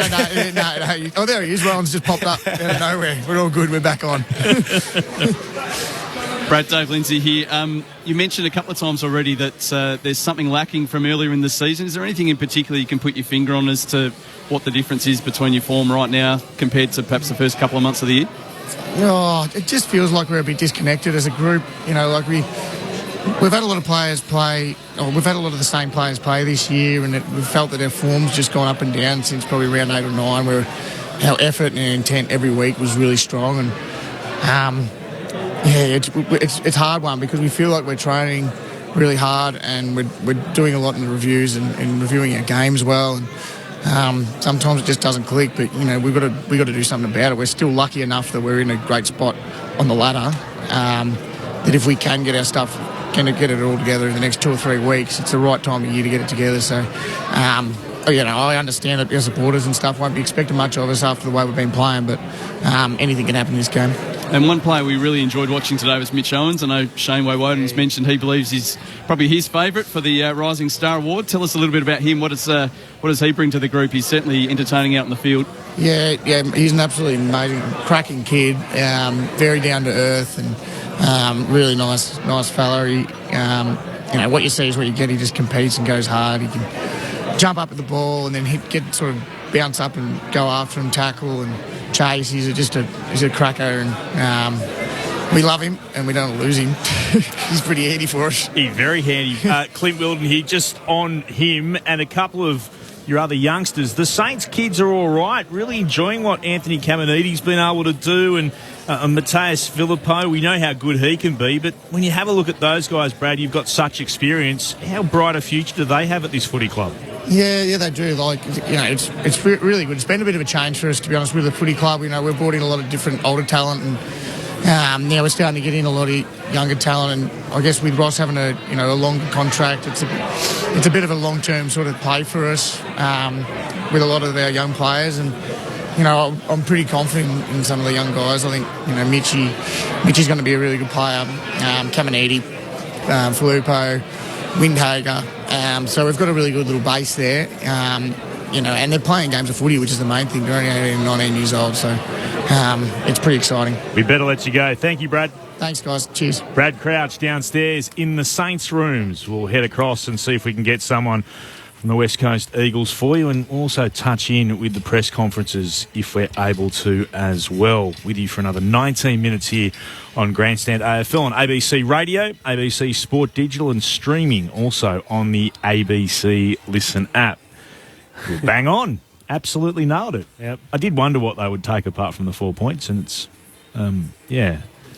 just escape, go home, get on the plane. Yep. Melbourne's next. Big game next week, by the way. At Marvel? Yes, at the Docklands. So 4th versus 5th. St Kilda roll Melbourne. Let's say that does happen. And they'll jump ahead of the Demons, who would be smarting, you'd reckon, by the way that they were inaccurate in front of goal today, losing by 2 points after kicking 5-15 to 7-5 with the Giants. Giants, by the way, of getting a little bit of momentum up. What have they won now? 3 in a row? Yeah. So they're, wins over North Melbourne, Fremantle, then the bye, and then this win over Melbourne. So they're starting to build. They butchered that today, Melbourne. Butchered it.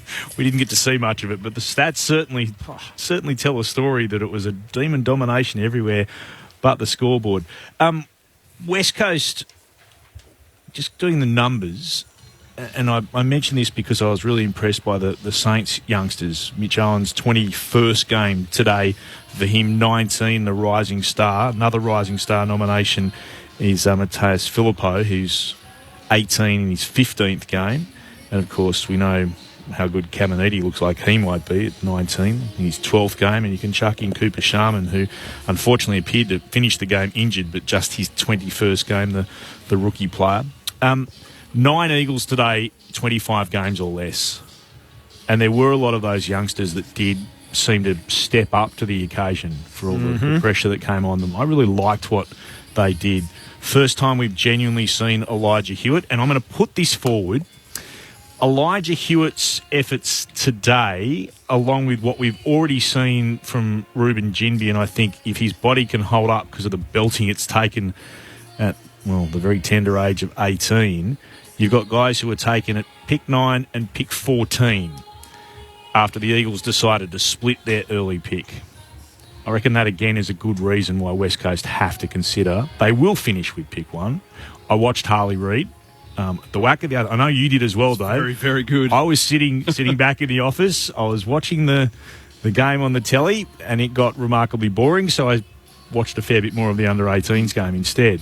Harley Reid was very, very good, but Clay Hall, Daniel Curtin, they were pretty good as well. Daniel Curtin's one that's really stepping up, and he's now playing midfield as well. He's got a little bit of Bontempelli about him. He's a huge size. He likes that side step like Bontempelli on the left boot as well. There's a few similarities there. But Harley Reid, he was played as a forward early and kicked a couple of goals, went in the midfield and won just about every centre clearance. He was pushing Clay Hall out the way, who's a pretty good size as well, and then went forward again and did some damage late in the game as well. So, look, there were already Eagles fans down there getting his autograph, signing Eagles jumpers, so they're hopeful. But, it's such a tricky little position for their recruiters to be in. So as someone who's watched so much, and we know because of your roles you do, where would you be if you're an Eagles recruiter right now? Would you split that first? If you could get, say, the Giants offering 5 and 6 potentially, would you go after 5 and 6? Have they offered that? No, they haven't offered it, but rumoured. That's what they have. That's what they've got. I know one of your callers threw Sam Taylor in there as well. They're not getting Sam Taylor as well as 5 and 6. No, I think that was a bit of tongue-in-cheek. I think we all said straight away, they're not getting Sam Taylor with that. 5 and 6, I mean, there's enough talent around there, and there's some good players through the Allies at the moment as well. Now, some of those might be academy picks as well, so they might have to bid for those and probably lose out on the bidding, but Harley Reid's a real talent as well, so it's such a difficult choice, and they'll be having long discussions that'll go probably for the next couple of months, because Harley Reid's done enough right now that everyone knows he's number one. It's a matter of what else is around. Daniel Curtin's probably the standout in the top 10 from WA. There's a couple of others that might fall just outside of 10, so depending on what they can get offered, there might be another couple. Colton Tholstrup's pretty exciting. Half forward from Subi, and he plays a bit of Isaac Heaney sort of style, so he's another one as well who probably was top 10 at the start of the year, but he's played a lot of league footy for Waffle this year, so it's hard to get a gauge on him, but he's stood up pretty well at league level. What do you think about splitting? I'm splitting. Yeah, and there's no guarantee Harley Reid's going to be a 4 years. He's a good player. He's probably Dustin Martin Mark II a little bit, isn't he? Just that centre forward type of player, you know. The obvious risk is the go-home factor, being from country Victoria, and nothing against Harley as a person. I don't know him personally at all, but we saw, obviously, Chris Judd did his job here, won a premiership, and then went back to Melbourne. If Harley Reid could do that, I'm sure the Eagles would be more than happy, but if he's going to go home before the job's done, then that's another risk as well. I think a Vic country boy is more likely to stay than a Vic metro boy. That's just a personal opinion. But I don't think they could do any wrong whichever way they go, but I think if they're looking to bring more talent in, I think they're splitting. That's why I think it's important, just purely on numbers and having more talent, not the very, very, very, very best, because I think it's more important to have more talented players than have just the best guy. Is that because of where they're at?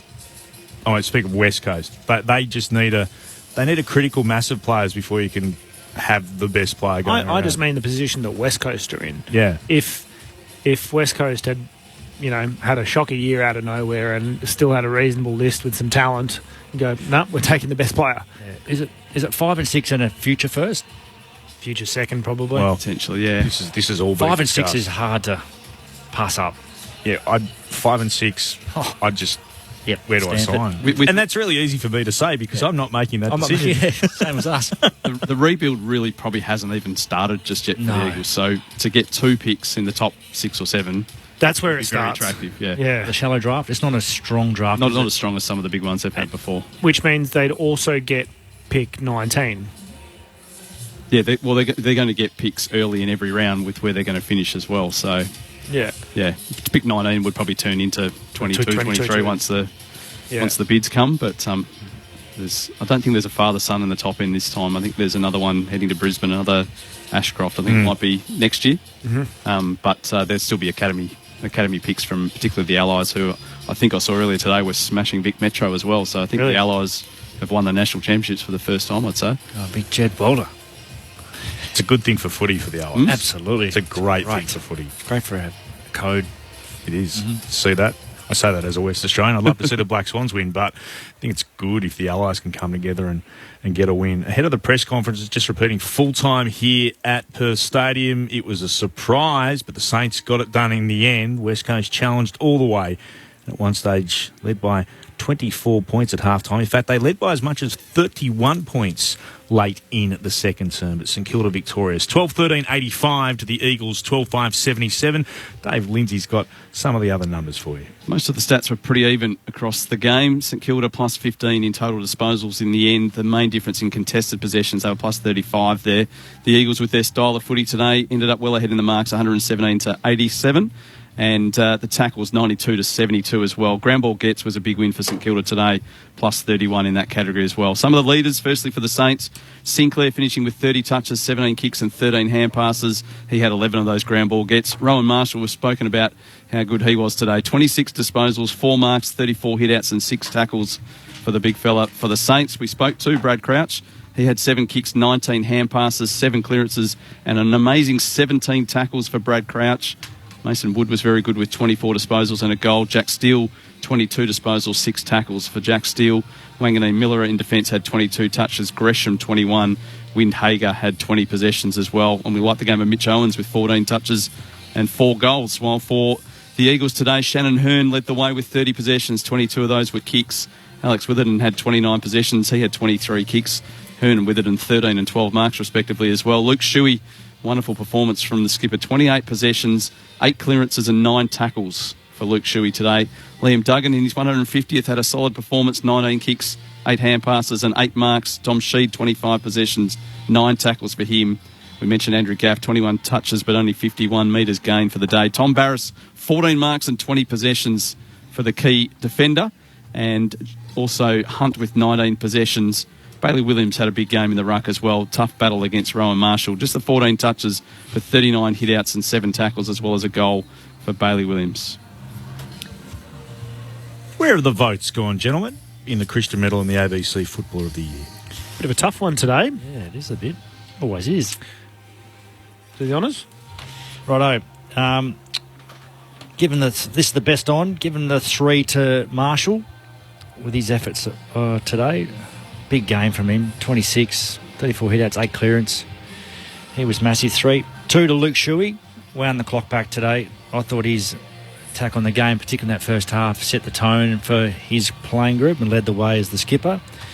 He got the 2, and then we've given him the 1 to Mitchy Owens, who's kicked the 4 out of the 12 today and set the tone early in the game, didn't he? Yeah, definitely. But, big goal scorer today, kicked the 4, because it's really hard to pick the 1. But we've gone with him with the 4 goals. Okay, which means the Christian Medal, the 3 votes go to Luke Shuey. Yeah, 2 to Shannon Hearn for his 630 metres game, 1 to Big Barras. Big Tommy. So the ABC Football of the Year votes, 3 to Rowan Marshall of St Kilda, 2 to Luke Shuey of the West Coast Eagles, and 1 to Mitch Owens of St Kilda. We have headed down to the Eagles' rooms as well, trying to get someone if we can. In the meantime, it was a thrilling finish. The GWS versus Melbourne game, a dramatic couple of seconds. It really is worth recapping. Let's go back to it now. GWS, as you know, I've said this, they did get home by 2 points, but for those listeners who didn't hear the end of this game, because you were with us coming across most of the country, our listeners in the territory heard this, but what a finish it was for the Giants against Melbourne. 2 points the spread. 5:15 play, 7-5. Giants ahead at the 25-minute mark. And the courage of Toby Bedford going back with a flight on the outer wing. It was the courage to go back with the flight, but watch how quickly he bounces up and he actually tackled the I can't remember the Melbourne player who had it next, but Bedford was the one who impacted and tackled. That's a That's a huge moment in the game. He's had 3 or 4 really big efforts. That's shown on Monday morning every single week. Himmelberg with a long kick to the outer side wing. Through the hands it goes. The D's back with it. Brayshaw floats a kick inside, attacking 50. Unable to mark there, Melksham. Coming through, Neil Bullen soccers it out, picking it up. Taylor for the Giants. Clears the danger. High kick to the wing. Riccardi can't mark. Toby Green comes through. Handball away to Angwin, to Ward. Stops, props and thumps it long. Here's a searching kick. May got run down by Toby Green and he's not happy with the treatment. Stephen May will get a free kick. Left half back for Melbourne. Immediately moves the footy forward. Taking all the territory they can get, the Demons. Viney at left half forward. He's been absolutely immense to Melksham. Soccers it into the pocket. Smith's there. Buckley's there. Ball hits the behind post. Out of play for a throw-in. Left forward pocket. Demons deep into attack. Trailed by 2 points. We have 26.5 through the last. That's a great result for Melbourne, not going through for a behind. They get another chance at a clearance and a stoppage. Forward 50 stoppage. Gawn taking it out of the ruck, getting it on the boot, dribbling it goalward. Hogan's back as the goalkeeper. Gathers for the Giants. High clearing kick towards halfback. Off hands towards the boundary line. Langdon keeps it in. Handball back in, knocked on by O'Halloran though, who just soccers it forward, takes the territory, and the Giants might be out. They've got the numbers. Riccardi's got it at left half forward, inside the 50, trying to find a steadying kick. May almost intercepted for Melbourne, knocked into the path of Brayshaw. Cumming comes back the other way, sends it inside the 50 for the Giants, but a mark's taken. McVie takes it, and they're away with one last roll of the dice. The Demons through Viney. Viney goes to Hunter at halfback, needs to get it long. He thumps it down the outer side wing. Nobody's there to mark it. Haynes comes across, can't gather. Joel Smith picks it up, he's wrapped up, and a ball up to come. Still maybe a chance. Kingsley on the boundary saying get back. Every forward on the ground, everybody just get behind the football. That's what he wants. No time to get the message out either. In the red centre, it's orange tonight. The Giants have won 3 on the trot. They defeat the D's by 2 points in Alice Springs. GWS getting up by 2, 7-5-47 to the Demons 5-15-45. Let's head back into the Eagles' rooms. Poppy Penny's downstairs. Poppy? With Luke Shuey. Luke, how proud are you of that response with Luke Shuey down in the rooms? Considering the last couple of matches that you guys have had, how proud are you of the response from your team tonight? Oh, yeah, proud. We responded. I knew we would, so I expected that sort of performance. I think we had 8 or 9 teenagers out there today, so I was really proud that they were able to play a big role in keeping us in the game right up until the end. So St Kilda they've shown this year they can play some really good footy, and they turned that round at half time. We were on top in the first half and they changed a few things and probably got on top in the second half, and we probably ran out of steam in the end, but hats off to St Kilda. Outplayed us in the end, but I was really proud of the way our young guys fought it out to the end. How much of a focus was there on effort this week? Because there seemed to be a much stronger effort out there today.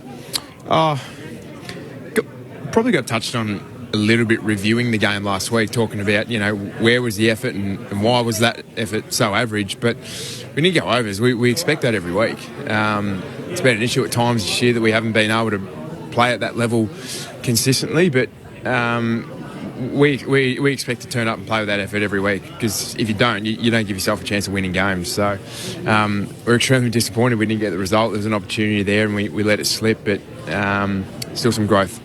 Upstairs to Clint Wilden, Dave Lindsay, Shane Woden and Sharad Wellingham. I'm in the rooms with Luke Shuey. Unlucky, champ. I thought there was a great effort tonight from you guys. I guess we sat up here and thought the first half you guys did an amazing job, and you went out there with a tactic and you stuck to it and executed it from our point of view really well.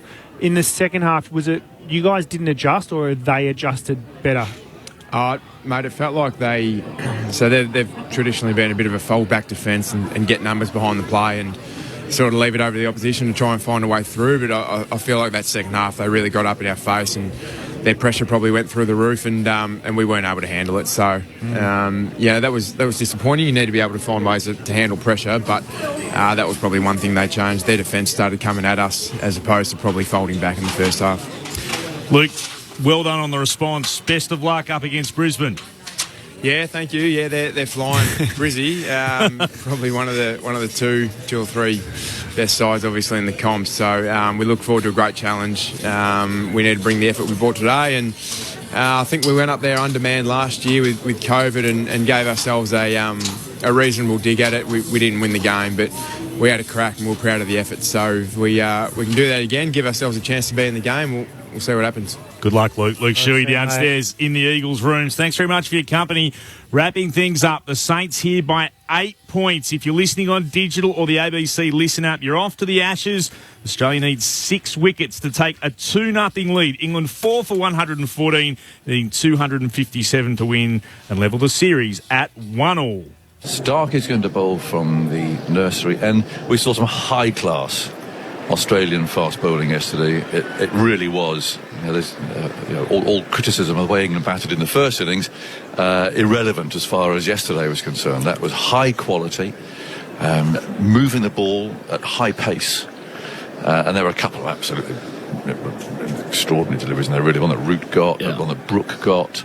Well, the Pope one as well. That really set kind of Australia on the way. I know they had Crawley out already, but they were talking about they went plan A, didn't they? And I was wondering whether to go straight to the short ball, seeing England's success, but they trusted their skills and the pace of the new ball, pitching up, swinging it and nipping it, and they got their rewards from it. Looking from this morning, I think they've gone straight to plan B or the plan in this test match. Yep, they're going short, so Duckett on strike, and whatever you think about the actual catch that was taken, it wasn't much of a